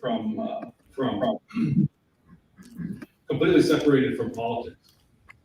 There was one thing that I wanted to mention that I forgot to mention. The reason that the tribe felt comfortable pooling all that money together instead of doing direct payments is because most of our people do not have a home at Turtle Mountain. Most of our people live away. So we have 32,000 members, but only about 8,000 or 9,000 of them live in and around the reservation. There isn't enough housing. There's not enough housing, and there's not enough job opportunities. And so because all those tribal members live off reservation, they are completely forgotten. The tribe does not consider them when they figure all these things, when they factor all these things. They just don't, excuse me, they don't consider the thousands, the tens of thousands of people that live in Minneapolis, Seattle, San Francisco, and all over the state of North Dakota. And that all goes back to the 1950s and 60s. The federal government gave tribal communities money to move away from the reservations, to get factory jobs in the cities. So they built housing projects and that kind of stuff. And again, it was a tool of assimilation. They wanted the people to leave the reservation. And it seemed like a good deal, right? We're going to go get economic opportunities in the city. But it was with the underlying motive that they would become Americans.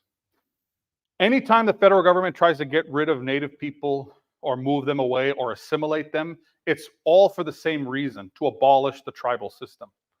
Because the tribal system, recognizing the sovereignty of indigenous people, it's expensive. It's an expensive system to maintain.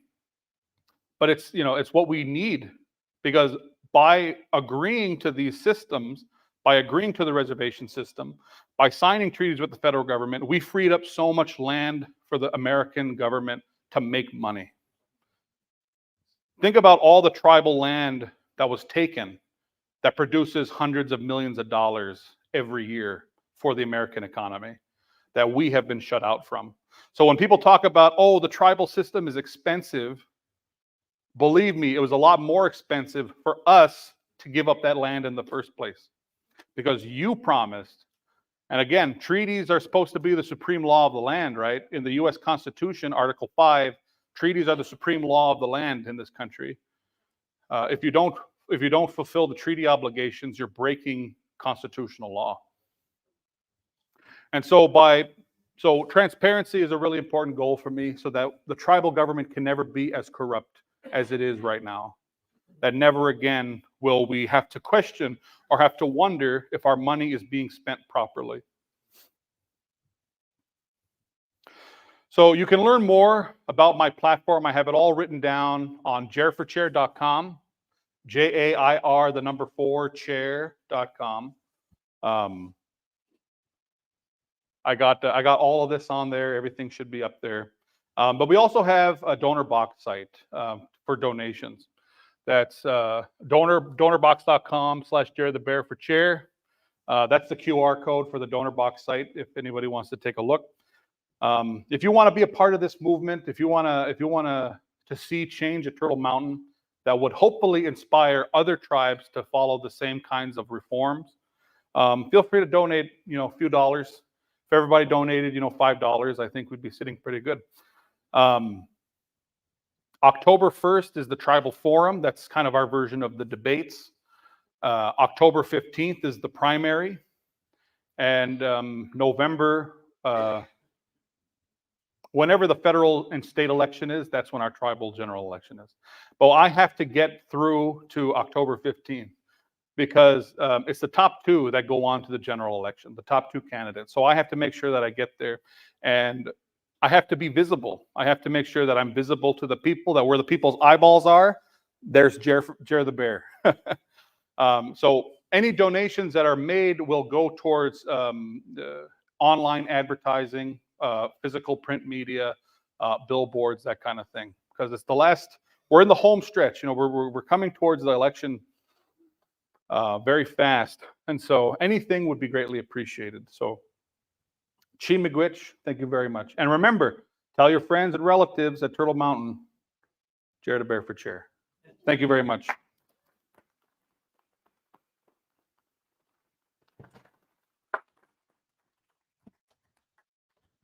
Thank you. Yeah.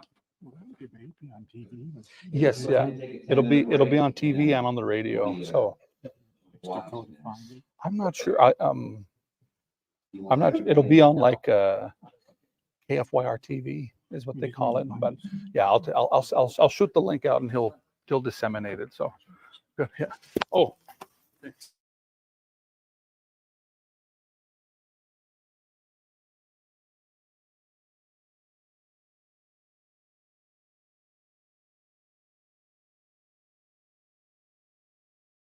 Plains of America, to the temples on high, we uncover the secrets as the eagles fly by. Nothing will be withheld from them for those who seek and strive. With hearts full of truth, we rise again. Zion Media, keeping the faith alive. Zion Media, where the journey begins, unlocking the mysteries, where the spirit wins. From the mountains of Antioch to the city of light, we're guiding the seekers through the darkest night. Join us in the quest, where truth is our guide. In the arms of Zion, we stand side by side. Zion Media, where the story is told, bringing forth the wisdom, both ancient and bold. Join us in the quest, where truth is our guide. In the arms of Zion, we stand side by side. Zion Media, where the story is told, bringing forth the wisdom, both ancient and bold.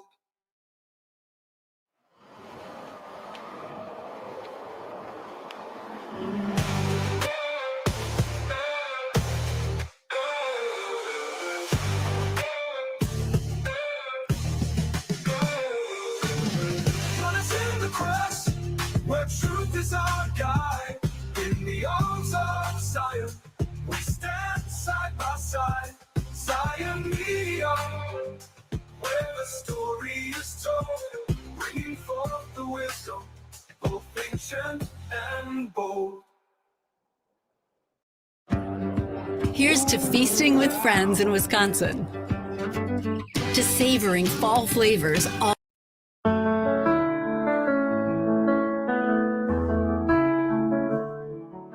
In Zion's light, the truth takes its stand. The Davidic servant comes to regulate the land. We gather Israel, the scattered and lost, the remnant of Jacob, no matter the cost. The Zion media, where the journey begins, unlocking mysteries, where the Spirit wins. With the prophets of the north, returning anew, we're guiding the seekers, our vision true. With faith and purpose we light the way, from ancient paths to modern days. Zion Media, we find our way. Zion Media, where the journey begins, unlocking mysteries, where the Spirit wins. With the prophets of the north, returning anew, we're guiding the seekers, our vision true. Nothing's withheld for those who seek in Zion's embrace, the strong and the meek. The remnant returns, the time is near. Zion Media's voice is loud and clear.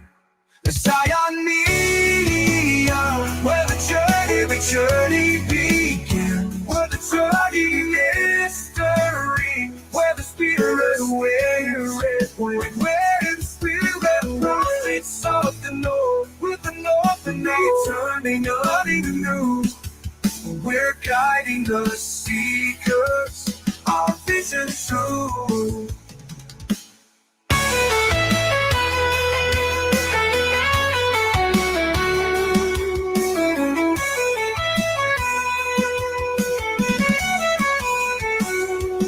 Nothing's withheld for those who seek in Zion's embrace, the strong and the meek.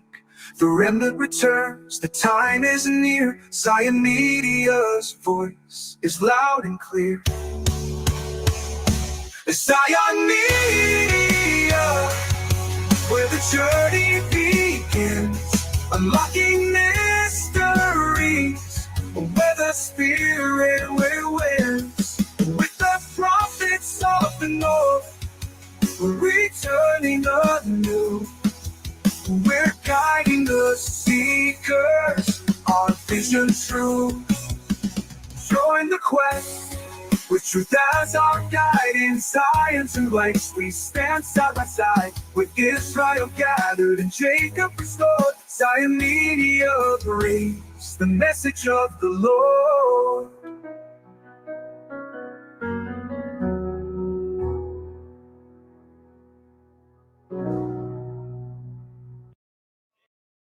You did it. You built a successful business and made it look easy. But at US Bank, we remember what went into getting here.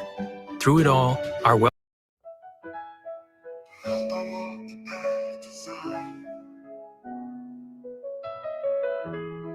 Truth and light can guide me through. I see the face of my Redeemer, to find my purpose clear and know just what to do. Through every trial, through every shadow, I'll seek the light that breaks the night.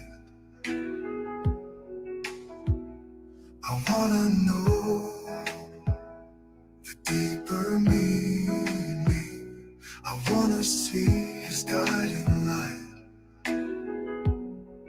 I'm seeking Zion, I'm seeking truth. I'm searching for the way to find my place with you.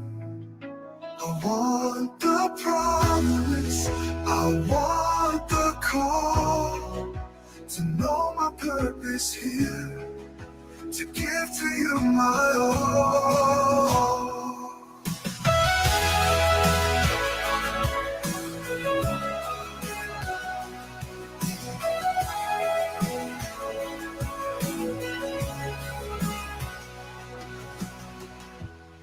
I words unspoken.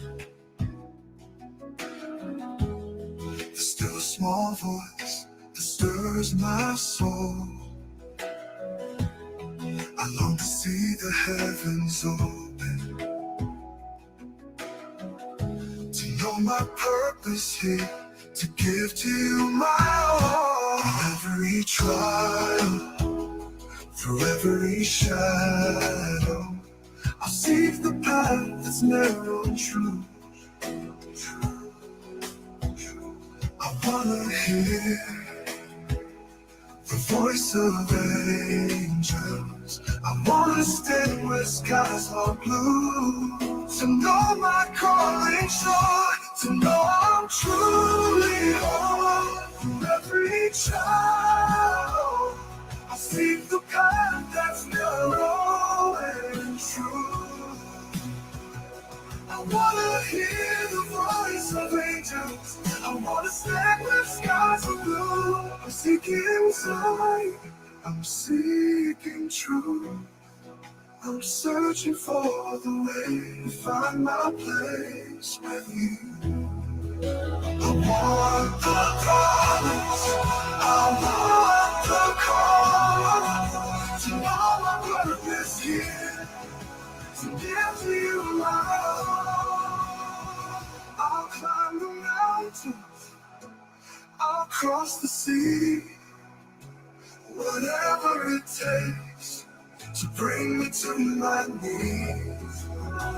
With every step, I'll draw more near, until your love's all I feel, all I hear. I'm seeking fire, I'm seeking truth. I found the path to path. Succeeding in business is no different from winning at sports. You have to dodge various hurdles to finish first.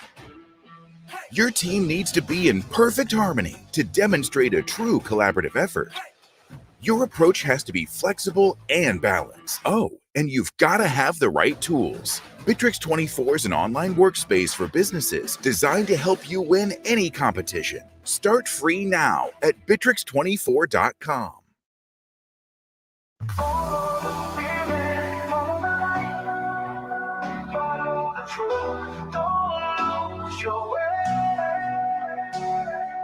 Follow the spirit, follow the light, follow the truth, it shines today.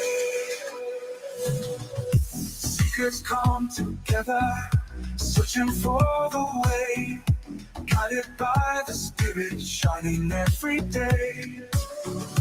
Voices call from Zion, beckoning the pure, gathering the faithful where the truth is shown. Follow the spirit, follow the light, follow the truth. Don't lose your way, don't lose your way. Follow the spirit, follow the light, follow the light, follow the truth. It shines today. Gather all the nations, call them to the fold, where Zion's truth and glory brighter than the gold.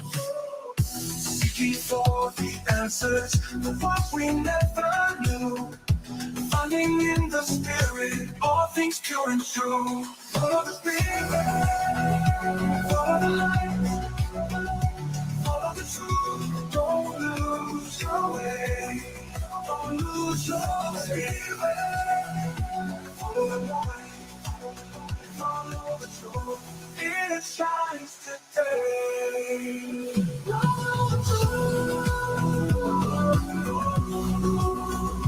Don't lose your way. Don't lose your way. Follow the truth. Don't lose your way. It shines today. Gather all the nations, call them to the fold, where Zion's truth and glory brighter than the gold. Seeking for the answers for what we never knew,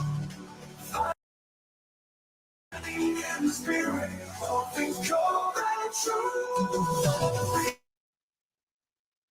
Thing that would cure whatever ailed you. If you were up, he had high papillorum that would bring you down. And if you were down, he had low papahirum that would bring you up. Now, a curious observer said, this is like magic. You know, how did you come up with this? And the guy says, that's the magic of it. It all comes from the papum tree. Yeah, I make high papillorum.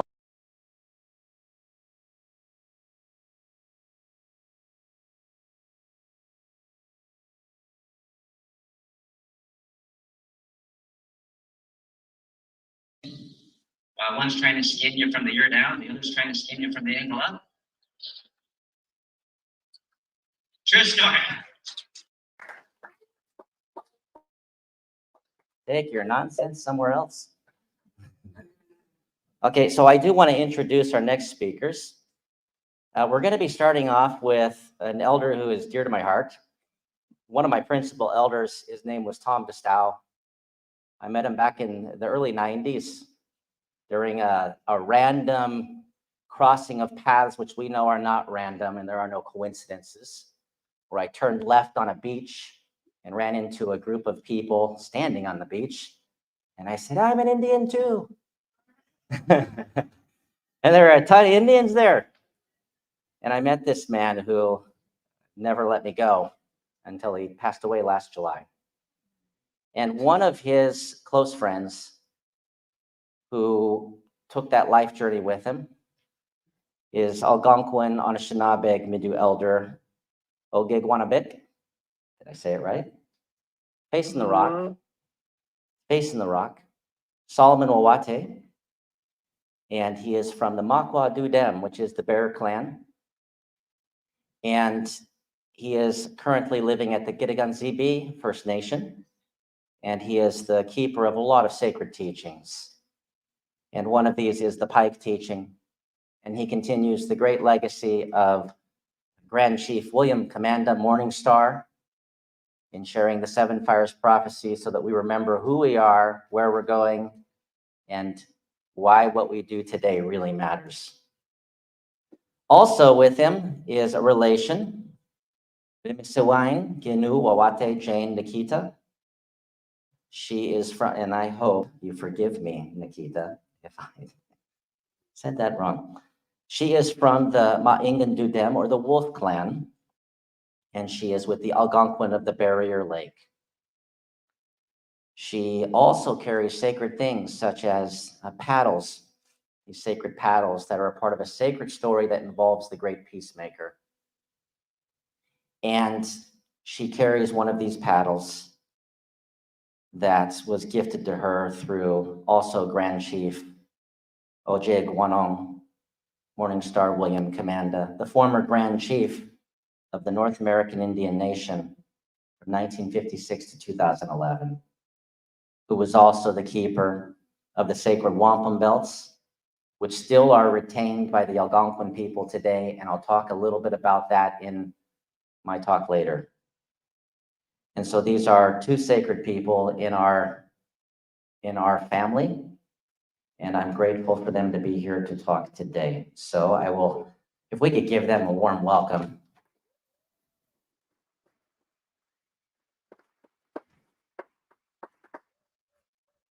So what you see on the screen here is fish are sacred, and the fish have a lot to teach us. And so these are the bones of the pike.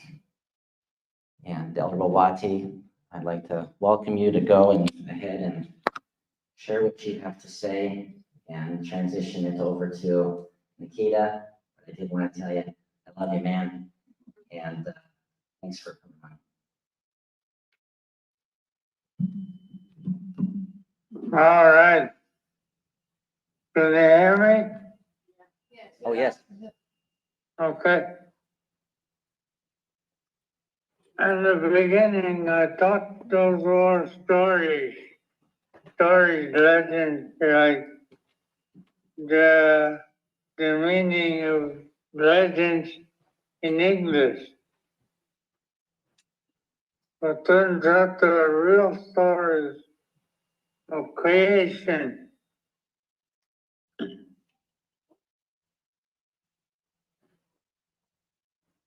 So,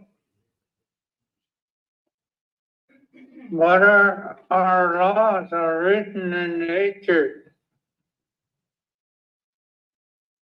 So, our great law was written in the head of the Pike.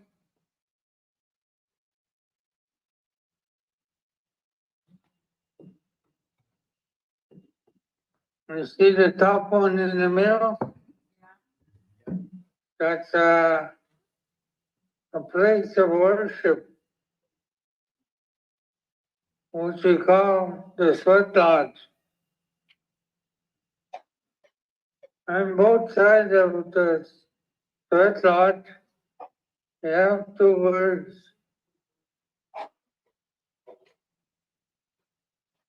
One is a crow, the other one is a seagull. Night and day, shadow and light.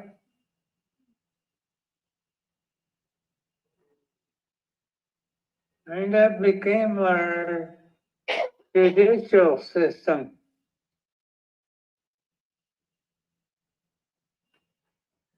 Then below the sweat lodge is a fire.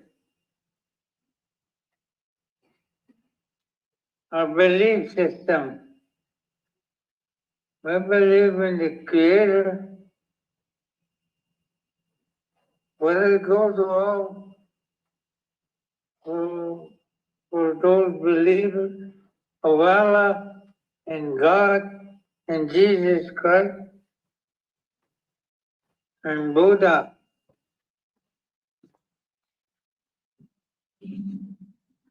On the side, on the right side, is a scraper. You scraper to recycle things. Work letters, stuff like that. And then in the middle, looks like a butterfly. The butterfly represents your freedom.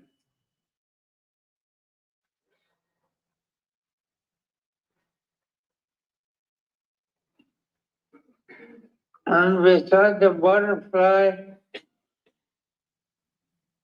there's a staff. The staff represents our principles.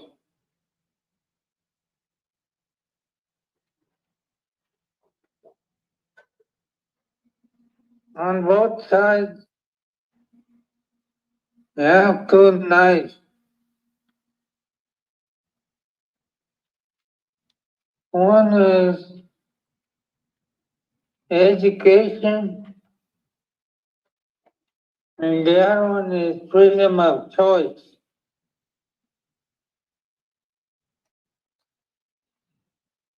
To cut the question,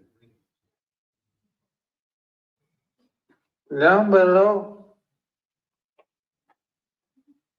you have the bow and arrow, which allows you to build shelter and the things you need.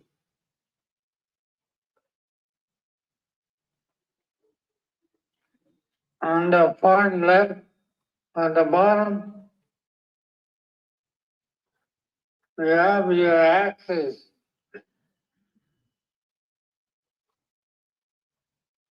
With permission to construct anything you need. The bow is, I'm gonna correct this, the bow is the permission to feed your family, your village, your nation.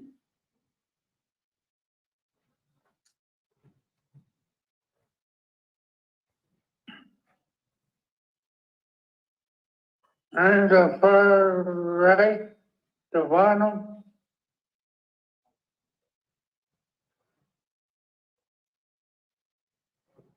as a man and women for prosperity.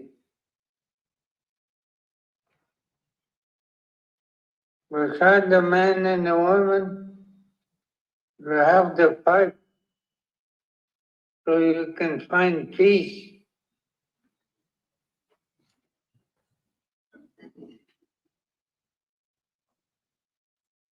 And you see that canoe?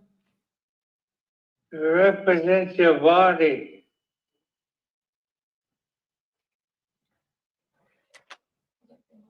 You serve in the way you want to serve. Down below, you see things that are sticking up. That's the trees and environment. The hole in the middle is the river of life.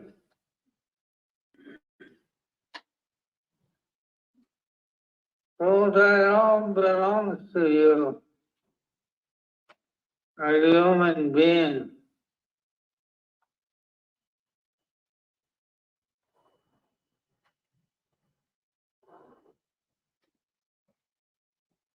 That's where we get our great law.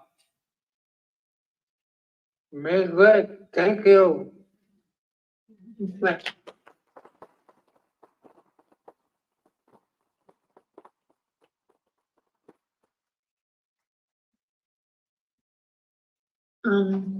I guess it's my turn to go.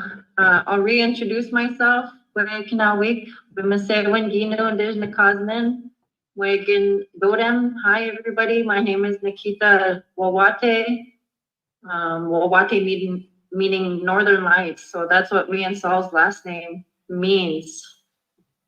And thank you for having me, and I'll jump right into the 7 fires prophecy. So the 7 fires, the 7 prophets came to Anishinaabe. They came at the time when the people were living a full and peaceful life on the northeastern coast of North America. These prophets left the people with 7 predictions of what the future would bring. Each of the prophecies was called a fire, and each fire referred to a particular era of time and would come in the future. Thus, the teaching of the 7 prophets are now the 7 fires. The first prophet said to the people, "In the time of the first fire, the Anishinaabe nation will rise up and follow the sacred shell of the Medewan Lodge. The Medewan Lodge will serve as a rallying point for the people, and its traditional ways will be the source of much strength. The sacred Migas will lead the way to the chosen ground of the Anishinaabe. You are to look for a turtle-shaped island, and this linked to the purification of the earth. You will find such an island at the beginning and end of your journey. There will be 7 stopping places along the way. You will know the chosen ground as has been reached when you come to a land where food grows on water. If you do not move, you will be destroyed." The second prophet told the people, "You will know the second fire because at this time the nation will be camped by a large body of water. In this time, the direction of the sacred shell will be lost. The Medewan will diminish in strength. A boy will be born to point the way back to the traditional ways. He will know the direction of the stepping stones to the future of the Anishinaabe people." The third prophet said to the people, "In the third fire, the Anishinaabe will find a path to their chosen ground, a land in the west to which they must move their families. This will be the land where food grows on water." The fourth fire was originally given to the people by two prophets. They come as one. They told of the coming of the light-skinned race.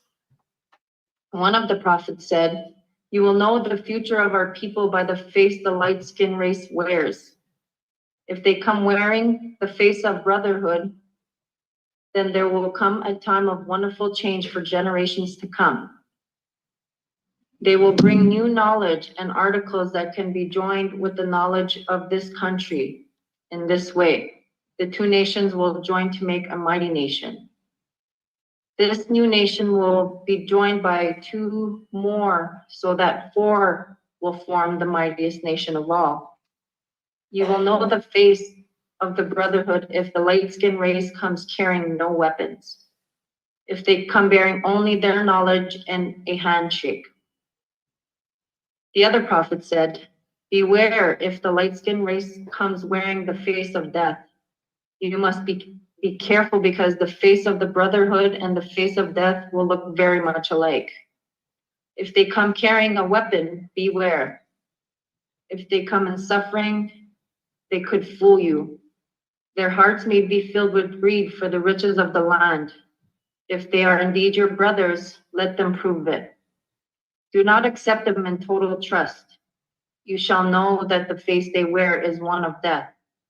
If the river runs with poison and the fish become unfit to eat, you shall know them by these many things."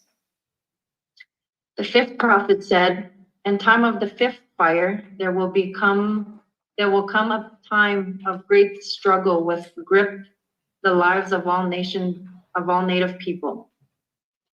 All the warning of this fire there will come among the people who holds a promise of great joy and salvation.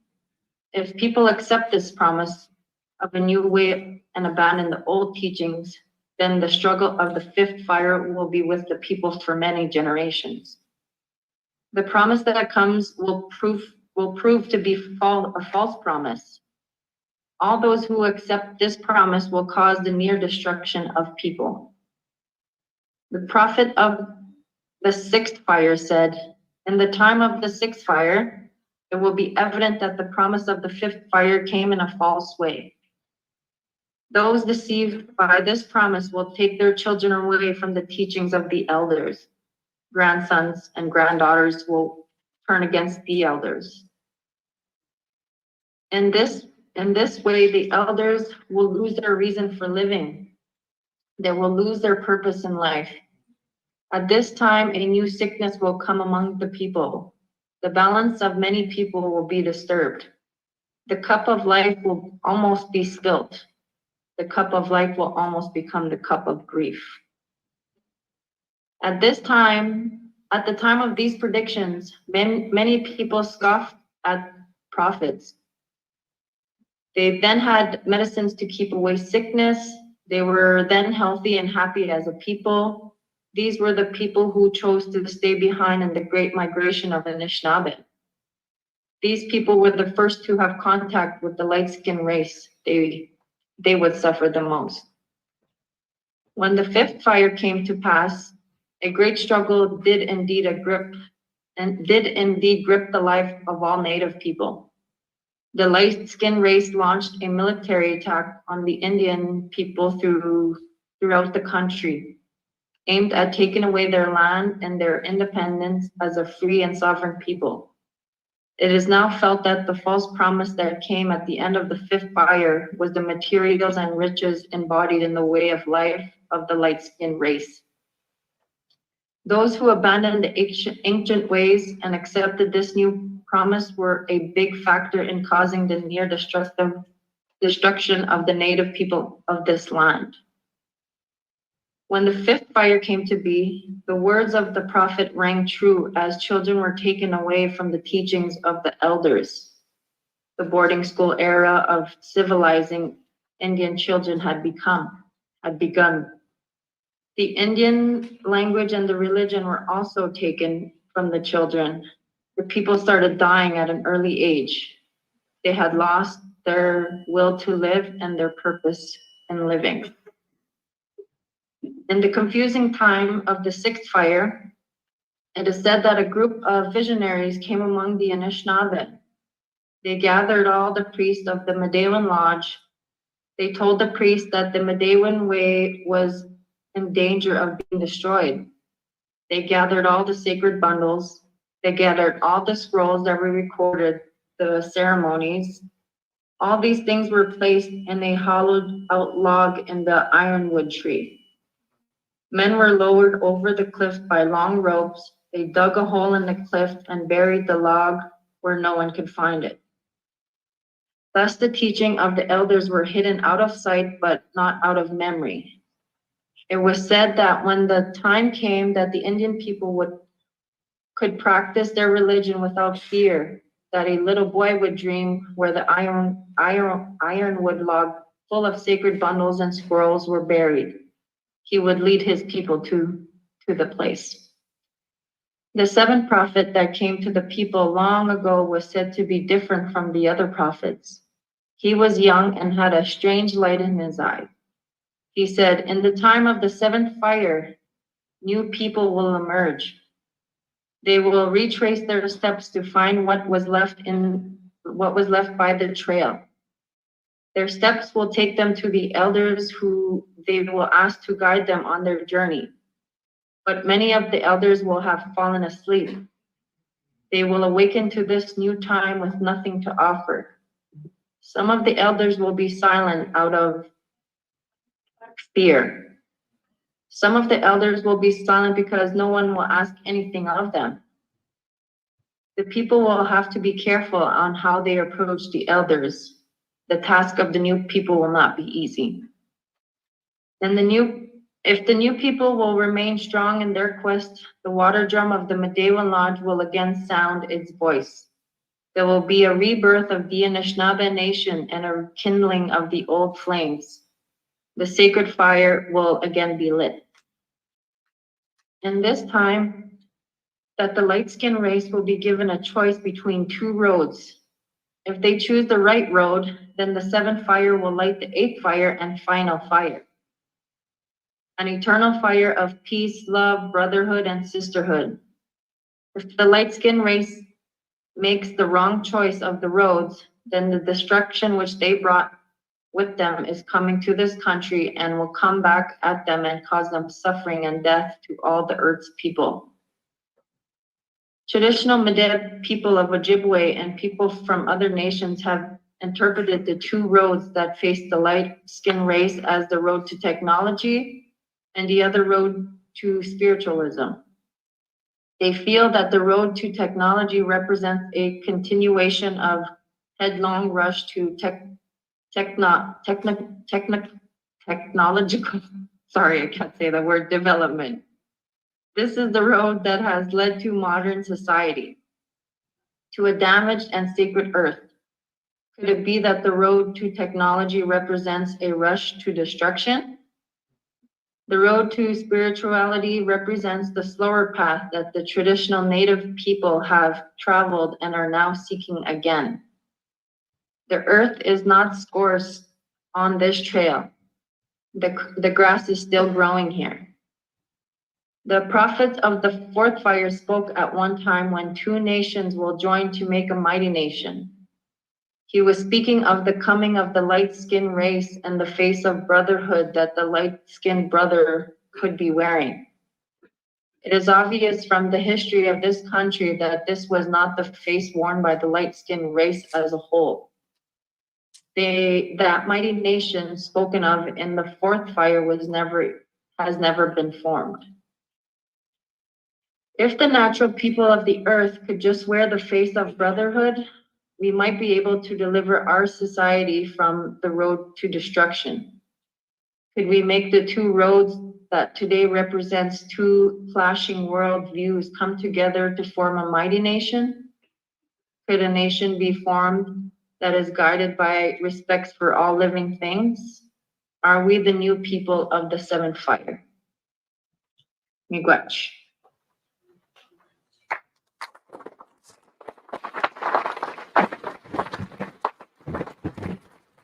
Good job. Good job, Nikita. So, Brian, where are you at? I would never take a bite out of this apple. And Apple computers are my vein. Can you come show me how to bring them both up?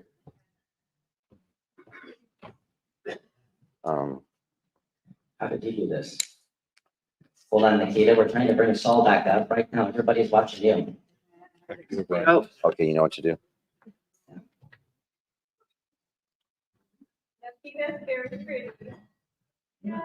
Nikita is with child.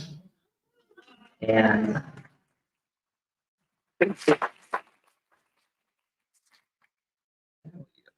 pretty powerful little lady. She's giving her head right now. And so, just so you are aware, when you see maps, they are propaganda. That within the map of Europe, which is very small in comparison to North America, every little spot is detailed and shown, even Monaco. The importance that these people and their families are given and their identity in a world that wants to tell you about identity. There are nations larger than European nations within the continental boundaries of the United States and Canada. And one of them are the nations that they live on in Quebec, which are not under any treaty with Canada or the Crown of England or any nation whatsoever in the world. And I would encourage you to take the time to go there and discover these people in a way that's equally kind and loving as you do and respectful as you do when you go to nations of Europe. And so I have, having been there and blessed to lay in the water there, and it's clean, I can say that all is not lost. And I just want to thank you too for continuing the fight. So let's give them a round of applause.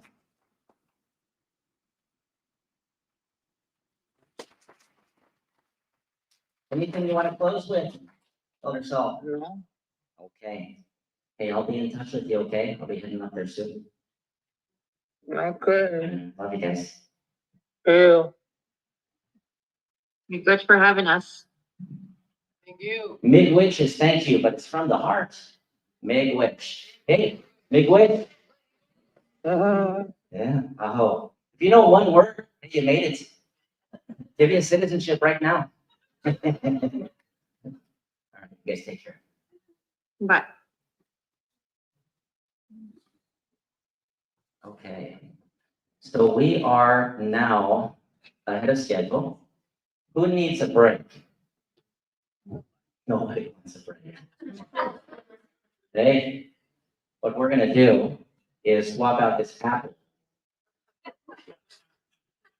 with a non-apple. Okay, hold on one second. What is the central city of where they live? Maniwaki, Maniwaki. It was originally a trading post that was established by the Europeans along a trading river that they would travel north onto Hudson Bay. And they then took, and we'll talk a little bit about the Lake of Two Mountains. It's the mouth of the, I should probably wait till I have the thing on my, what is this? That's your new thing. My new thing? We're charging the old thing. Okay. It's probably important that they know that, you see, they were going to be here in person. Yeah, they're actually coming in person. And I did want you to notice, like, there's two it's a whole nother topic for another time. But don't forget, Melchizedek came rocking into Jerusalem, and he wasn't a descendant of Abraham. He wasn't from Jacob, and yet Melchizedek had a priesthood. I was in the Marine Corps. When I was in Afghanistan, I ran into people from the Air Force, ran into people from the Navy and from the Army, and each of them carried the same source of their authority, and each of them had a different responsibility they were accountable to. So he's currently right now one of the two principal elders, the Gichi Aya'a, which means great being, because they are a reflection, like the moon reflects the sun's light, living their life with every breath between their hearts as a sacred ceremony. And he was going to come here, and I hope you noticed that he talked and mentioned Jesus Christ. This is the peacemaker. We know all about him. We never had a chance to talk about him because the boot went straight to the throat when the Jesuits heard out that we knew about him. Yeah, it was against their little business model. So they were going to come, and then we had the most interesting thing happen. And he broke his shoulder. But he's okay. He'll make it. He had 3 strokes last year and wasn't supposed to talk anymore. And I told him about when I cut my tongue off, and they said, you're not going to talk anymore. He's talking now just fine. Yeah.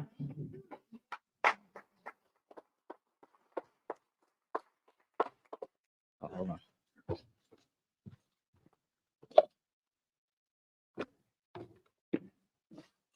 Well, I guess you're all here for this. So we'll start with something that helps calm me down, because I have a hard time sometimes. And if I get too excited, I will stutter. You are not going to hear that today. And if you do, don't say anything. Remember, hey, I was a brown belt in the Marine Corps martial arts program. You breaking more shoulders today? No, of course not. Okay, so I want to sit down. I'm going to be showing you a lot of stuff today and talking about a lot of stuff that's going to be a lot of stuff.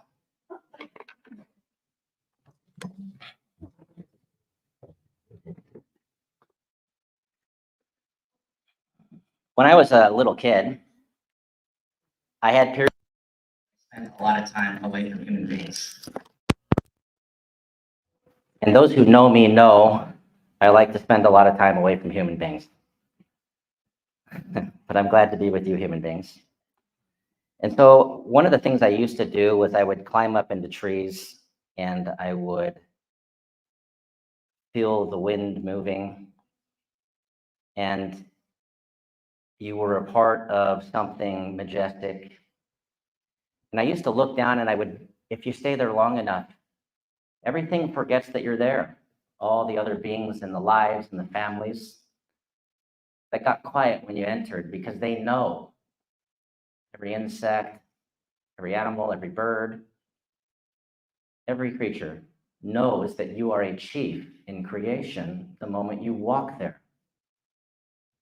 You are a reflection of the Creator in that space, but have become a devil to their unborn generation. And I would watch the interaction of these different creatures that got along as if they were communing with each other in a council. I watched coyotes and deer walk side by side. I watched birds play with butterflies. And my grandmother asked me after they had found us, when we had a period of time, things weren't so good. And she reminded me about poetry. And she gave me a task to write about what it meant to me. Every struggle is an opportunity for growth. Everybody loves the fruit on the tree, but everybody blames the seed that falls, that reveals its true inner shell, and thinks it has nothing to offer. Flesh tears away. And some would even say, as it presses into the earth, out of sight, out of mind, maybe perhaps good riddance to bad rubbish. But that's when the journey begins. You never know what seed is going to become what tree, but they all get there. I just figured, this is science. I just figured it out. Okay.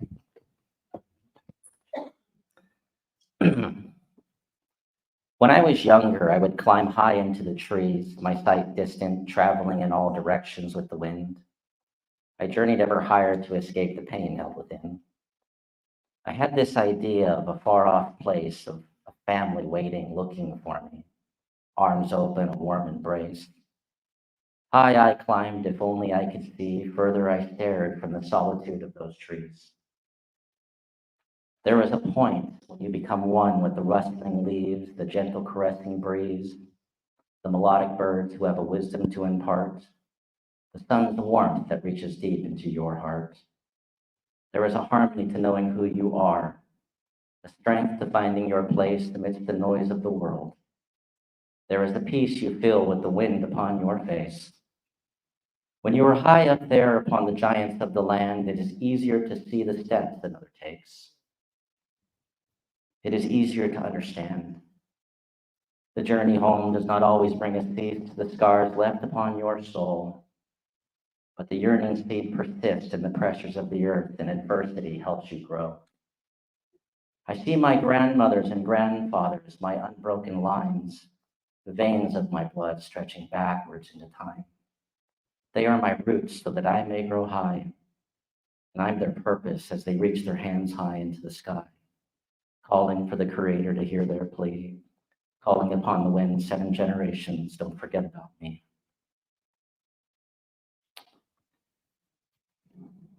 That's the poem.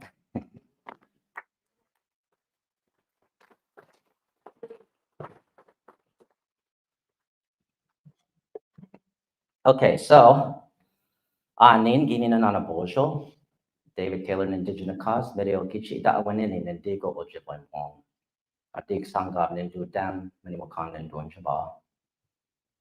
I said, hello, I see your spirits, and some of you I've spoken to, I saw it right in your eyes. And that's how we say hello, ani. It's the highest greeting. It has nothing to do with how you look or what you wear. We don't control, many of us, that. Something more pure. I said, Ginina Nanabojo, it's a question, and from it comes Buju, which is another way we say hello. And it's a reflection. Are you walking like the Creator here? That's our sacred responsibility. Every one of us are chiefs.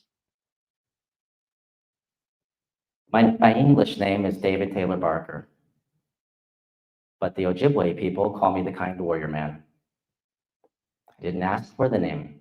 I'm not a really kind person sometimes, but I think it's something to strive for continually in my ceremony between my breath and my heartbeat. I'm from the standing firm reindeer family, which is the principal family of the deer clan, a very sacred clan. Some of the things I share with you, I'm grateful to even be a part of knowing, because the deer family, the deer, interacts with humanity, starting even with the first mother and father, the very first animal that greeted them when they entered into nature. That great creation who makes the trail for all animals to traverse dense nature, and that's love. Of all the deer, the caribou or the reindeer is the only one where both sexes wear antlers. And so we know that it's a sacred message in creation that men and women stand side by side. The eagle feather, one sets the direction and the other one has to do it. And we'll talk a little bit about that.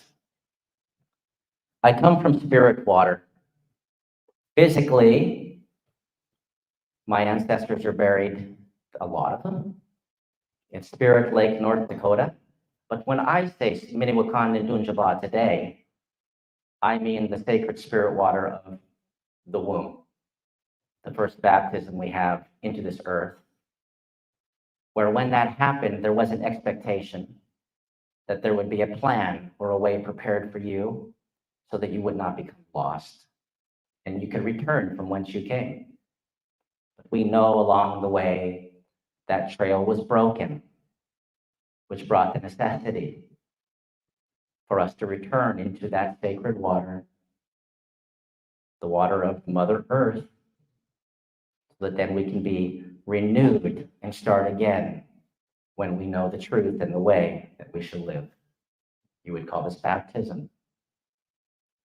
So when you get baptized, it's actually your second baptism. Something to reflect on deeply. I am a Chippewa chief, a traditional chief. Again, I didn't ask for that either. I have a father, I have uncles, I have a great uncle, and I had a grandmother. But in our culture, the grandmothers, they observe and they select the headman, tip of the spear, that would protect and safeguard. They had the best opportunity with this person to protect the strength of the mother. And the strength of the mother is in her unborn generations yet to come, being able to come. And so every breath I have from when that happened is to ensure that I talk about that. I also represent my family 2 treaties. One of them is called the 1789 Treaty of Fort Harmar. At that same negotiation with the continental United States that became a constitutional United States, they entered into their very first agreements, not with England and not with France, not any foreign power, but they came to the Haudenosaunee Iroquois, and they came to the Wyandots, and they came to the Nisquamish-Godewanan, the 3 Fires people of the Great Lakes, who were established by 3 brothers who were taught the way from the great peacemaker. I'm very grateful today to bring the Nisquamish-Godewanan stone here. The Council Fire rock of the 3 Fires people obtained in the Garden River Ojibwe Nation, just above the cave called Trap Rock, where we know the first mother and father were laying upon this continental land. And furthermore, later, when a village was buried within it that were hiding, as the entrance was collapsed and overhang to block its entrance, and they remain there today.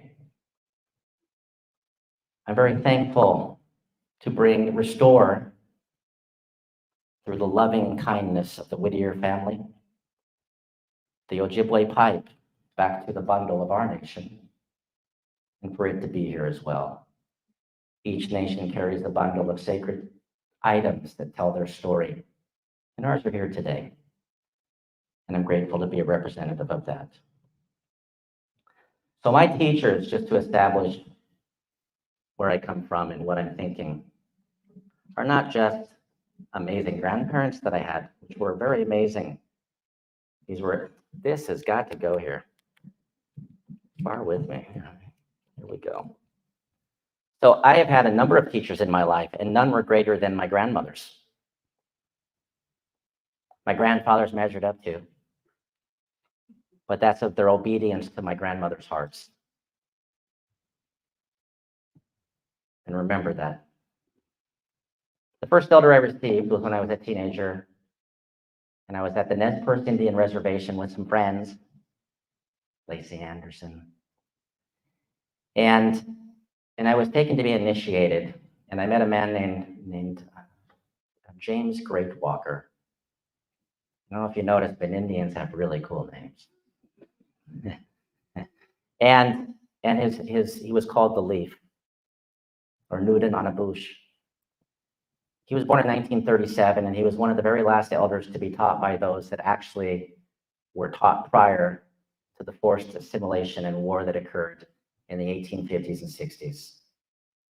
He was the chief Midu of the West, and it was out of love for my grandmother, who admitted her failures, but she kept trying, and she sent him to teach me, which occurred all the way until he died in 2009. And he was from the Turtle Mountain Indian Reservation.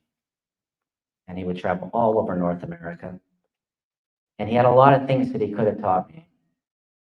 But what he focused on was the things that would be important to this tree growing. And it mostly centered around the heart of the mother, knowing how greatly I struggled with my own. Also, at the exact same time, normally you get one teacher. I had 2. I've heard up to 5. Wendy Phillips has had 5, but I had 2. And that was Thomas Michael DeStow. He was an Abenaki who, for most of his life, was told he was an Indian. And then in the 1950s, the United States government just said, oh, we don't recognize them anymore. And all of a sudden, they're not Indians. And all of a sudden, everybody told him most of his life, oh, you're a pretendian. And then in 2011, something remarkable happened. Magic.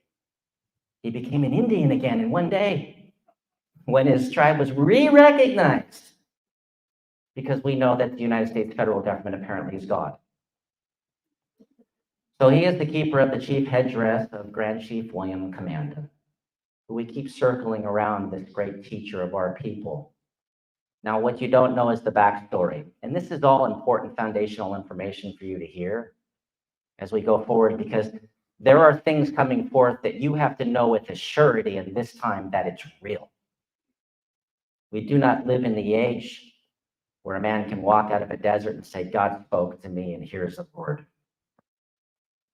We live in the age of the devil, who is going to tell you everything you believe is wrong, that will tell you, and I know that somebody said I shouldn't, but I will, that'll tell you that you're wrong to think that it's wrong for a baby to be murdered, but you are wrong to not let an injection go in your body.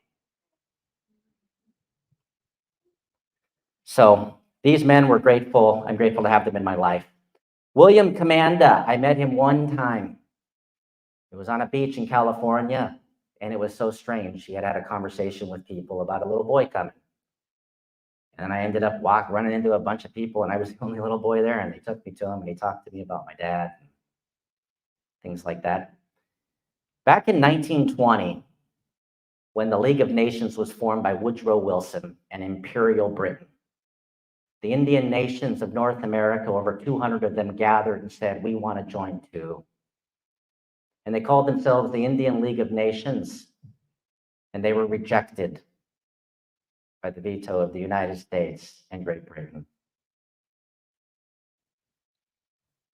In 1944, after World War II was coming to an end, the United States declared that they would reform the League of Nations into the United Nations. And so, knowing that they were rejected as individual nations, even standing together, they said, then we'll speak as one voice, the North American Indian nation. Over 400 nations gathered in Montreal from across North America. And they said, then we'll just request one chair in the building. And they selected Jules Sioe, a chief in the Algonquin peoples, and Bernard Commanda and William Commanda, because that family carried the sacred wampum belts of the Anishinaabe Algonquin nation. And we'll talk a little bit about them. The family still has them today. I've sat in their presence. And they requested again, can we just have one chair? But that wasn't the destiny of our people. Our destiny was to disappear. And so we were vetoed and rejected again. 1956, William Commanda was selected to be the head chief of all tribal nations in North America. So when they had discussions overseas, it was in the Queen wanted to speak with an Indian. It was William Commanda who went and walked in the palace of Buckingham. It was William Commanda who went to Rome. It was William Commanda who went to Tibet. William Commanda who represented us as the face of our people. And he continued to teach the Seven Fires prophecy his whole life because he knew and felt that we were really close. He didn't think negatively about Jesus Christ, but he understood the Jesus Christ that we met was not the Jesus Christ that you know. Just as somebody could show up at your house and say that they're your bank, and if you believed them and they took all your stuff, then you'd realize they're not your bank when your bank shows up. So the Jesus that they brought initially was not the Jesus that we knew. But the Jesus that the Latter-day Saints profess and speak of, and we see the fruits in their families, and the way their families are, and the love their communities have, is how we used to be. And we know that's the Jesus. That's the Jesus we were waiting for to come again. So what has happened? Just to get it out right at the beginning, before we go into some details. In 2024, all the scrolls and all the lodge teachings from the West Coast to the East Coast were aggregated 1 week ago in one location following a continental review. They were then taken to a place in Mississauga, north of Toronto, and all of them were given to one lodge.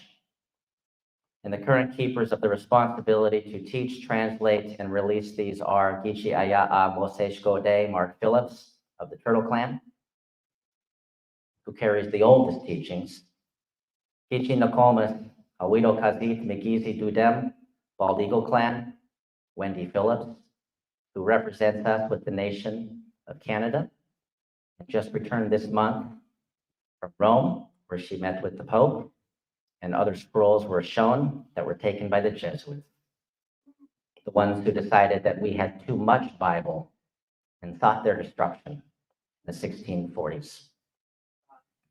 And Ogima Midiga Ogichida of the Adi Dudem, dear clan, because I don't stop, and persistence is the only thing that gets failure out of the way of your triumph. This December, on the 20th through 21st, there will be a winter solstice grand ceremony, a sacred unity event. It's to follow up with a March meeting that occurred there between all of the principal leadership of the Maya, Azteca, Amazona, Inca in Palenque, Mexico, where they agreed to speak with one voice again and fulfill the Eagle Condor prophecy. And I'll be traveling there, as will Zion Media. They also possess records that will be ready for unification with those of North America. And if these people in universities don't like it, they better learn to love it, because those records contain languages from Southeast Asia as well as Africa, because we were a global trading network.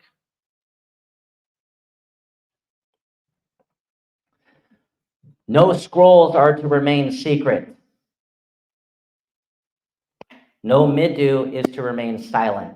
These are important things for me to declare as a representative and Oshkabi with messenger of the Midday we win, the path of the heart, because up until about 30 years ago, you weren't allowed to talk about these things. We will reinstall the lodges in every Ojibwe tribal community. These will be teaching centers on unity and collaboration on the fullness of our history, which includes Judaic, Christian, and tribal histories as one, because we are one. These will be meeting points for the faith to come and sit together around our fire in each region of North America. These will be locations where we will welcome the leadership of the Latter-day Saint Church to come and speak with us on what it is we have to offer in sustaining what it is they've been carrying forward. That a little boy in 1823 was able to remove from the earth, called the Book of Mormon, and then in 1830 was published for all to review. And many forget that in that very year, the United States government and Andrew Jackson, they formed under the War Department, the Bureau of Indian Affairs, which is still at war with us. And if you tell a child they're not the same as their parent, that is war. That they sought our destruction, and that 7 years was the worst 7 years of any period of the genocide, as all tribal peoples east of the Mississippi River were nearly eradicated in the hundreds and hundreds of thousands. And yet that man is still upon the $20 bill. The only equivalent today is if we saw Heinrich Himmler on the euro in Europe. How deeply hurtful must that salt be rubbed in the wound every day? Invitations are sent to all to come and learn, as these things are prepared to assist in instructing humanity with the fullness of the proper way to live the good life. They say you have to have 12 grades to live the good life, and then all of a sudden it becomes 16 grade levels, and then it becomes 18 grade levels to live the good life. Because they got to shove more BS down your throat for you to believe that you're living a good life. Comedian. It's very simple to live the good life. To live the good life, you have to follow the path of the heart. Midday we win. It's our language. Hey, don't get all wrapped up on it. Doesn't sound the same. You know? I know. To the rabbis, they saw him as Yeshua ben Joseph. Right? Don't get caught up on the name. So when there was a tower that fell, the languages were changed. So the Midday we win was established at the creation of man and woman as the way to live on the earth. We have a remnant, remaining, what remains. We have a remnant of that, not all of that. But what we do have still is greater in volume than all of the sacred texts that you're carrying around today. Pretty nice remnant. It was reestablished after the flood by the little boy, a little boy, approximately 2,500 years ago. We'll talk about that too. To the people who are now in the continent. And it was reaffirmed 2,000 years ago by the peacemaker who appeared to the Objibwe people at the Great Lakes and who established peace amongst all nations in North, Central, and South America. And each of them carry his tale. And all of those stories will come forth, as well as those in other regions of the world. I had a discussion with the kings of the Maori. One of them is a stake president who said he carried great sorrow, that he carries the history of my people, but the history of his people has never been allowed to be received. And he, the great peacemaker, came to them too. The greatest celebrity in the history of the world will be known before he shows up as Jesus Christ, the great peacemaker. That's an applause-worthy statement.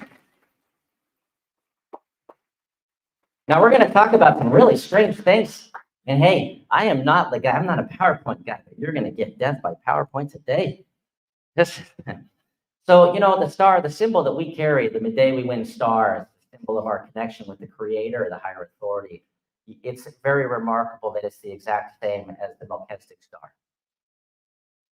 And this is something that was pointed out very directly by the sages of Israel who were interacting with us as we draw in the lodge, when we go to make the Star Lodge. And I was with Ogibwanabik up in the Algonquin as we had a Star Lodge. And you rest the sticks in a certain way, 2 sticks side by side in each direction, and it creates this symbol on top, on the top. And there's a saying you say when you do it, that 2 sticks bound as one in all directions. I'm going to play a short video that will help you understand a little bit more when you talk about 2 sticks being joined together.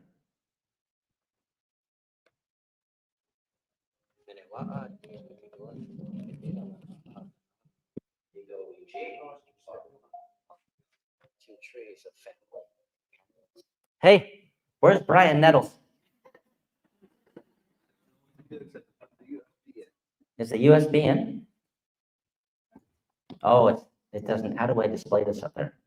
How about let's pull it out and put it back in? Hey, we'll get there. I'm so glad you guys are so patient. Okay.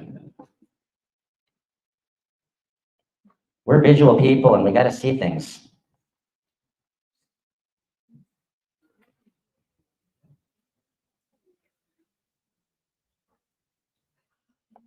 Are you going to play?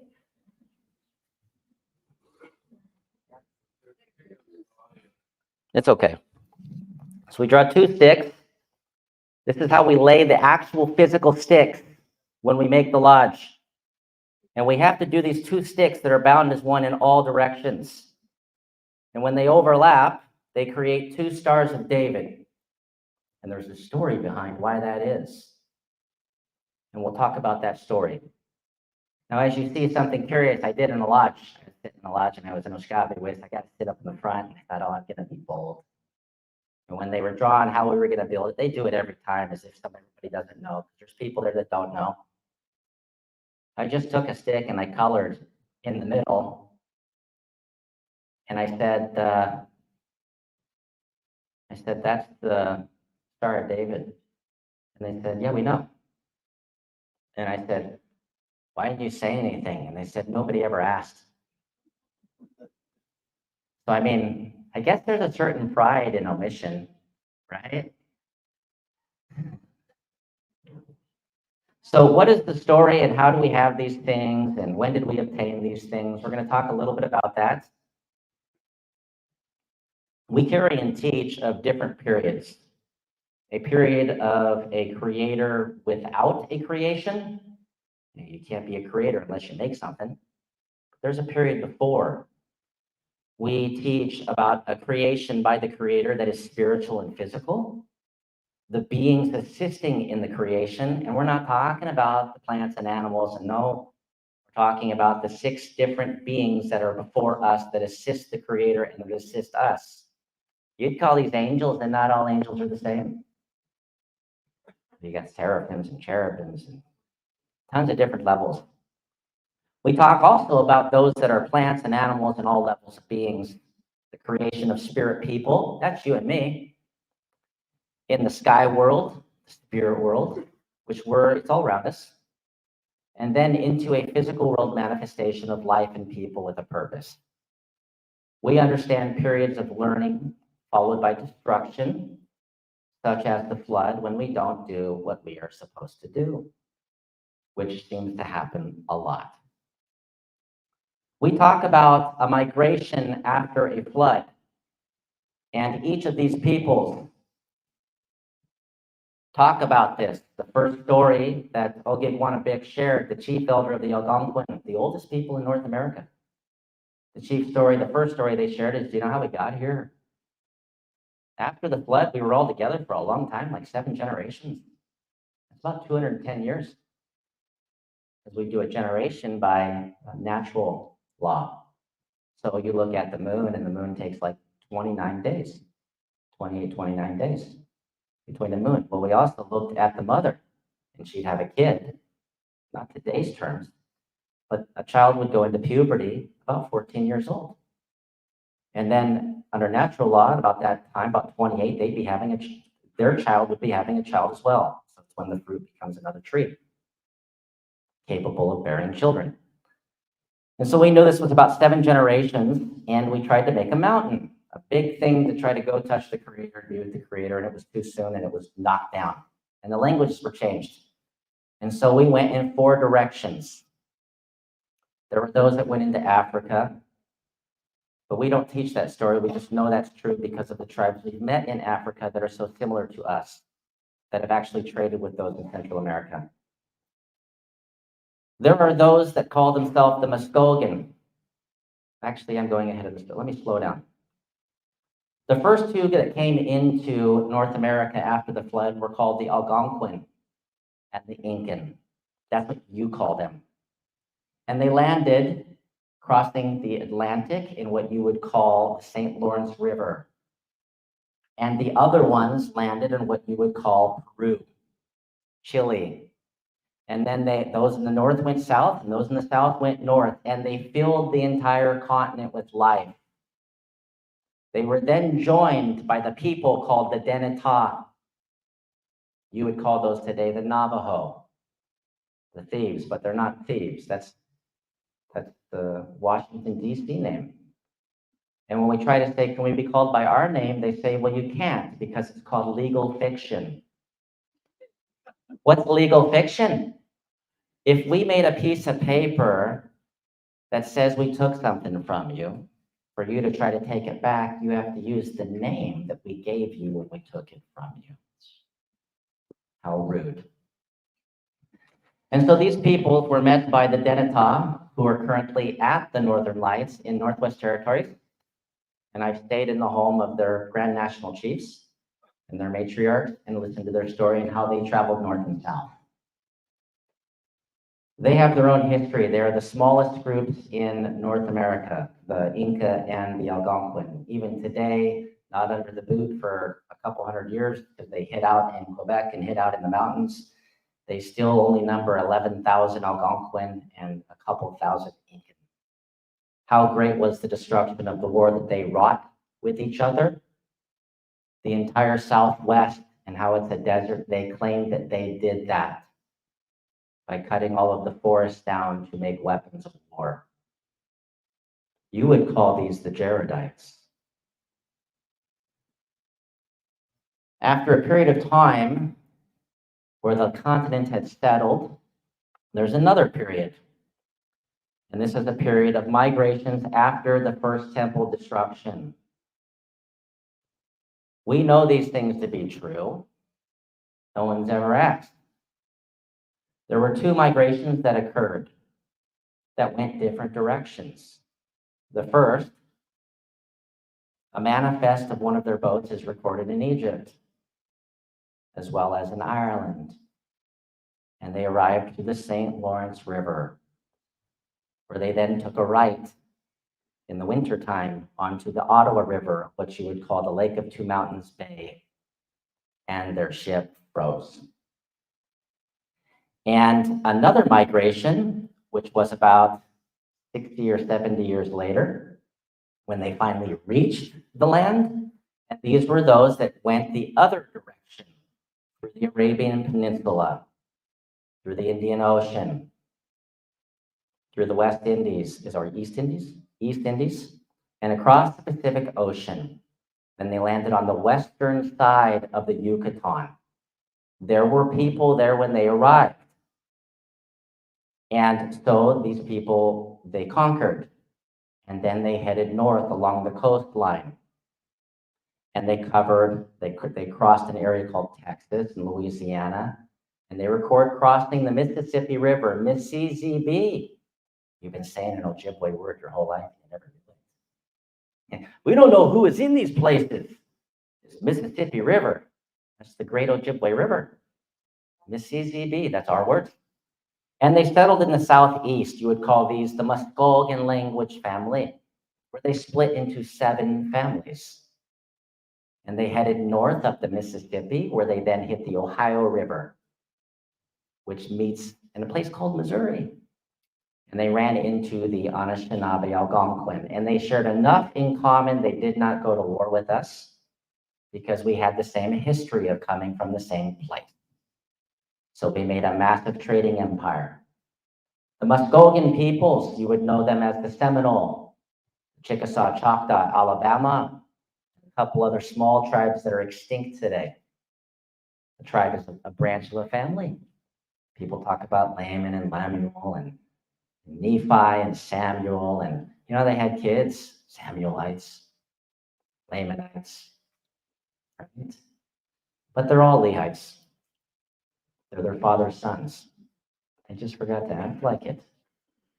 In the last year, the Muskogee nations have added their history onto their websites, and nobody batted an eye, where they said, yeah, we came across the Pacific Ocean from the Middle East, and we came up through the Yucatan up into Southeast Asia Southeast United States, what you call it now.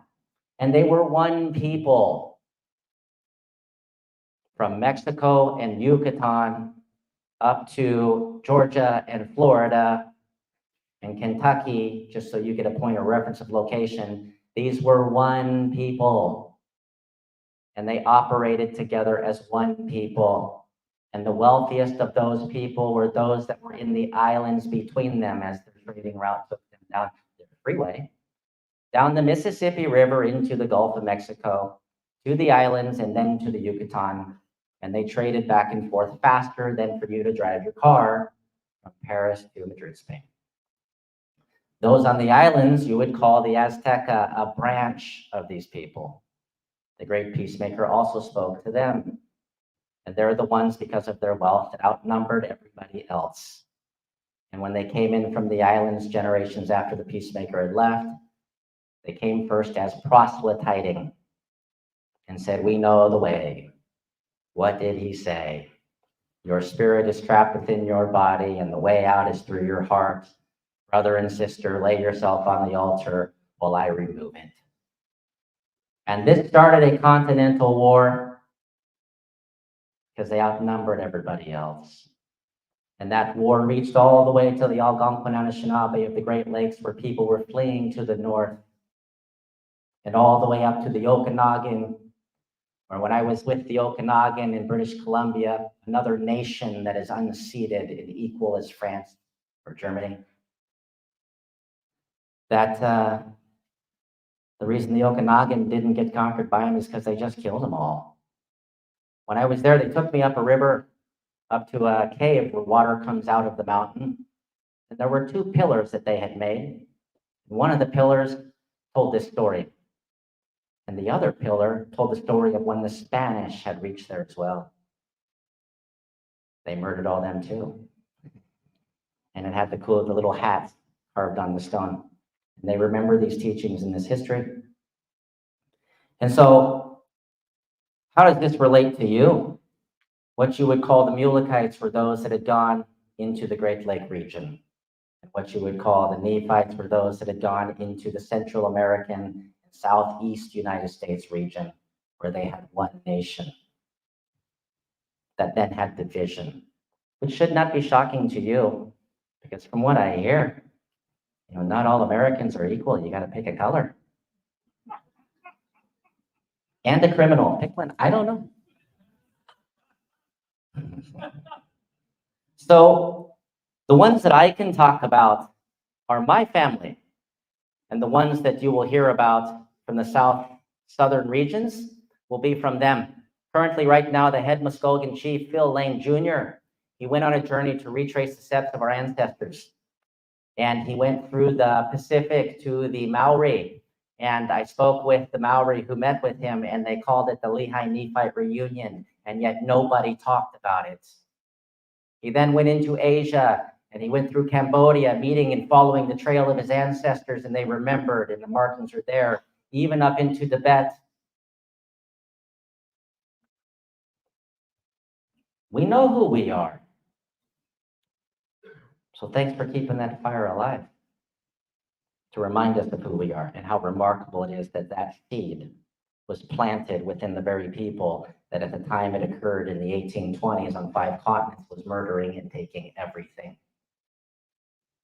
And so great was our history that a young boy carried, that a new people, that's you, chose to take upon yourselves the way we were as how you are. And they chose to live as the Indian, welcomed nowhere, migrating westward just as we did, accepting extermination orders, having their possessions taken, burned, their children, their fathers and mothers murdered.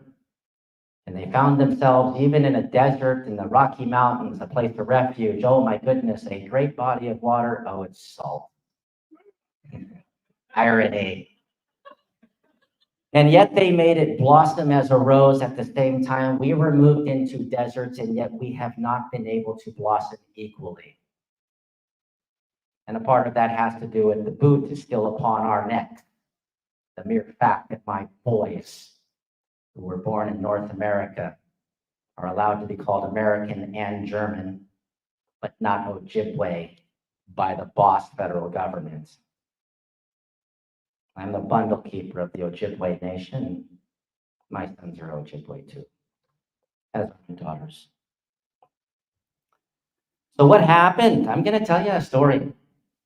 There was a boat that froze in water, and it looked a lot like those Phoenician boats. They actually covered the top of it with wood shell, and so it sat out there. It arrived in the winter season. They remained on the boat for a full moon cycle. They came off the boat and carried tokens showing knowledge of who we are. They carried 3 children and an elder. There were others with them that were not the same as them. And these are in our scroll writings. And we made them leave by filling their boat with tobacco. And then they left and returned from whence they came, which we know today, based upon visiting the locations, was a place called Turkey. They're the ones that brought them over. This would have been about 600 BC. They reinstalled the Star Lodge in all communities and started the matrilineal bloodlines of the Deer family. We're talking about my family. And if it's not true, then when I take a DNA test, it should prove that it's not true. We'll talk about that in a minute. Now, the boy that they brought was a super genius. We still revere him. We call him the little boy from the sun. Everything's symbolic. He reflected the Creator in his everyday life in a way that had been unseen. He was taught by the elder who was with him. And he went to all of our communities westward, and he put the Star Lodge in place so that we were aware and knew of the Creator's lodge that had been removed from the earth. And then he left with this elder, and to where they went, we do not know. They made an agreement, a treaty called the Nehiyawat, Blood Confederacy. Now, when the elder came off the boat after a full moon cycle of 28 days, like 29 days, the entire Lake of the Two Mountains, just west of Montreal, was surrounded by the Anishinaabe. They had made fires, it looked like a big fire circle. And we were going to kill them all. We thought they were invaders. You know, what's going on here? Why aren't they coming off? And when they did come off, the elder came off holding a bag, a satchel. And from within it, he pulled out little antlers and he put them on his head. And this was a sign to the people watching to go and grab the traders, those who make the trails, keep the trails, and communicate peace between nations. And so they brought the great deer chief who wore antlers too. And this is why they lived. And they were told once they sat and they understood each other about how the peoples that were there were remnants of those that had come after the flood. And they were integrated immediately into our communities. So this is my DNA test, a visual of it. And it's remarkable because my family was integrated in our stories, what's in our scrolls. We were running trading networks through North America, Central and South America. And yeah, I'm Incan, I'm Mayan, I'm Azteca, I'm Anishinaabe, I'm Sioux. I'm also Persian. I'm Aramaic Jew, the oldest Jew. Really remarkable. I'm also Fijian and Papua New Guinean. Now, the remarkable thing about that is that due to my family being a part of signing all the initial treaties from the 1600s on, we have 9 generations of every Indian recorded, every name. I can speak 7 from memory. And because of my European side, who happen to be Smiths and Taylors and Millets, they like genealogy too, and they documented that whole side as well. Nowhere in that 9 generations are any Jews, any Fijians or Papua New Guineans, any Persians or any Incans or any Mayans or any Aztecas, and yet that's who I am. So we know these things are true even with your science, but I didn't need that to know it was true. I read the same books as you. So I list here that as well. It's pretty fascinating. And so I do feel that as I've lived my life, that I'm speaking with some semblance of authority on these things that are going to happen. But it's important that you know it's true. Now, some of the things that we're going to be releasing is a little bit more information about creation of the first mother and father. And I'm going to share just a short teaching on that, if it's okay. That when the first mother and father were formed in the flesh, it was upon, as we tell it and as it is recorded and taught, that they were formed from the red clay upon the eastern shore of this land. And that when they stood, they were looking separate directions. That the man was watching the sunset, and it was setting in the east, because in those days the world went the other direction. And when we shared that through the 1800s, they called us crazy and mad. And yet now they talk about how the world goes different directions every period of time. So how old is the history we carry? The first mother, the first thing she saw was not the sunset. She was watching the trees, looking the other way, nature. She was fascinated by the color green. Because where they were prior, there were not colors. The colors are a part of this reality where we are today. I'll talk about that a little bit as we go into the Chiba woman, the womb we're within, and the veil that's cast upon our eyes from that great ball of fire in the sky, almost like a flaming sword.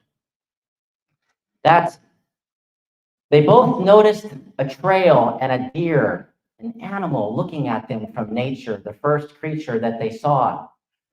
And so they knew that it was the one that was setting the way for them to go. They wouldn't have otherwise been able to enter creation, how dense and thick the forest must have been at that time. And they followed that great deer into nature where they were stopped by a monadu. A monadu is a spirit helper. It's one of the 6 beings, 6 different types of beings created before mankind was here. You would call this an angel who would inform them to look at each other. And for this reason, in our lodges, the men sit on one side and the women on the other, so that they can observe each other and their responsibility that they're accountable to. And the man was told that he was given strength and endurance to provide for the strength and endurance of the mother, which is her generations, the creation within her. That's our sacred obligation. That's our great priesthood. They then followed this deer to a great mountain. Not a great mountain, but it's a mountain.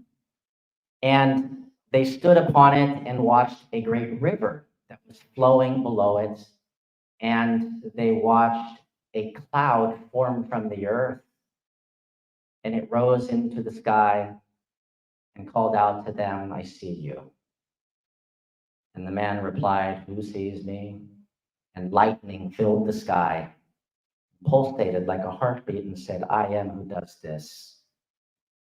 And they were instructed that they were to travel the earth and to name all things, every plant, every animal, every river, stream. And this must have took a long time because they did not have airplanes or trains or automobiles. So they were walking on the deer trails, following the great deer. And so when they got done, they returned to this great mountain, this place they had first met their creator. They had had generations because they lived a long time, and said, "I did it. We did it. We named everything." And the creator spoke and said, "I made you too." And so the first man said, "I gave sound to all things, purpose to all things, kindness to all things. I am kindness. I am midday," which means kindness. And he called for his children to be middew, doers of kindness. And the first mother spoke, and she said, "I bear fruit, and my fruit covers the earth like the strawberry. So I am Ode Amin. I am the fruit of life, and from that the symbol of the heart came to the world, which came from the strawberry, the fruit that covers the land, which she took for herself as representatory of her generations, Ode Amin." And these are sacred names to us, Midday and Ode Amin. When I was in the lodge, 39 years old, about to turn 40, and I had to get named. You can get 4 names in your life. That they told me my name in front of about 70 people, and I refused to say it. I said, "Write it down." And even then I read it and was like, "You gotta be kidding me." So I am proud to have the name of Midday within my name. And perhaps it's a call to help us return to how they saw the earth and the world and their responsibility to it. So that's an example of a sacred history that we have in both oral and written form. And I'm now going to talk to you about the ancient methodologies which are currently used as well and are currently known, that how we teach these things. But the whole purpose was for the knowledge that was required in the first government established within creation by the creator of that creation, which was the family. The family. And anybody who puts a system in place that breaks apart, divides, or shatters the family, or removes the rights and responsibilities of the family, is in a declaration of war on your family to replace your family with themselves. I'm trying to wake you up. And I'm going to say it again because it does matter. That it may be your body. They say that only applies if you're committing murder and not if you're protecting your own life. Something to reflect upon deeply. So one of the things we made was wampum belts. These recorded agreements that we made between peoples. We didn't use paper for agreements. We used paper to record history. And then we would rewrite it when it got old, but we knew that it was just something that had to be shared. Agreements, we needed them to endure, so we used what's called a wampum bead. And we would put them into shapes, and they could be thrown in the fire and pulled out, and they still exist. You could throw the Constitution in a fire, and nobody would ever know it was there. I think they've already done it. So this is called the Friendship Belt. This was from 1613, the Peace, Friendship, and Alliance Agreement, where we said that, you can live here side by side with us. This is the sacred land of the first mother and father. And I do want to say before I move forward that that location where the first mother and father's bodies were laying is within the Garden River Ojibwe Nation in a cave called Trap Rock. And on the top of that is the location where they spoke with their creator. And it's a sacred place that would almost look like a Stonehenge of stones laying on the ground. How they got there, I don't know. I don't know how a crane could even get up there today. But being that you are the children of these people, that it's your right and responsibility to go there as well. And so over the next years, I will be taking anybody who wants to go. These are some other examples of the wampum belts. These are the actual literal ones. They're currently in the community of Ogegwanabik, Solomon Wawati. They're held by the Commanda family. And currently a grandson of William Commanda has them right now. And he is learning from them because they are also coming out to tell the story and remind the European grandchild that they have an accountability as well here with us. In the future, who knows? Maybe Martians come, right? And maybe for 400 years, they'll tell you that you're Martians, and maybe someone will be keeping hidden away, a copy of a constitution, and they'll go and remind the Martians that they're Americans, right? Even if there was one American left, I'm certain they'd be wrapped in the flag holding the Constitution saying it's all mine. Like Gollum from Lord of the Rings. Now, the keeper of these for a long time was Grand Chief William Commanda. And he taught these things all around the world, and he knew these times would come. And they were reminders that you don't have any excuse. Now, we also have petroglyphs. These are ancient petroglyphs that are carved into rock. Now, we would call these like libraries. So these were used to teach in permanent teaching locations. And again, these are libraries. And here's some examples from, these were given to me by Wendy Phillips from the Pipestone, Minnesota, and Petersboro. Now, currently, there are 9,000 petroglyphs that are recorded in Mississauga in the location that the scrolls are right now, just next to it, that have been protected and never seen by anybody at any time. And I have already extended an invitation for Brian Nettles to be initiated through our lodge to be able to go and work with elders on recording those into a written English language for release and use publicly. And he has accepted that.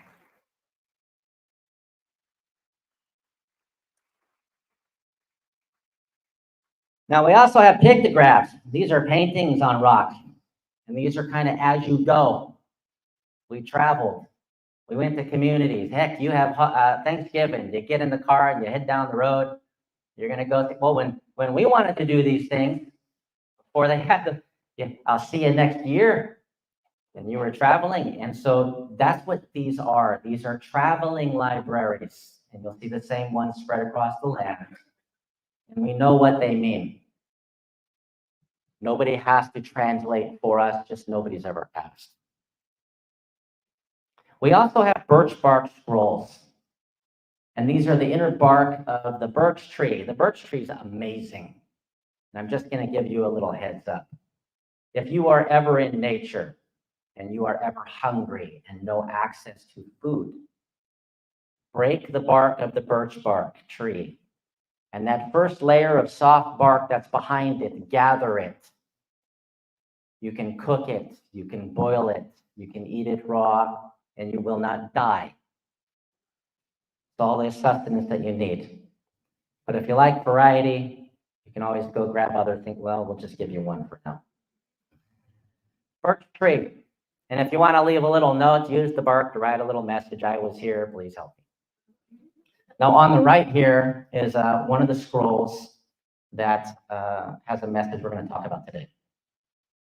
And this is just one of many. You know, when I went with Nick Gervais down to, I had got to the point where they said it's time.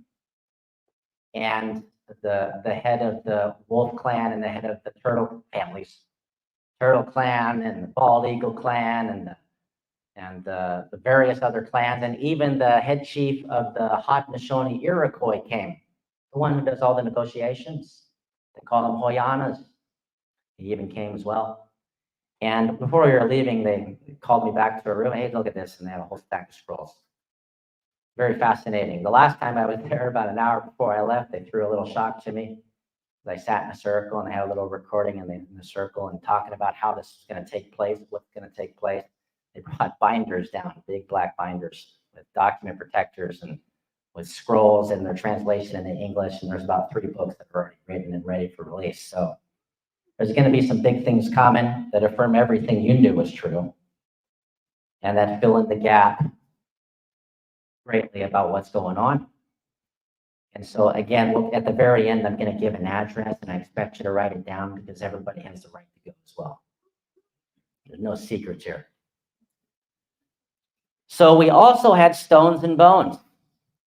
These are ancient method of teachings and scrolls, higher language symbology, using bones from bald eagles and golden eagles. And the stones are an ancient, they look like little teeth, but they're not. They're special stones. No one knows where they came from. They're only found in Ontario, Canada, in the heart of the Anishinaabe people. And they're used to tell a story in incremental steps. We're going to show you an example of that. And what's amazing is they will make the image of one of the scroll images, and they'll tell the story as they move things. They memorize this going to here, and now they can keep the order, and in the end, it makes another image. And so, like the turtle teaching of what the turtle symbol means is a 27 hours of you better sit and listen to it all. And we'll talk about that. So when things look simple, they're not. But you want to know how difficult it was for Joseph Smith trying to figure this out and understand what he's being told as he's looking at a symbol and being told paragraph. Trying to reconcile that with his English mind. I can understand how difficult and challenging that must have been and the great faith that must have taken to deal with it. Because he certainly could have walked away. We also have written language. And Indians didn't write any, they don't have any written language. That's a lie. We have syllabic. It's a written phonetic language. We call that the lowest level of language. That you need a symbol for every sound That's why they rejected English so fiercely. They thought it was like a spell language. Why do I have to have, what is going on here? This was not widely used, but it was used for simple things with children.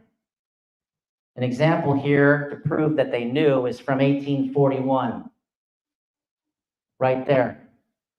Now, I do want to give you an example for those who know, and those who don't know, you will know. And many of you have been carrying this Objibwe language on you for quite some time.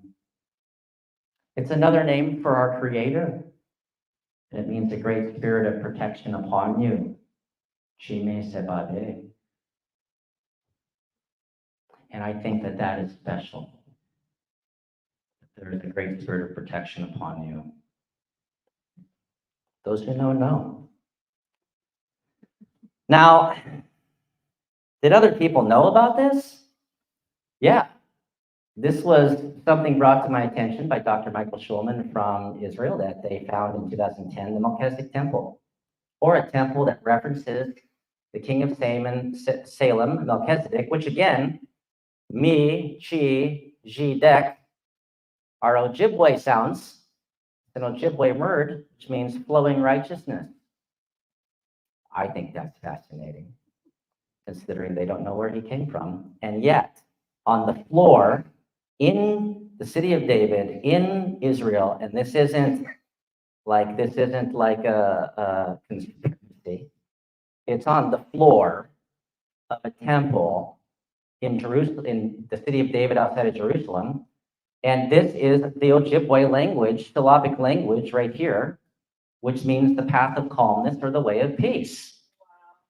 And we say, midday we win, the path of the heart. That's the path of peace.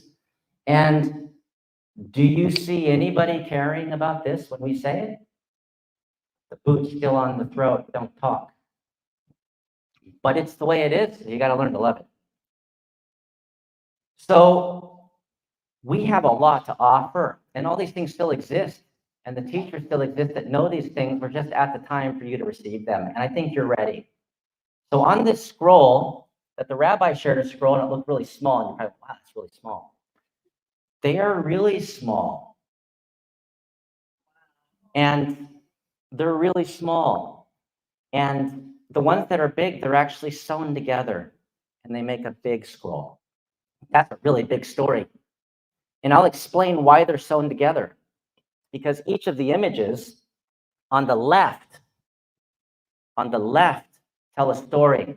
And those on the right, a song from the receiver, the student. And so, for example, on this image you see here, in the upper left, I don't even know if you can see it really, but that's a turtle. Okay? That's a turtle. And that's the beginning of this story. This is a creation scroll from the beginning of authority. That symbol right there takes 27 hours to tell the story of that turtle symbol there and what it means. And you have to know that to be able to understand the next part of the story, which is you and me, the Ojibwe, the spirits. And you have to know that story to be able to understand the foundation of the earth and what occurred with the man who was given authority by the one who rests upon the earth, and that great serpent that's trying to take our souls and keep them here. And this, each one of these, is an entire set of scrolls that are tied to it. Each one of them is a story. We know about the adversary. To tell this story, we made a permanent library in a place called Ohio, that you find a place called the Serpent Mound. That was a story tied to this scroll about that being that was created and is walking on this earth like you and me. And so these are sacred things that have been forgotten. And so 27, that turtle up there is a 27-hour oral and visual teaching on the creation preceding man, which led up to the earth. It's what all teachings are tied to. And it's about us leaving. And the reason it's up there at the top with that squiggly line thing up there is because in knowing that, we can leave the Chibo woman. Chibo woman is the place we are at. The Chibo woman is the womb that we are placed within. We are within a womb created by the Creator. So this tells us why we are here and who is here to help us. This is an example. I just have to walk over to show you. I grabbed 2 snapshots. I was allowed to take pictures, but I took so many pictures that you're not going to understand anything if you keep taking pictures. So I said that I'll bring some people to record. And so Zion Media has accepted the request for them to come and take the time to record all of these teachings from our course. Now they make the image of the turtle. You can see the turtle's tail and his legs and the head. And each of these stones is a part of the story. And as you can see, they've been moving and migrating. And here's 2 positions that they get in as they're telling the story. It takes a long time for them all to go from here to there. And I didn't get breaks. And just like in the Marines, I had to stay awake. And so I want to share an example, and we have an understanding of things scientifically that'll blow your mind. And they say these things in our language and in the translated language, and we have an understanding of dimensions. There's a different dimension to your being, just as there's different colors in the rainbow. And so I'm going to share an example. Okay, where am I at? Okay.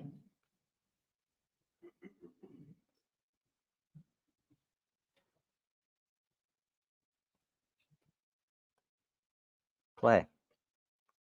Do what I want you to do. Well, we're going to do that. Is it working? From current slide. I lost my visual. Hey, bear with me here. I'm not as smart as I look. So somehow I magically have like my slide up 3 times. What does that mean? It's even on my computer. Here, let's just do this. Wow, it's not even letting me. Trust me, this is worth it. This is really worth it. As my grandmother would say, Satan, get behind me. Is that somewhere else? No, maybe. I think so. Let's go here and down.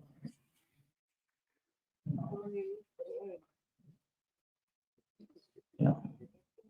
So let's go ahead and do it again. Looks like it froze on me. Because if it's on a drive, you can just play it straight. Save. But I'm not that intelligent. I didn't do that. We all have rooms for improvement. So let's go back to it. We just brought it. Okay. And let's see if we can do it now. Yeah. Is there audio? Yeah. The volume. Yeah, the volume was going. The audio is. Are you kidding me? This was just working before I came out here. You could just describe it. Okay, so what he's talking about, wow. I'm going to get the video for anybody who wants to come sit with me afterwards, and I'll show it. It's only 15 seconds. But what he's describing as these stones get to a point in the beginning where they're now making the shape of what looks like a campfire. To me, it looked like a campfire. Is for mankind to stand upon the earth and to be successful in this earth. There were 6 other creations that had to happen here. 6 other beings, groups of beings that had to be made to assist us here. And that they work together for us, but that, and the names are listed in our language. And each of those is a separate teaching that could be anywhere from 10 hours to 3 days, as their entire story is known by us and told by us. Moshe Shkodeh will sit with anybody and pull the scrolls and the teachings and explain the first physical beings that were made to assist creation up to us. You would call these the degrees or levels of angels. And not all of them are former human beings. They are separate beings in and of themselves with a responsibility and an accountability that today they have not been able to fulfill because we lost our relationship with them. And so they are just watching and waiting for what you would call magic, for them to participate with us as they were created and designed to. And we want to talk about that. And so that's what this video, short video here was, is that moment in the beginning when he says, this is where we would branch off now to talk about this group, and this group, and this group, and this group, in this order. And it's really unfortunate. Yes, let's see if I can get it to, you can listen to it. Hold on. We'll use the, where did mine go? No, we'll use mine. Take that. Those are the ones, they don't need to see those ones yet. So bear with me, I'll play it.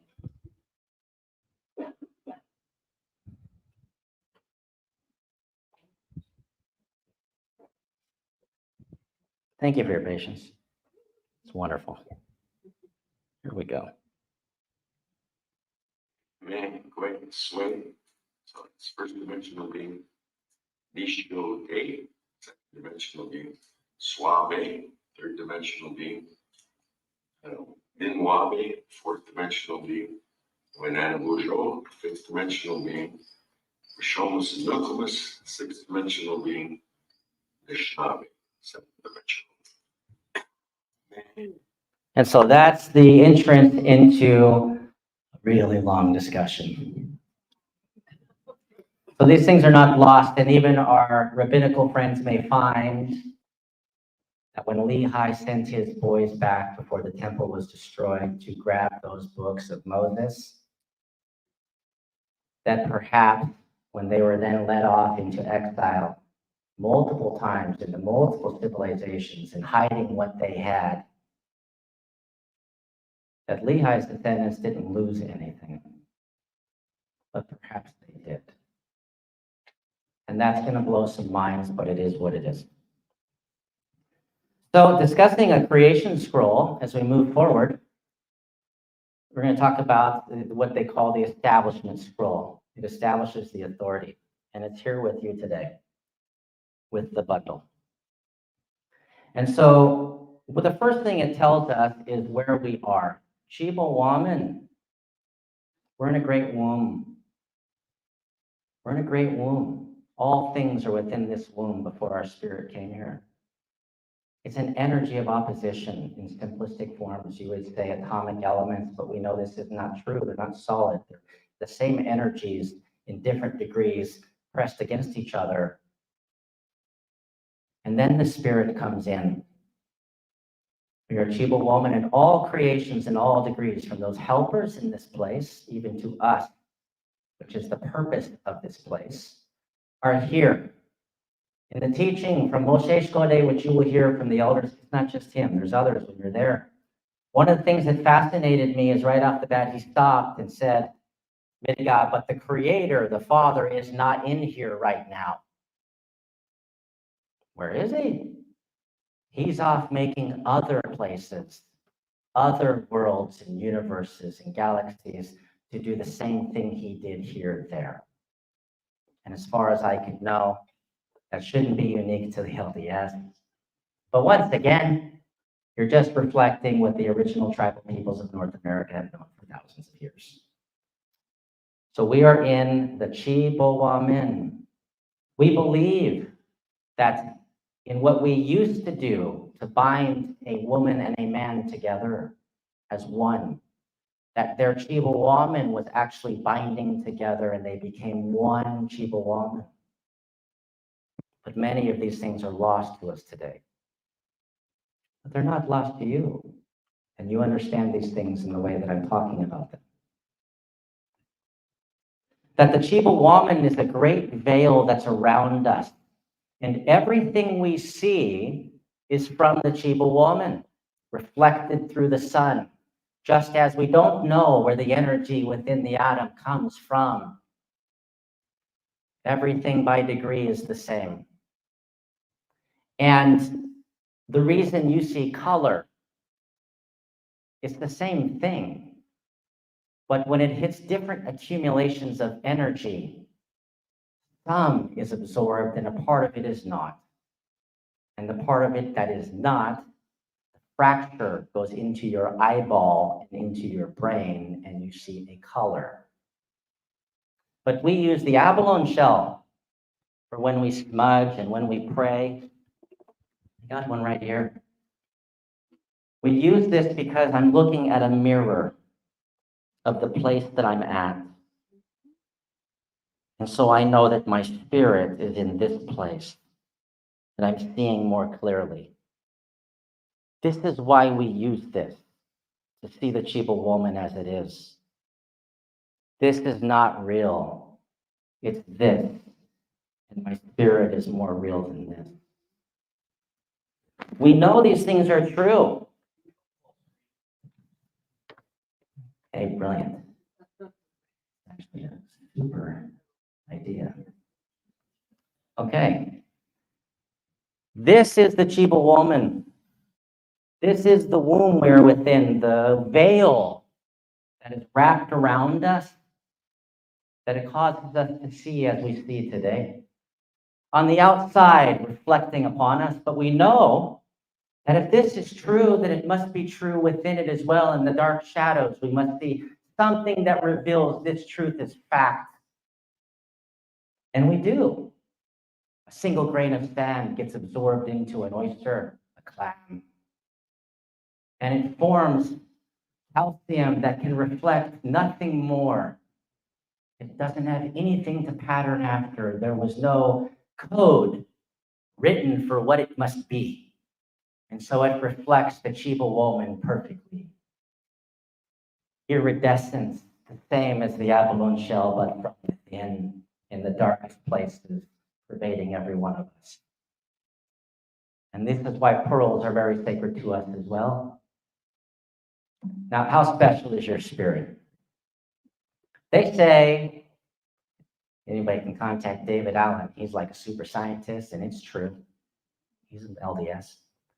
That if all the energy that you would call atomic elements in your body, the average human body, not Jer Peltier, got twice as many in him, that if they could touch, if the energies were possible to touch, because it appears there's this vast emptiness in space, everything, that if they could touch, the atomic elements in the average human body would form a perfect sphere the width of a human hair.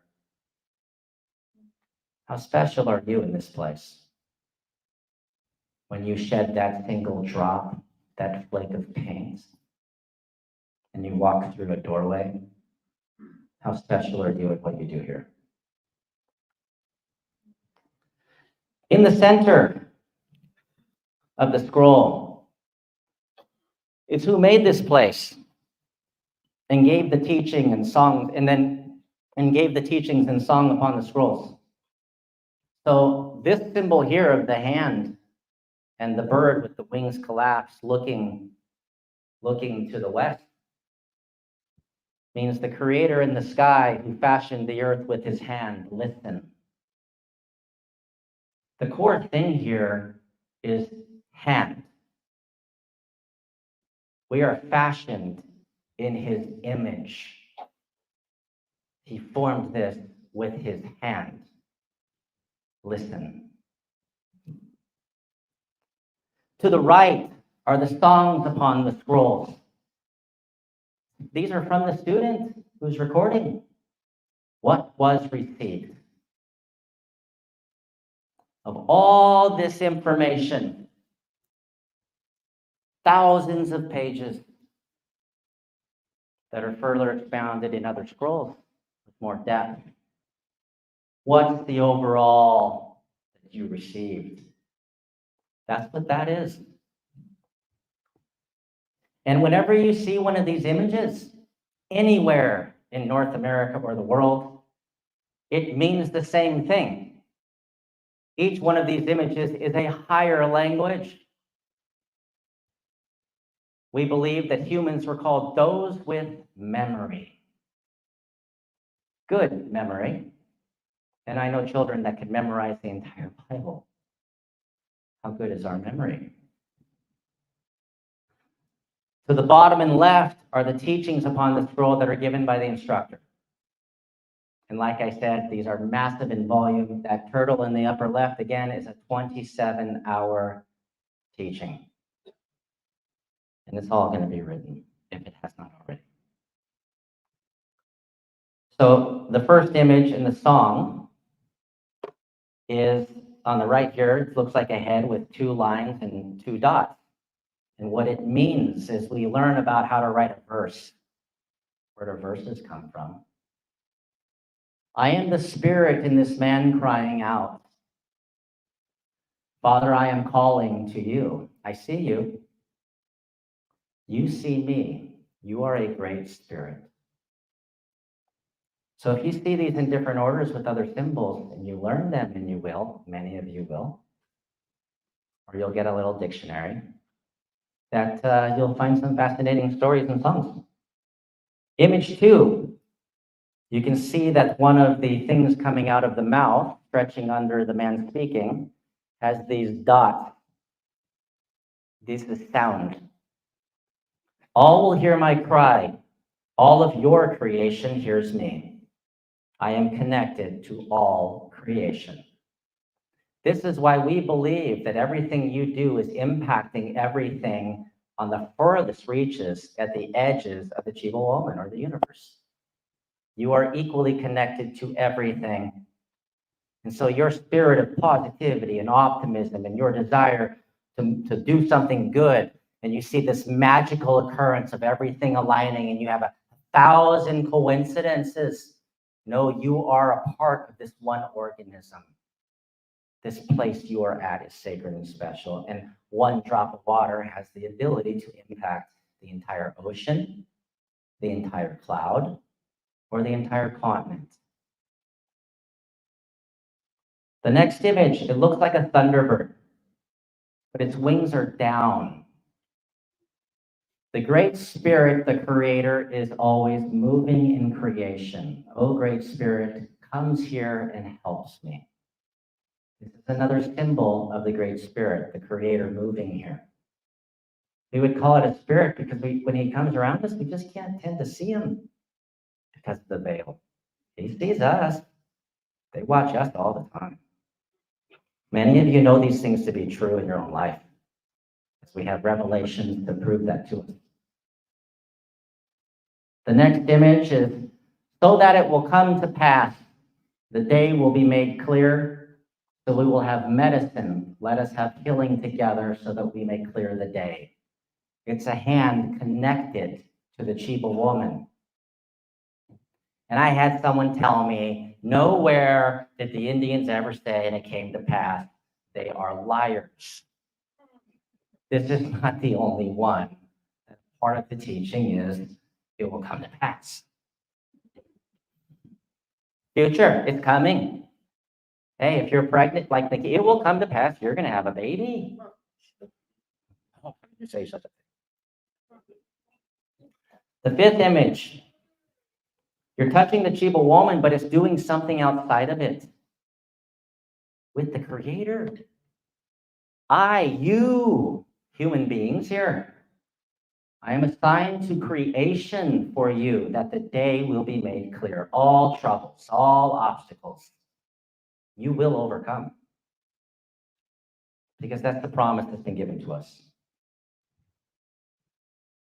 Image 6. It looks like some animal. But if you notice, it's got an open mouth and open feet. And it has lines upon it. What this means, it's about a sacrifice. And it means the Creator has told me I am the strongest medicine. My sacrifice will bring great healing. When you restrain yourself within creation, maybe you don't have that extra room. Maybe you don't get that extra car. Maybe you don't cut down that last tree. Your restraint is a sacrifice. Your restraint is a sacrifice because you could take everything. And it looks like we're doing that right now. The next symbol is actually the symbol of our spirit, of a spirit, two spirits connected. If you remember back when we were looking at the Melchizedek star, I'll show you this. We'll go back, don't worry. Just push the down arrow.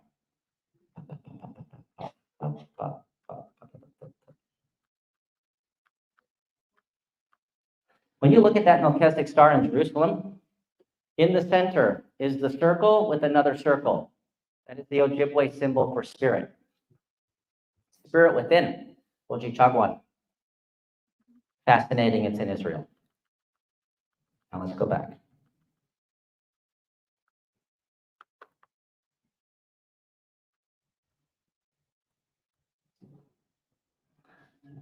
The great Creator in the sky sees me. I thank the Creator seeing through me.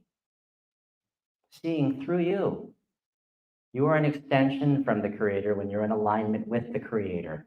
The Creator can touch and do all things through you if you allow His Spirit to be a part of your life.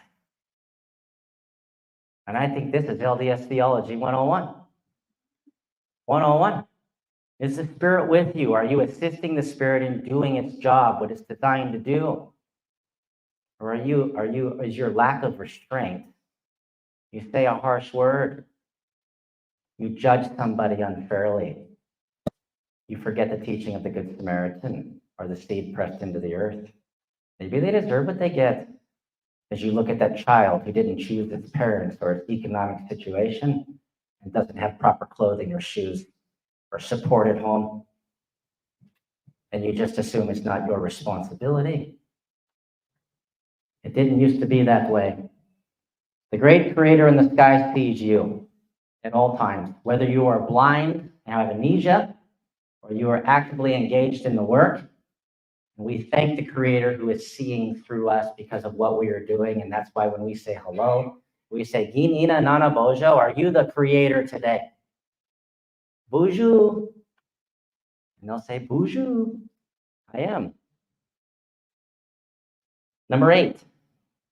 I will go and do what I am told. Now, what this looks like is like a hanging pelt. But what it means, the symbol that they had chose for this means I will go and do what I am told.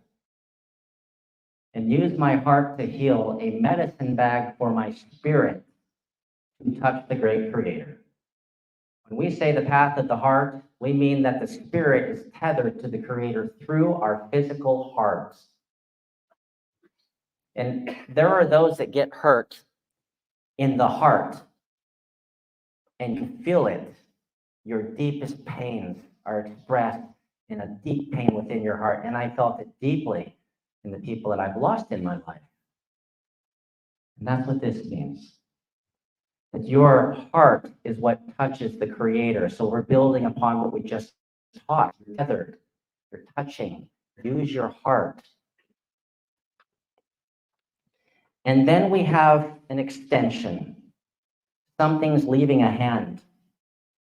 My medicine and healing is the sacred spirit, and my heart is the great gift to the Creator. When we move with our heart, we are physically moving creation. You may not see it, and it may not be as fast as you want, but when you keep going, what you're seeking will happen or occur. Maybe not in your lifetime. Maybe you'll inspire your children. Are they not an extension of you? And this last one here in this image 10 is a symbol within time. There is a book, a separate book that was shown to me that is about, I equate it to like mathematics. but we had numerology and symbols that represented time in different periods of time, from 400 years, and it's just absolutely fascinating. This is a symbol of time, past and present, speaking both ways, not both ways like politicians. Like Ben, I'm just drilling them subtly here, but both ways in your family history. We believed that our relatives, our relations are not just those living. There are unborn children and grandchildren who are alive, holding the hands of our ancestors who are with them in the spirit world. And there's more of them than you, but all of them are relying upon you. And what you do when you choose to turn off, you have literally just removed an opportunity for those that are yet to come. And back when I talked about, are you allowing the spirit to work properly or not? I will remind people that terms and words hurt, and the necessity to use them, if it's unnecessary, don't use them. And I will do a teaching here that there is never a point you are disconnected from the Creator. There's never a point that your body is disconnected from this place we are in. Whether you know why you are doing what you're doing or you don't, you are never disconnected. To be active, as the LDS Church describes it, is to go one time in 3 months. And yet I would say the seed pressed within the earth in the struggles of deep, dark pressures is more active than the fruit upon the tree. Whether you are in the room or not, you are actively engaged in growth with your Father in heaven. And unless you are a judge of Israel and given the authority to judge, you have no right to refer to anyone as active or inactive. And reflect upon that deeply. No one comes back to a family without first being pulled through thousands and millions of moments you will never know between them and their Creator about them. Reflect upon that deeply.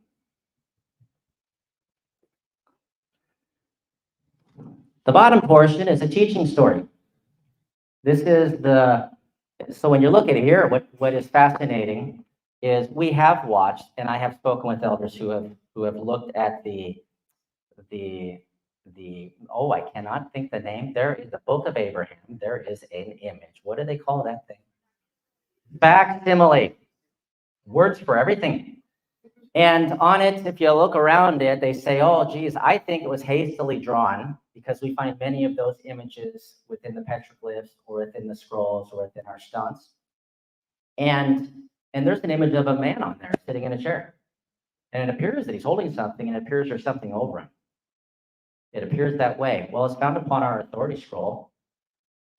And it's a man sitting on a chair. In ours, he's wearing what appears to be a headdress. Some have said it appears to be a bear paw. It's a headdress. And he is holding something in his hand. And he's being overlooked by a mountain with a spirit resting on the mountain. And then there's something that's in the sky above him, which is remarkably similar to that staff over there. But there are two of them, and there's a square next to it. So what is that? There is like a massive teaching on that this is the first man. The first man who has received the authority and protection of the Creator. You are protected by the Creator when you walk with the Creator. You are the Creator by extension. When I was a Marine, I was an extension of the Commandant of the Marine Corps. Hurrah. Yeah. And the Creator who rests upon the mountains of the earth, all resting upon the earth, which is viewed like a great fountain. And all of these are resting upon the earth. And you'll see this on almost every single scroll. There will always be a strange hashed foundation. Always. And that's symbolic of the earth is like a table, the surface. And everything's resting upon it, and the creator's over it. You know, this is a book that discusses, this is like a book size that discusses the relationship between the spirits upon the earth, the snake who moves upon the earth, and our authority from the foundation of creation to overcome or choose to submit to this great snake that slithers upon the earth. This is a small book size of teaching just for this, just that part there, that when typed and orally would take from sunrise to sunset to complete its teaching. So it's that size of a book. You start in the morning when the sun comes up, and it would end just about. And to complete its teaching, as each image has a purpose, a creation, and a path in this earth and in the teaching. These are supported by their own scrolls tied to each image. But there is a possibility to have a great mind and remember it. So this is a song, and I'm going to sing the song. We're going to pause right now, and I'm going to sing the song so you can hear what it sounded like. We believe that midday, or you would call the man made of clay, Adam, that when he spoke to his creator to say, I affirm I received this message, in the fullness that it was received, that he sung in a very solemn way, because he knew that of all the gifts he had, it was actually a great tragedy that he must endure. What tragedy do we endure anymore? Everything comes so easy for us. We bear little in common to those even that are our great-grandparents or great-grandparents. We're spoiled. And yet if the spoiling ended and another virus came along and everything was shut down, how would you eat without submission? Because you don't even know you're part of the creation around you and all the food is given freely from the earth. You've forgotten. So I'm going to sing this song in the way I was taught. And I hope you like it.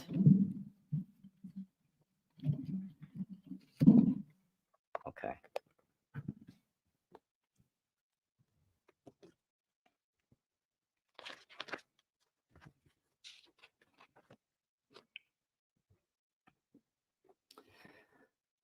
Kandeyo ane toe ane Kandeyo ane yeneni manadu Yanine na shitimote he manadu we peme we sewa Mire we te we me wa gui shakwa mire he tue ta Me shakwo dung ke he ne me kisim Sungis ni de witkani he we no wo he she wa Manadu ishik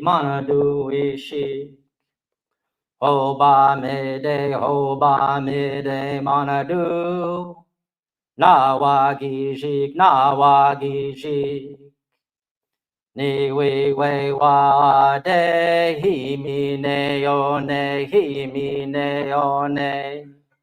Manadu wikani midde yo Hanine kumeni kanini.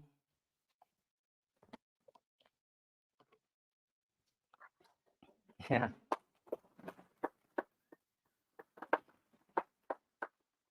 There is a reason they did not want us to sing our songs. They did not want you to ask us what it meant.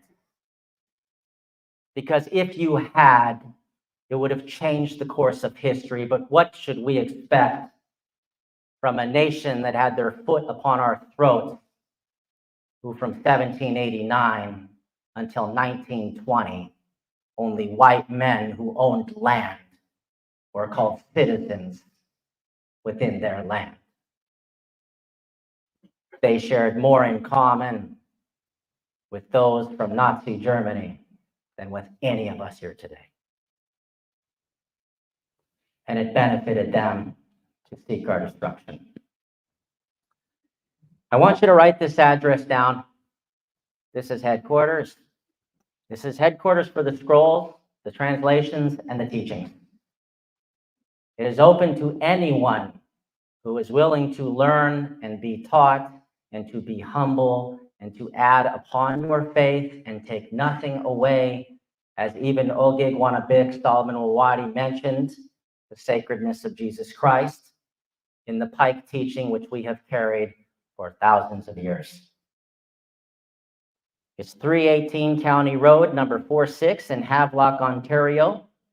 And whatever that thing at the end is the zip code. I'm learning they're different everywhere.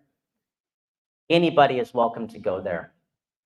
The only thing you have to go is with a willing heart to believe that there's something more for you to gain. And it's time for all of us to lean our teepee poles in together. The teaching of the teepee takes 3 major poles that must be bound together for the other poles to rest against it. The teepee teaching, which he talked a little bit about the teepee, is that the teepee was not just some building we put up, it was a teaching that was given to us. And it was about the future. And it was about the poles of respect and humility. And respect and humility and discipline being bound together.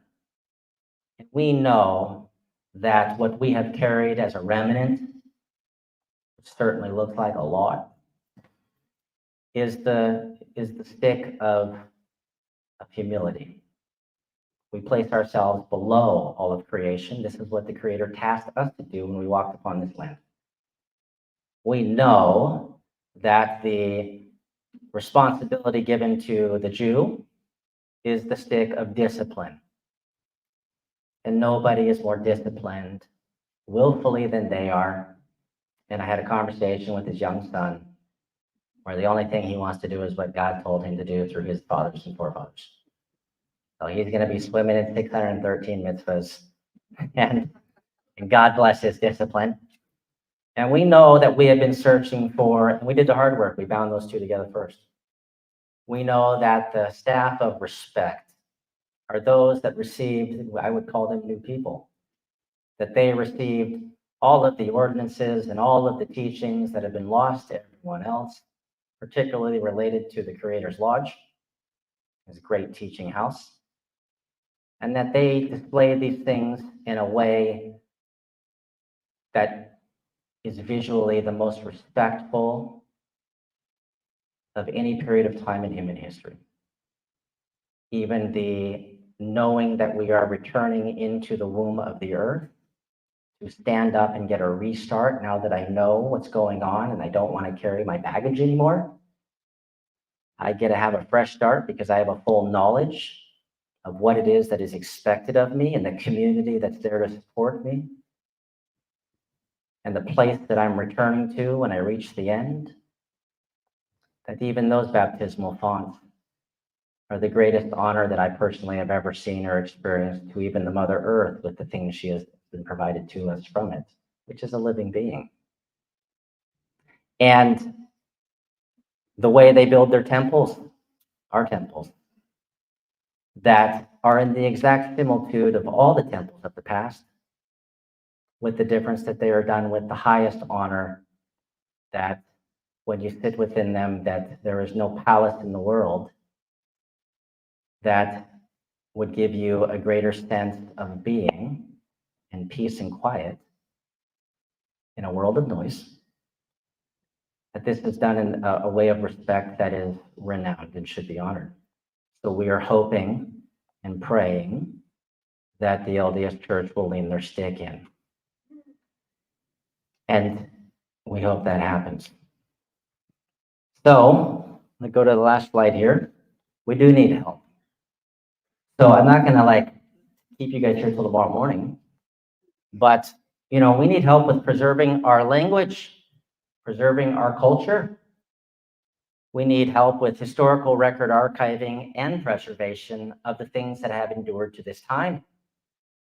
And we need assistance in our great task of an international indigenous gathering, which is underway right now. And the sages of Israel have leaned in to assist us, and our elders and chiefs are spread off around the world right now. And so if you would like to help us, please contact Brian Nettles or Zion Media, Shane Baldwin, for providing any financial support to this cause. A foundation will be released through Zion Media to assist in this effort, and we need your help. Also, to support the global effort with the Sages of Israel, please go to unitetheworld.org/donate, as everything that goes there assists us in going and meeting tribal groups such as the Sami, who we're going to be going and seeing. I'm part Sami, apparently. Apparently, we interacted with them too on our way over. And or the tribes of Mongolia, who still wear when they get their bar mitzvah, they still wear the box in the front of their head, but they don't have anything in it. They don't know why. They just know their ancestors wore it. And they're coming home too. Or those that are in the islands that have all met the Savior and are just waiting for somebody to allow them to share their story, who have to this point had my family story shoved down their throat. Hey, I think it's great, but I also think it'd be great to get to know a little bit about their history and story as well. And so I guess the last point that I'll say before I'll sing a song first. And then I'm going to say one more thing because I think I'm just sick and tired. I've talked with elders about it, and I'm sick and tired of them being abused, being attacked, because they were a part of the revealing and release of information. They just did it first. We were aware of them and have been aware of this small family in Missouri and their sacred caves that I have photos of, and their sacred things that I have personally seen. So I'm going to say something at the end that you can absolutely go right now and start, and you'll get the theme of what all the scrolls are going to be talking about, building and adding upon, which is everything ties off of the Book of Mormon, because the Book of Mormon connects us to the Torah. And the Book of Mormon connects us to the New Testament. And the Book of Mormon connects us to the history of the peoples of the Americas. And their connection to the flood and the destruction of temples. So I'm going to sing a song, and then I'm going to share something that might shock you. Okay. I'm about to do shock. And I promised them I would do it, so I'm going to do it. I got too much stuff in here. I started letting my son write in here, and he writes it. He shares the teachings I write in here to show me that he knows them. Fascinating. Yeah. Okay. So this song it means I'm flying. It's actually my favorite of our songs. It is a very old song, but it was made very famous about 40 years ago by an elder who was traveling around in the American Indian movement and trying to inspire people. Now, I'm not a fan. I'm sorry. I fought in the wars, so I can say it. I'm not a fan of the words American or Indian. I'm a fan of the words Anishinaabe, because you're Anishinaabe too. It just means a good spirit lowered. We have to remove those divisions. And I'm a fan of independence. So when I sing this, it's for the Anishinaabe independence movement, which is the freedom of humanity from systems that are designed to murder my unborn children and grandchildren. Because whether you know it or not, you are a part of a system that is not only taking the fat from your gain to buy weapons to kill children and mothers from both sides of a river, that you're also actively engaged in a war against our unborn generations with the earth that you will leave them. And so I hope that you will reflect upon that and choose to show love, which is restraint, which is your sacrifice asked of you. And this is a reason I value the word of wisdom, because if we can't keep the little things and consecrate ourselves to the little things, we'll never be able to be relied upon to keep the big things, and we shouldn't be surprised the big things are collapsing right now. So what it means is I'm flying over the waters, and all of creation is a water, Chiba woman, that we're within. We're swimming within this soup. And we're looking over all of creation because we're searching for the spirit men and women. We're flying over the waters and we're searching all of creation because we're going with the great spirit, the creator, to heal those spirit people. And this is our great task, that when this fullness comes out, that we become a proselytizing people of the spirit that's within all things. We restore harmony to all things, whether it's in the sky, in the land, at the sea, or in our own home. In our own home. How many of you have said hello to your neighbor? Things to reflect upon deeply. Or stop talking to a family member because you think they're inactive, when they're probably more active with the Creator in their struggle than you ever are. Yeah.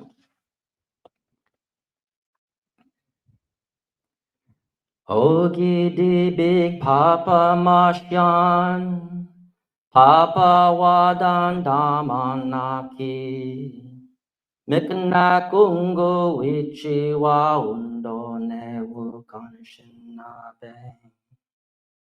Hey ya, hey ya, hey, hey ya, hey ya, ho. Hey ya, hey ya, hey, hey ya, hey ya, ho. Ogidi Big Papa Mashyan, Papa Waban Damanaki, Manadu Ichi Wanananda Weyatanashanabe. Manatu Ape, Manatu Ape, Manatu Ape Peshit Weyanashanabe. Hey ya, hey ya, hey, hey ya, hey ya, ho. Hey ya, hey ya, hey, hey ya, hey ya, ho. Ogidi Big Papa Mashyan, Papa Wadan Damanaki, Chipete Nashwan Mini Pimate Sewen Anishinabe. Hey ya, hey ya, hey, hey ya, hey ya, ho. Hey ya, hey ya, hey, hey ya, hey ya, ho. She miigwech. So what's the summation? The Torah is true. The Book of Mormon is true. These things are affirmed in every writing that's sacred of the traditional peoples of North, Central, and South America, which will be revealed, some of which I've shared with you. I gave you an address. You can go yourself, and it's time for us to sit at a single table, because the greatest celebrity in the history of the world, my dear friend, the great peacemaker, Jesus Christ, is coming back. He will not care about your balance sheet. He will not care about all of the taxes you pay or the corporations you own. He will care about the spirit within and what you're doing to sustain the family, your friends, your community. And your family are those who are gone and who are yet to come. And you should remember sacredly, deeply, that the work you do for your ancestors that are walking with you here that you cannot see, but they're here, the work you do for them gives them the ability to turn the tide equally as you for your unborn generations. So don't forget those responsibilities as well, and to go to the temple to do those things that you know of which I'm talking about.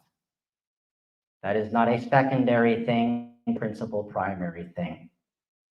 They are waiting for you to give them the authority to speak where they are in connection with the Creator, who they are connected to, but with the authority needed to assist you here and our unborn children who are coming here.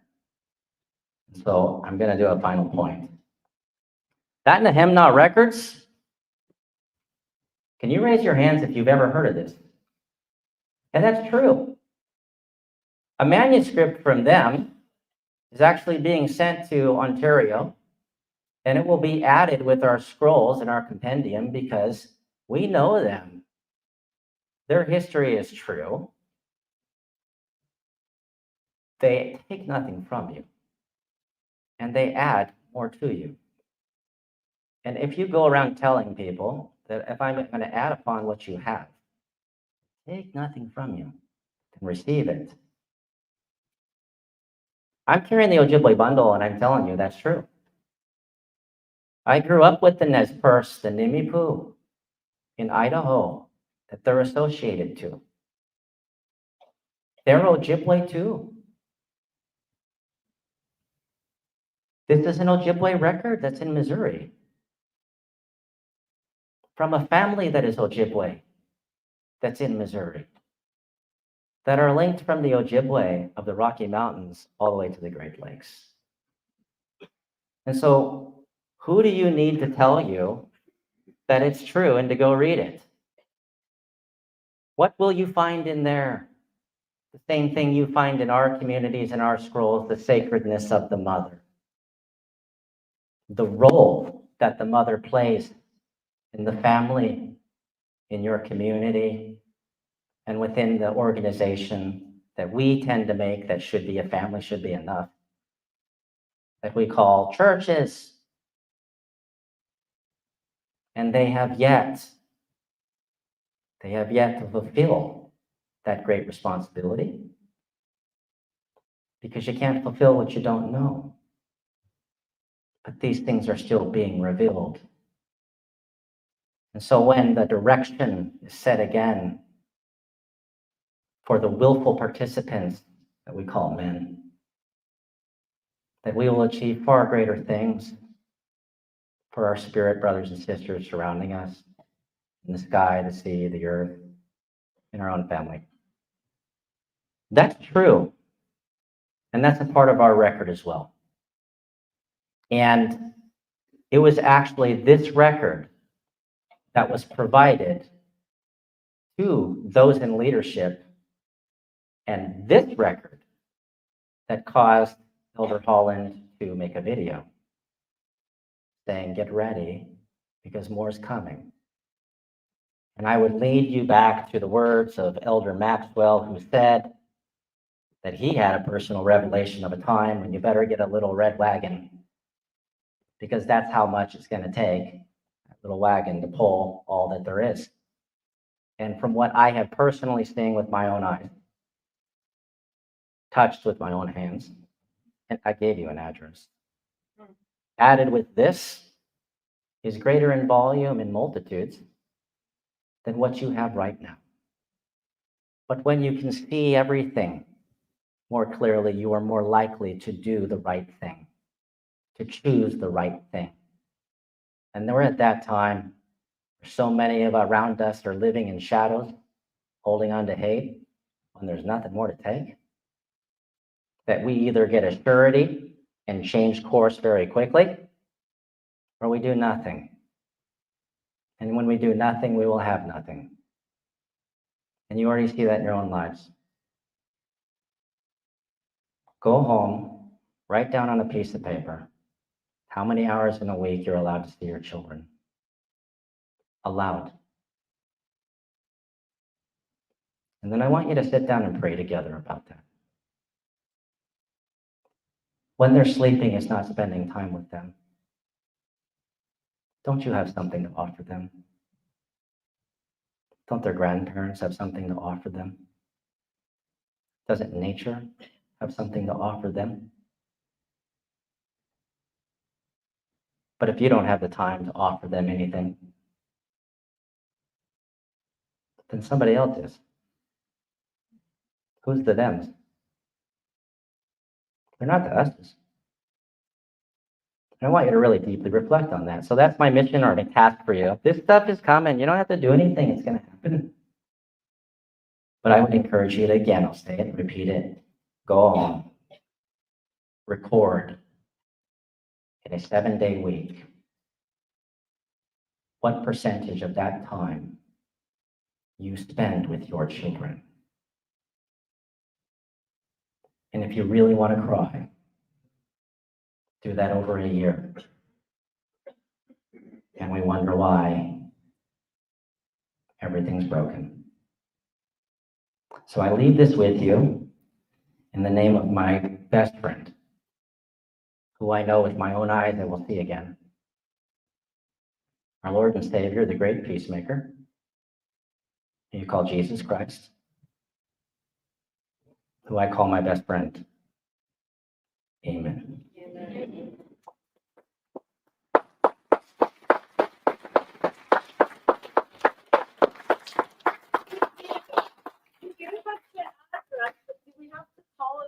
No. Let them know we're coming? No. You just show up? So let me explain how this is going to work. So in October, I'm going to be going for a 12-day initiation preparation. I'll be in a fast for 12 days and going through ceremonies to prepare to assist in what will be released. And so there's a certain level of respect you have to show to the process. And so you are 100% by mere fact of being a spirit man and a spirit woman, possess all you need within you to stand and learn. That there is nothing that you do or will do or would do that prohibits you from being able to learn. Go to the address, show up, ask to be taught, and sit and learn. They will take the images, they will provide you the teachings step by step. If you say, I want to get it all, to do what? You can wait to get it all. Go and learn. They'll talk to you and get to know you, and they will teach you line by line, and everything will add upon what you already know. They will listen to what you already know. Go. Show up. Participate. That's your right. And there's no boundaries. There's no division. What if too many people show up? Then the space will be increased. So currently they have already moved. There's elders that are moved there that are living there in trailers that have pulled up on the dirt road, and they built the lodges and they built the big teepee for teaching, and they have the trader's fork to teach you the 200 plants in nature that are for you to survive. Every single thing that you call medicine is a synthetic clone of what is in nature. They can't patent nature, so they create a copy. We are not the creator, and so it causes disease. I will heal you for a moment. It's a promise given in a false way. And so there are 200 medicines that you will be taught as well. And I think that if nothing changes, it would behoove you to know how to feed your family, because it's free and it grows all around you. And show up. Just go. Yeah, ask another question. I plan on, going and spending there. If you go for one day, they'll give you what you can handle and take for that one day. If you go for 3 days, they'll give you that. If you go and you stay and you pitch the tent or you sleep on the ground, then I guess you'll get as much as you can take. How much time do you have? You're the only one that's going to consecrate the time of the vessel you're within. So you get back what you put in. Yeah. Any other questions? No. But yeah, I tell you what though, Ontario's pretty cold in the winter. Hey, so I mean, like you could wait 3 or 6 months and there will be a massive volume released and show up in the spring, maybe when it's warm. Or if you're a super trooper and you don't mind the cold, hey, take the Winnebago or the motorhome and park it on the road. It's your call, your decision. It's your path. You're walking on this earth. We were called to be teachers. We were not called to create any other institution. If we wanted to, we could, but we are obedient. We won't. We are taught to assist spirit people in living the good way as we know it. But apparently we know a lot. Apparently, like a remnant of whatever existed is carrying a library of historical information. And I would also pay close attention to probably Zion Media, as well as Brian Nettles, because again, Brian will be working with the petroglyphs, and Shane Baldwin will be, and I want to show you love. It's something that Jer Peltier talked about in the way they treat our people, is that Shane Baldwin was actually adopted by a Wampum family. And simply by that, he's one of us. And I go a step further, even if you're not, you're one of us. But he's being initiated. And so he will be given the authority to record whatever he wants, to live stream release whatever he wants. And I would pay special attention to Zion Media, because that's what we're doing. We're building Zion. Our responsibility, and you ask any Jew, is to bring heaven to this earth. We are dwelling in the lowest level, and this is the core of the Tanya, which is the spiritual teachings of the Torah. Many don't know the name Tanya. It's the lady working at the store down the road. No, it's their spiritual book, explaining the more spiritual things. And what did I say just before that? Because I just saw pages. Yeah. So our responsibility is to bring heaven here, that we are dwelling in the lowest level. You would call this the celestial level. And we are trying to manifest the terrestrial level. And that will manifest around us when we walk the good way together. And when we're there, we will then take the time together, maybe it's a millennium, to be able to manifest the world into a celestial level. That it's this earth that will move into these degrees. And that those who are in those levels will still remain on this earth, but they will choose to see as they see now, because it's comfortable to them, or see as it will be, because it's exciting to them, or to be as it will become, because that's the purpose for us to be here, is to be with our Father, the creator of all things seen and unseen, doing the things that he does. We are made in his image and we are his children. But, and it's a big but, we're not even at the place where we're able to be in the presence of our mother. Because she's probably right now holding a big red willow stick. If you're tribal, you know what I'm talking about. And if we saw her right now, we'd be getting some severe red willow stick teachings. So I guess I'll leave it with this. You were formed in the womb of your mother, from the plants and animals that she consumed from this earth, from within which our ancestors lie equally together. You are their prayers made flesh. The first sound that every one of us, we are equally brothers and sisters, and we share a couple moments together. The first sound we heard in the womb and in this Chibo woman, was the heartbeat of your mother. The first feeling you felt was the heartbeat of your mother. The next sound you realized was you were carrying the heart of the mother. And it's time we start living with that love. And if that great example was given to us, Jesus showed you many times when they brought sinners to him.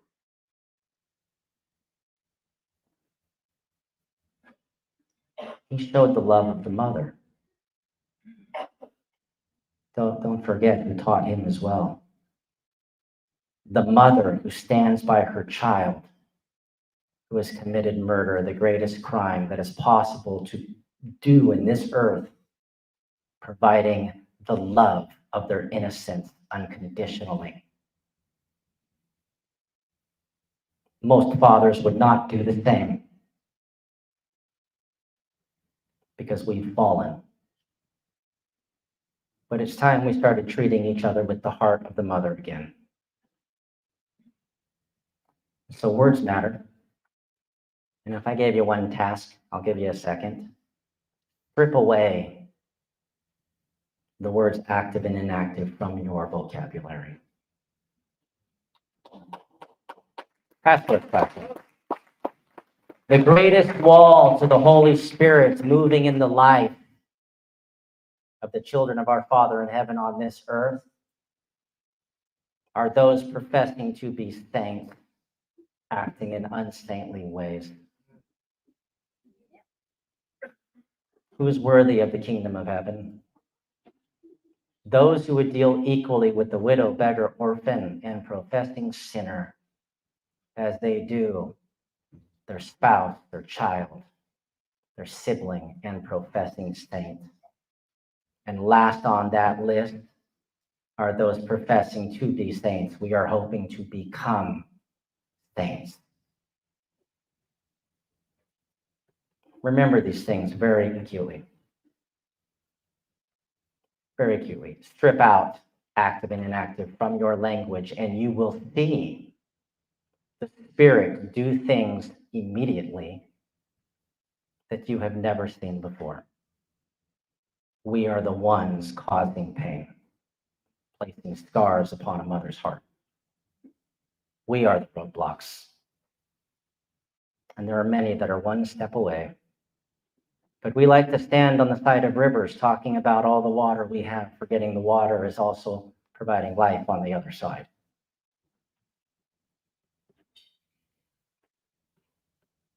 So remember that. Maybe I should give the seed teaching one more time. Everybody loves the seed when it's in the fruit and that beautiful soft flesh hanging on that tree, nurtured by its mother and the light from the Father, its warmth, and you hold it in your hands and you think it's so beautiful.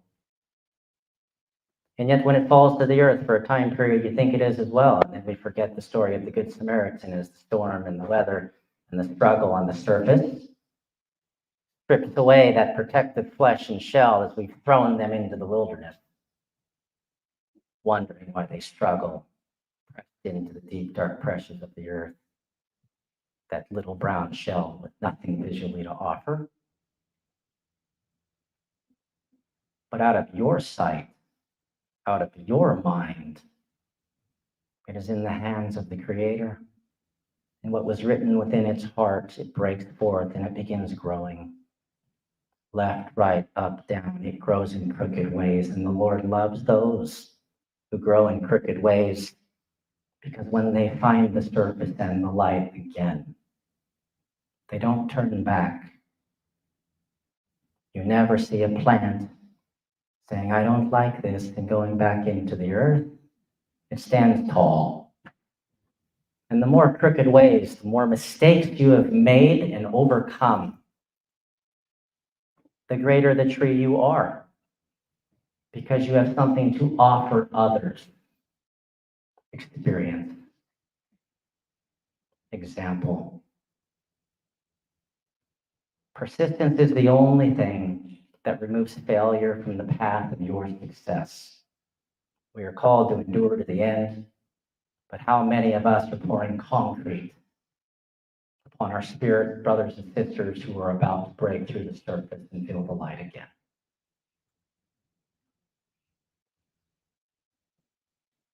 There's another word you should remove from your vocabulary.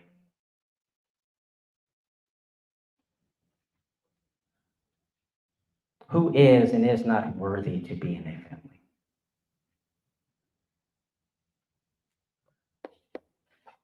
Maybe one's just more honest than the other. Maybe one is just measuring a fault more than you.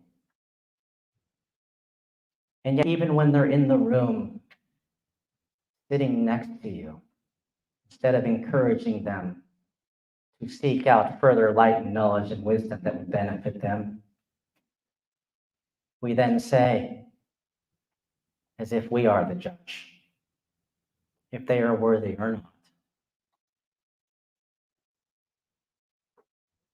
How much concrete has been poured upon somebody in that position?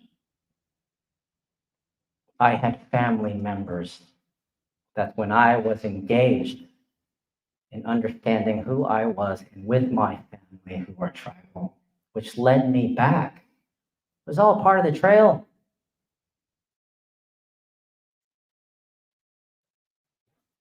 Vocally,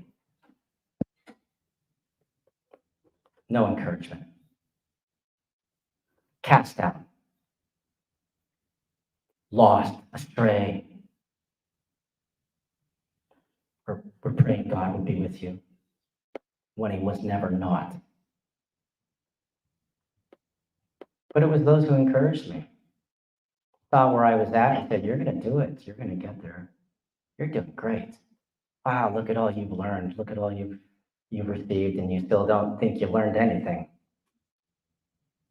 Keep pouring the water. I want to get more water.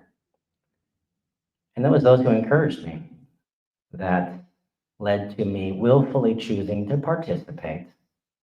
And before I flew here, I went to Frankfurt, Germany, and went to the Frankfurt Temple. And I sent a photo to my very same relations who would have nothing to do with me the minute prior. And all of a sudden, response and love and kindness. And I can love you now because you're in the room again. Jesus didn't go to those who were the professing saints. He went to those who were the honest, professing, trying sinners. And he encouraged them. And it's high time we started encouraging each other and stop telling somebody that you have some idea about the struggle they're overcoming or going through. And it's not on your time. It's on God's time as he works with them in their heart and in their mind and in their actions. That's their journey, not yours. Be there to tell your truth. And when you tell your truth, talk about what is positive in your life. Why are you happy? Why are you encouraged? What's the ceremony between your breath and heartbeat?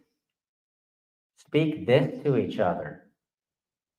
Don't go to somebody and tell them you have more than them and they have less, let alone doing so with my family's book. Because we'll tell you we have more and you have less. Reflect upon that a little bit. It's enough to say, this is a seed that means something to me, and I think it's going to mean something to you. What means something to you right now? I don't care if they pull out a comic book. I learned my morality from Superman. It's a drop of water, and if you meet somebody in a desert, and you're standing with them in the desert, and they have a drop of water in their hand, you can talk all you want about the big lake of knowledge you have far away. You're going to need the drop of water they have to survive where they're at. So they have more than you there. Remember that. Empty your cup sometimes and receive someone else's truth and knowledge so you can build upon it. Don't find a mean of division. Don't focus. You had a rabbi standing here, an Orthodox rabbi, a Hasidic Orthodox rabbi, talking about unite the world. sitting in a room of those professing to follow Jesus Christ, who was also a Jew. And they have a little history with him. And he did it with love and kindness because he cared more about the drop of water you shared in common than the difference. The difference is the divisions have to end. They will only end if we willfully choose to participate in kindness. And kindness will always be the power in peace. Kindness will always prevail. Strength will waste away. We are given that example in our lives as we carry our fathers and mothers in their aged period of their life, and we treat them as they treated us as infants. Strength will come and strength will go. Civilizations will come and civilizations will go. It's only our Heavenly Father, the Creator, and His Spirit upon this earth, mothers and fathers and children, that will endure. So we have to remember that sacred circle has to be restored. I think a little bit of that's happened today. And it doesn't have to be a big thing immediately. A single drop of water rising out on the ocean. You heard this earlier, and you got to hear it again. It doesn't matter what I do. I'm just me. I didn't come from a good enough family. I don't have the right education. I don't live in the right place. I don't have the right job. I don't wear the right clothes. I don't have opportunity. These are don'ts. Let's start talking about do's. The do's. I do breathe. If it's that simple, build upon it. Right? I do see, some don't. Some who see don't. Right? Replace your arrogance with service. Shoe fits, wear it. If the shoe doesn't fit, don't wear it.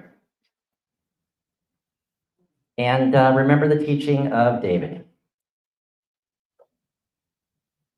David refused to lift his hand against those in authority or to lift his words.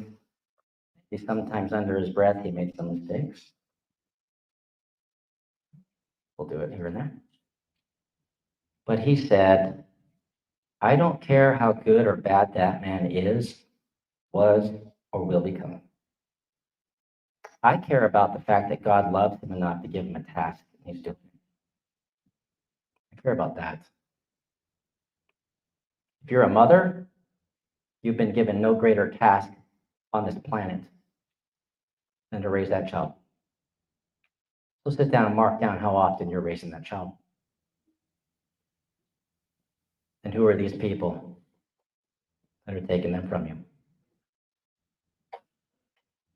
If they say they're the yous, but they're acting like the thems, they're not us. You are a living being. Corporation, institution, a building of stone is not. Give it 1,000 years, it'll be dust. Give it 2,000 years, it'll be a memory that maybe somebody finds in the sand as they brush away and think, oh, how great were the Egyptians? Not that great, they're not here anymore. So, these are things to think about. The first walls were not built to protect people. They were built to trap people in systems until the walls could come down. And then they stayed there. They stayed there. So, what are you going to do? Doesn't matter how much money you got. I'm blessed to have I'll be personal with you. I'm blessed to have a pretty good job because I work really hard. But I chose to do whatever it would take to free up my time to be a father. I will go negative every month. I do. Just to ensure I'm on a plane to see my sons. Because I'm not going to put a scar on their heart. I lost a son. I had a son die just 2 years ago. And I didn't make the sacrifice like I should have. I thought I'd have more time. There's right now. I'll call him later. There's right now. And so I consecrate every single thing I have to following my Heavenly Father's mission for me, which is my Heavenly Mother's mission for me too. Because I honor the Sacred Heart of the Mother in my son. And so I fly to Germany all the time, every month. I've flown 3 straight weeks just because of school, first day of school. And wanted to be there. And my son, he didn't know if I was going to come, but he thought if I came, he was going to be ready. He wore his white shirt with his little deer on it. And then when I was there, I was crying because I've never let him down. And he stood up to talk, and he said his name, David Bagabojo. I'm German American and Objibwe. And I felt pretty proud of that moment. You know, but I've failed. If you're looking for a perfect person, in your life, you'll never find one. It doesn't exist. They tell you that one mistake and you're not worthy of anything, as if the triumph over it meant nothing. They say people are presumed innocent before they're guilty, and yet, if that's true, then you wouldn't even speak about an accusation until the guilt has been proven. If they're in a court of law being accused of something, it wouldn't be promoted on your light boxes or discussed at your kitchen table. Because they're presumed innocent, correct? But no, they're guilty simply by accusation. But there are those who are guilty. I'm guilty of being a bad father. And so because of that, I choose to be a good father when I knew I was a bad father. I have 3 beautiful daughters, Nohealani, Lealoha, Melia, that when I made the decision to cross an ocean when they were 14 and 16, and I realized I was in Germany being treated no different than a Mexican is treated in America. That in that fight for my 1 and 3-year-old sons to know their father, I lost contact for a short period of time. That placed scars that no matter how much good I do, this is what the devil would tell me, no matter how much good I do or how much I love their brothers or show that I'm working towards having another family and another child eventually, so that I can show all the experience of my tragedy into that child's love. But the adversary tells me they'll never talk to me again. And in 5 years, they haven't. Hurt that I left. It didn't matter the money you pay. What matters most is the time you give. And so I hope and pray, and I know one day that they will talk to me again. And I will embrace them again as the man I am, not the man I was. I was a man of war with blood on my hands. My childhood was war. Then I became a warrior. And I had to learn to become a man of peace. And that's the man that my daughters will see and meet again, who have lost a brother. They lost their father, but what they don't know yet is they're getting back a better father than they had then. And so we're all with faults. We are all carrying scars. I've been an alcoholic I've been a chain-smoking, tobacco fiend in bunkers of Afghanistan. Maybe that's warranted. I have been a horrible husband. I have been a horrible brother. Just because my twin made decisions that I didn't understand. And years later comes to find out that we were supposed to be triplets. And that my twin, who doesn't know who he or she is, actually has a line on the skin separating two different DNAs and carries both organs. And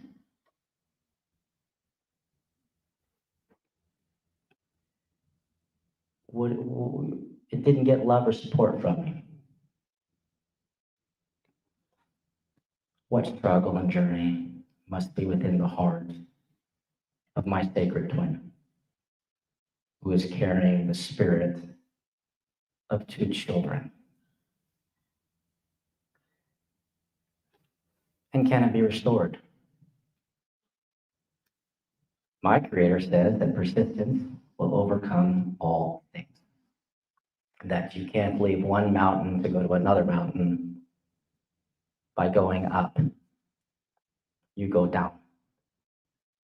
Some of us are lucky enough to fall off a cliff and hit face first on the surface to face the reality. I have free falled a few times. And you would say, why me? And you stand up and you walk through that valley. Some of you have a pretty gentle walk, and others are completely lost in darkness. And are you encouraging each other and helping each other along the way? And then when you reach the mountain, you're like, I did it, I'm there. Like I felt when I sat in the temple in Frankfurt. Didn't matter they were talking in German. God made that language. It was that I was there. But I still have to climb. Some of us are going to walk up a gentle slope, looking over at those climbing a sheer-faced cliff, and God forbid you're doing that after doing a free fall and making it through a deep, dark valley. I mean, come on, lend a helping hand. And when you get to the top of that mountain, there's always going to be the next thing. But the only way to refine yourself is to face your fault completely and to own it, and then to move forward. That's what the seed does. It hits a rock. It doesn't go, woe is me, go down. It reacts, adapt, and overcome. And we will always overcome. So again, just because you can put on a white shirt and a tie, just because you carry a fullness, a knowledge of your Father in heaven and his purpose for you on this earth, does not remove you from the great struggle as well. In fact, you have it worse than the others because you know better. And so be more honest with yourself and the others. And don't be that priest who felt his Creator calling upon the wind, who left the temple in his fancy garbs and stones and wandered by, I'm going to find my God, and sees a broken man laying next to a well. You deserve what you got, and keeps on going. You don't know what happened. I lost my son, who deserved a better father.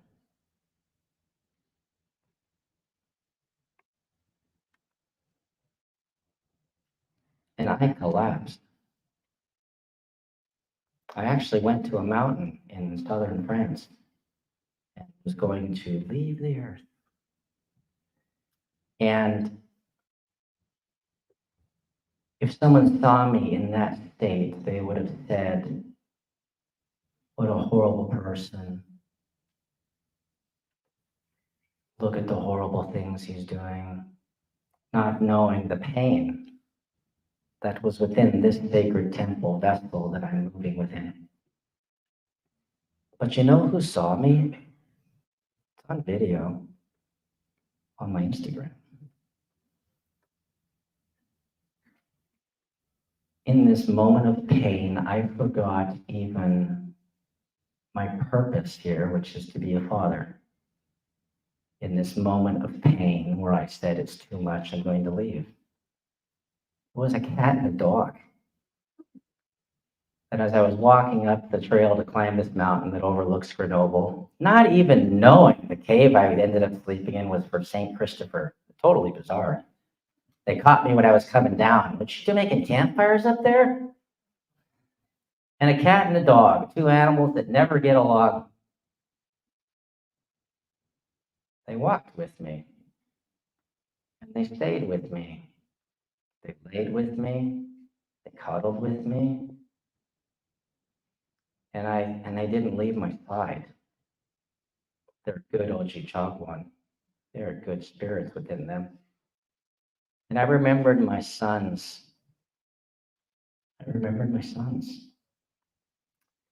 And I walked back down and said, okay, I'm going down now. This is the descent. And it's going to be a hard valley to walk through, but I'm going to climb again. Boy, it would have been really a lot easier if I had had a lot more humans supporting me in that period of time. But when pain and struggle comes, everybody disappears. Everybody comes over for the barbecue. Nobody stays after the death.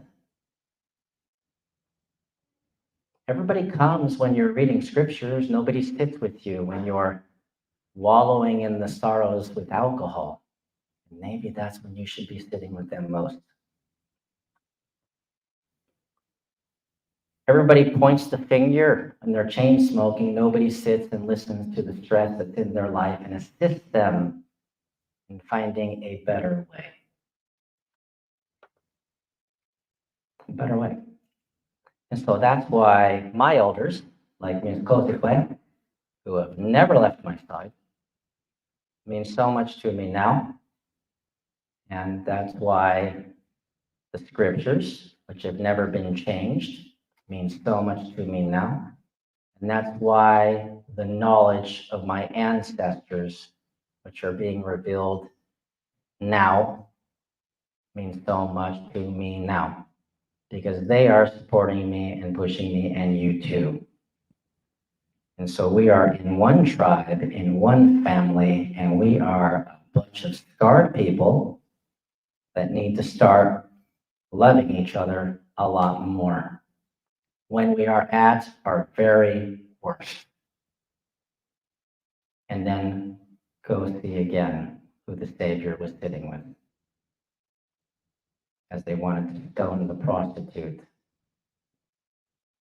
or the murderer was about to go to hell. Where did he end up? So maybe we should see things as our Savior sees things and stop seeing them as our opinions see things. Your opinion is based upon a lack of knowledge. If all you knew how to do was to say, I love you, and that's it, you would do far more good than anything else. So, boy, this went a little longer. Yeah, hey, are you okay if I sing one last song and then we'll cut it? You got me thinking about something. Chi miigwech. Or just say miigwech. And miigwech. Hey, you're Anishinaabe now. So, hey, this isn't the song that sounds the best, but it's pretty cool. It's a song. It's one of our 4 oldest songs.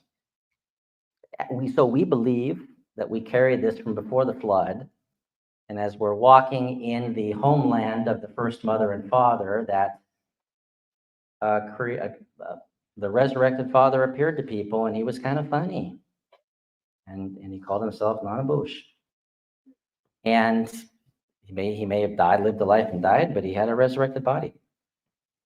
And when the first mother and father were laying down to die, they were one, so much one that they were actually leaving this earth together, holding hands. And all of creation surrounded them, all of the plants and animals. Even the Creator rested upon the trees, and they could feel his pressure over them. Everybody was crying, and the birds were singing. Why are the birds singing?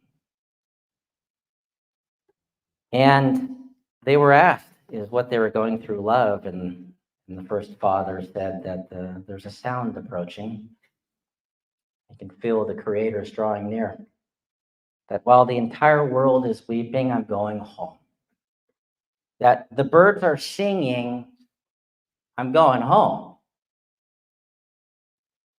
So that must have been a comfort as those around them were watching the first human beings pass on into the other world, as the veil was peeled before their eyes and the rainbow was withdrawn and the sky world was visible, and the importance of a single leaf shone like the sun in the sky. And they sang a song to give comfort.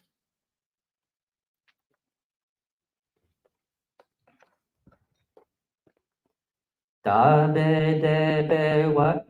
Let me start over. Da be de be we dao mo wan. De me we si wu gen no go kwa. I mixed a song. You can tell my favorite song bleeds into everything. Da be de be we damo wan. De me we si wu gen ko kwa. Ayiki ni ma we me gun. Ninga gi gwe. Ninga gi gwe. Beno si wu ge. Gavin nong da go jiwa. Ninga gi gwe. Beno si wu ge. Benon da go jiwa. Benon da go jiwa. Dabe de be we damo wan. Deme si wu ge nekwa. Aiki ni ma we me gun. Ninga gi gwe. Ninga gi gwe. Beno si wu ge. Benon da go jiwa. Ninga gi gwe. Beno si wu ge. Benon da go jiwa. Benon da go jiwa. So we'd say chi miigwech, which is thank you very much. And we would say ba ma pi. Ba ma pi. And that means we will see each other soon. Okay.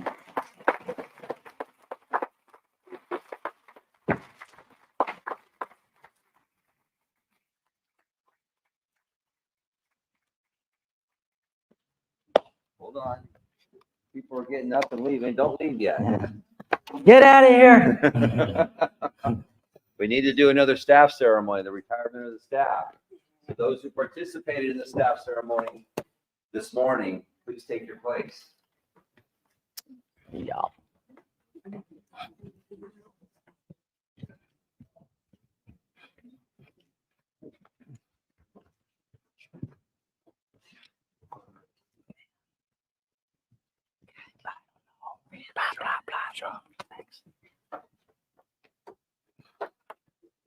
This mic I'm Ryan. Get the other stage. Anybody else there down on the bottom of the stage? Please bring it down. I'll sing you out. Okay. Okay, so wait.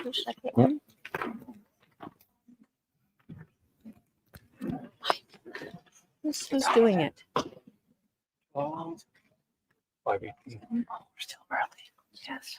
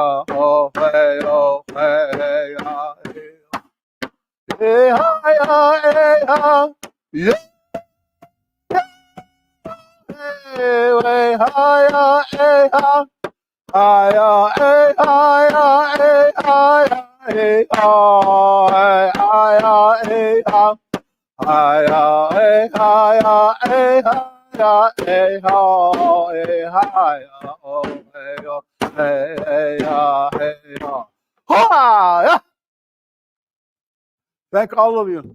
Thank you for the staff, Brian Nettles, Wayne May, all the people that made this happen. Thank all of you for being here and carry the message. Do not leave yet. We have some gifts to bear. What about the closing prayer? We have some gifts to give. Then we You can want you to stay there? I want to give my heartfelt thanks for everyone who is here and everyone who was involved here.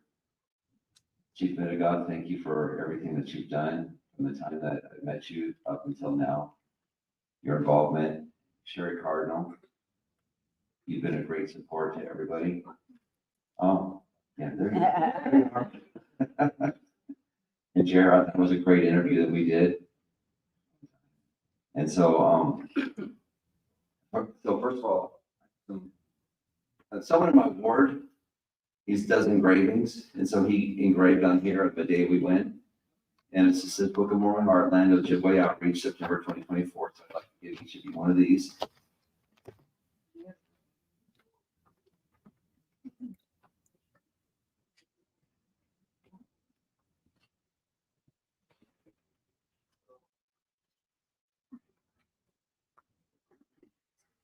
Okay.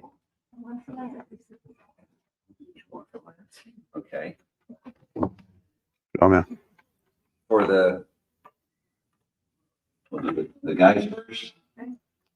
So we have some bolo ties that have the yohewa on it, just like the one I'm wearing.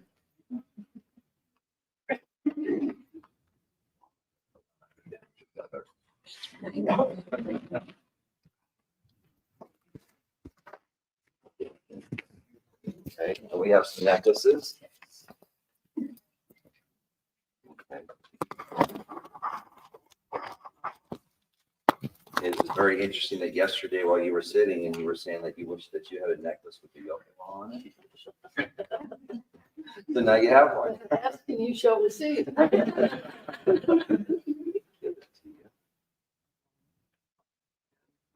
You too.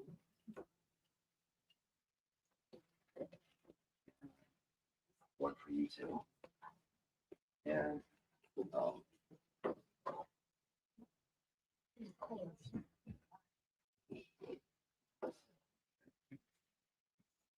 we've got one for you too that doesn't have the necklace, it has the more of a cord rather than the woman with the necklace. And give it to my boy. Yeah. Okay. And thank you. And all right. I guess we're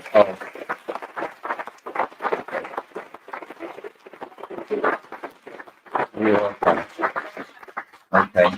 And I'll go ahead and give the closing prayer again.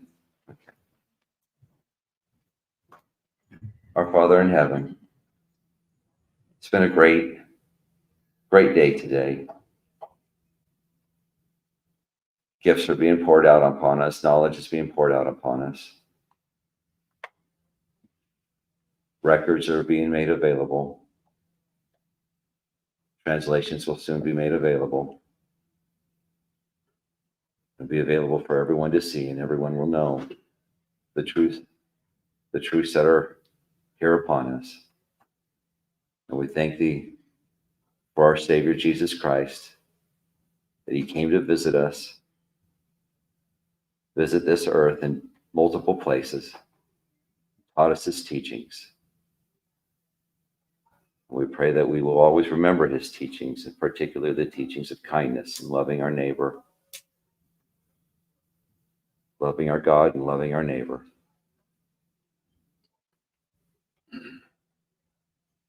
And we pray that we can all grow together, whatever our nationality, the color of our skin, or whoever we're descended from, that we are all one people,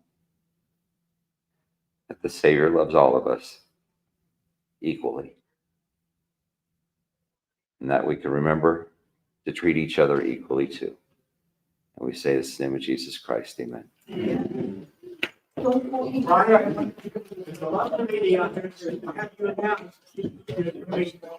What does she want to announce?